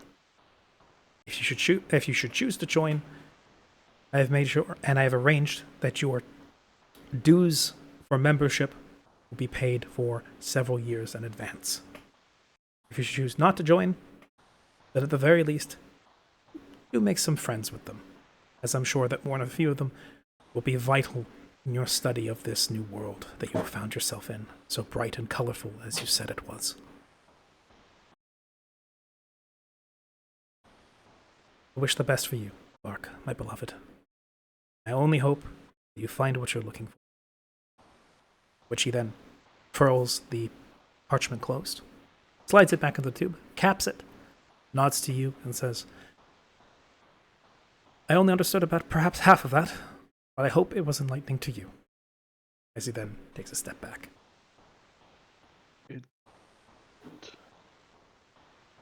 It was. And if it's not too much for me to say, her words were true, and with her sponsorship, you could most certainly join the society. If at any point you wish to know more about what that actually means, I will give you time to digest this, but my friend Deminova here and I will be spending some time here, I think, to help, at the very least, rest our horses and maybe have a look around the area and appreciate the landscape and give you some time to make a decision. I do hope you take up. I do hope you take up the offer, but she said, no pressure. He nods slowly. That is quite generous of you. I will need some time to consider, yes. Indubitably. Come, Deminova. We must find lodgings for the night. As he then trots off. The wizard, who at this point has been taciturn and silent for the most part, just kind of shakes her head and says, whatever the case, just...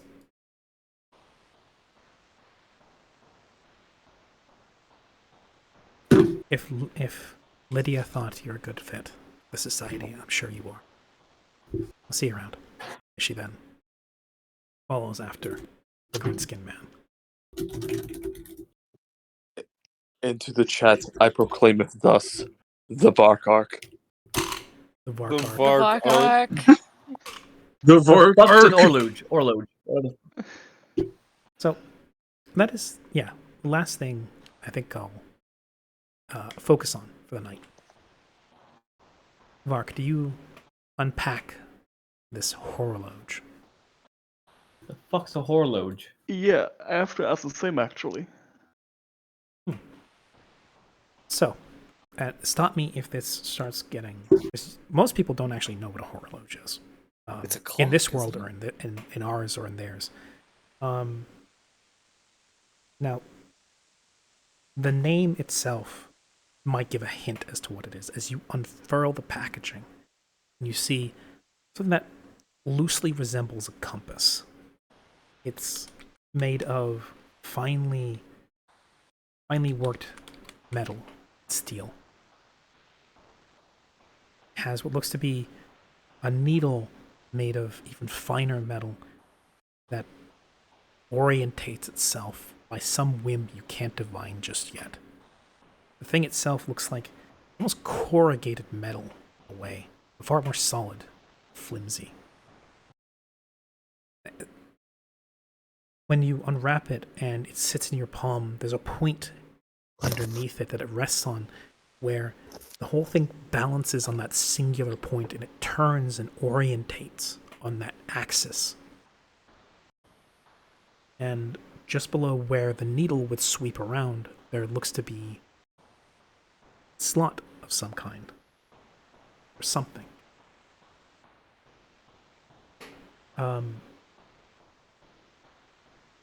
It is a obviously magical device. Has what look to be accents and fine precious metal working, with silver and gold and even little traces of platinum, to emphasize it. But this one in particular has an overall aesthetic that evokes where the corrugation happens in sort of a spiral pattern that emphasizes the petals of a rose. As in your hands you hold what almost feels like a massive steel rose flower that functions like a compass. It's also across the face and the petals has what looks to be finely detailed constellations and star charts meant to help you find your way at night, thus horologe. In effect, what this functions as is a wayfinder. It'll always give you true north, no matter what the conditions, so you are on a different plane. It has a slot for an ion stone. And it can, on command, emit light.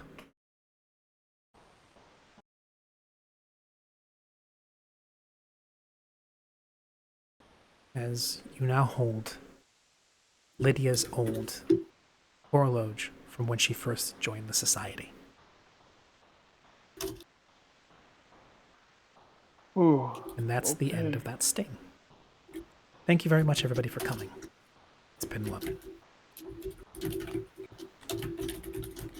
Wow. Indeed. Yes, It's been- thank you for hosting.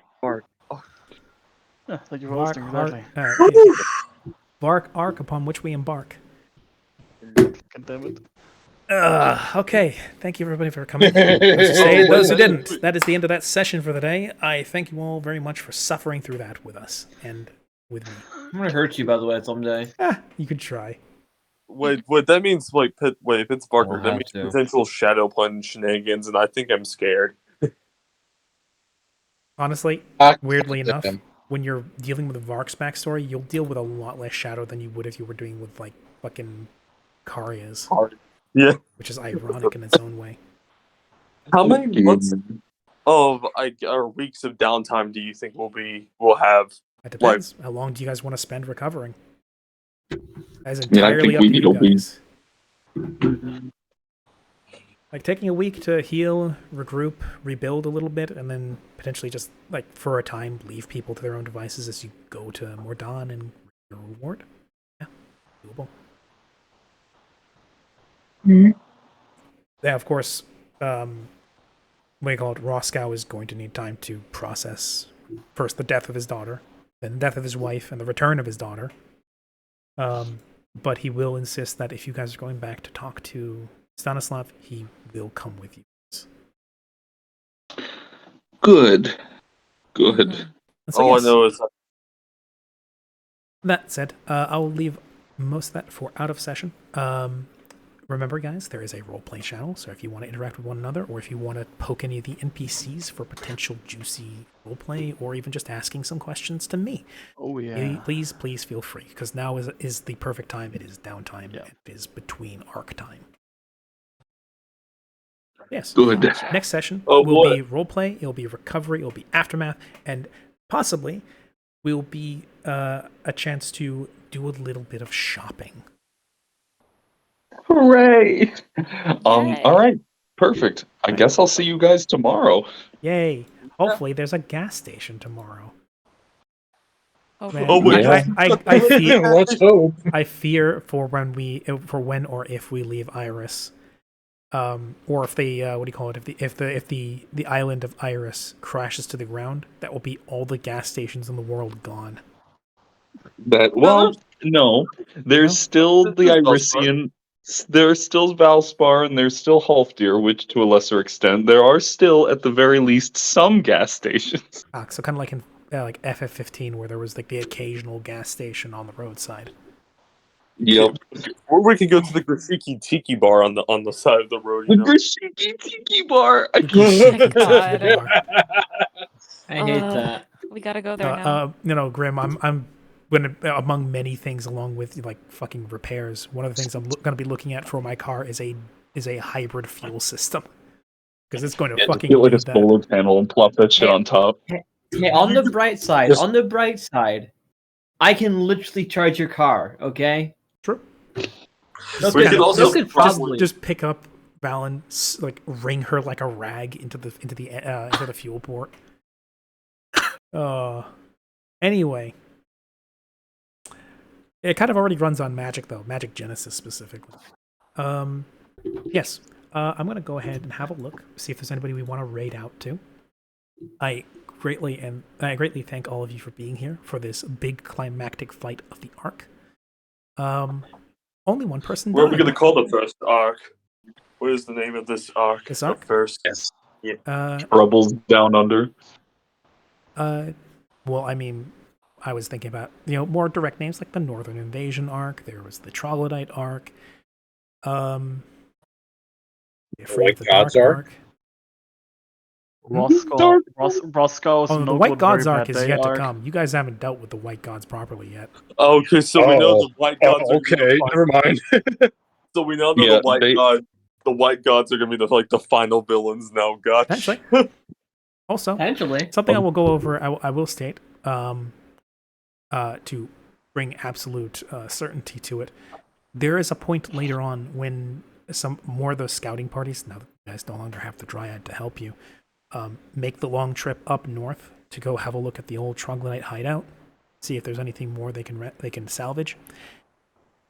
It's not. It's, you know how it was at one point a hill, or there was a home built into a hill. Yeah, it was a mountain. Not Basically. a mountain. It was a hill. Not a mountain, but It was a swell in the ground in which you could drop into or swim into. It has been pressed down like bubble wrap. Oh. They popped our hole. Damn, bro.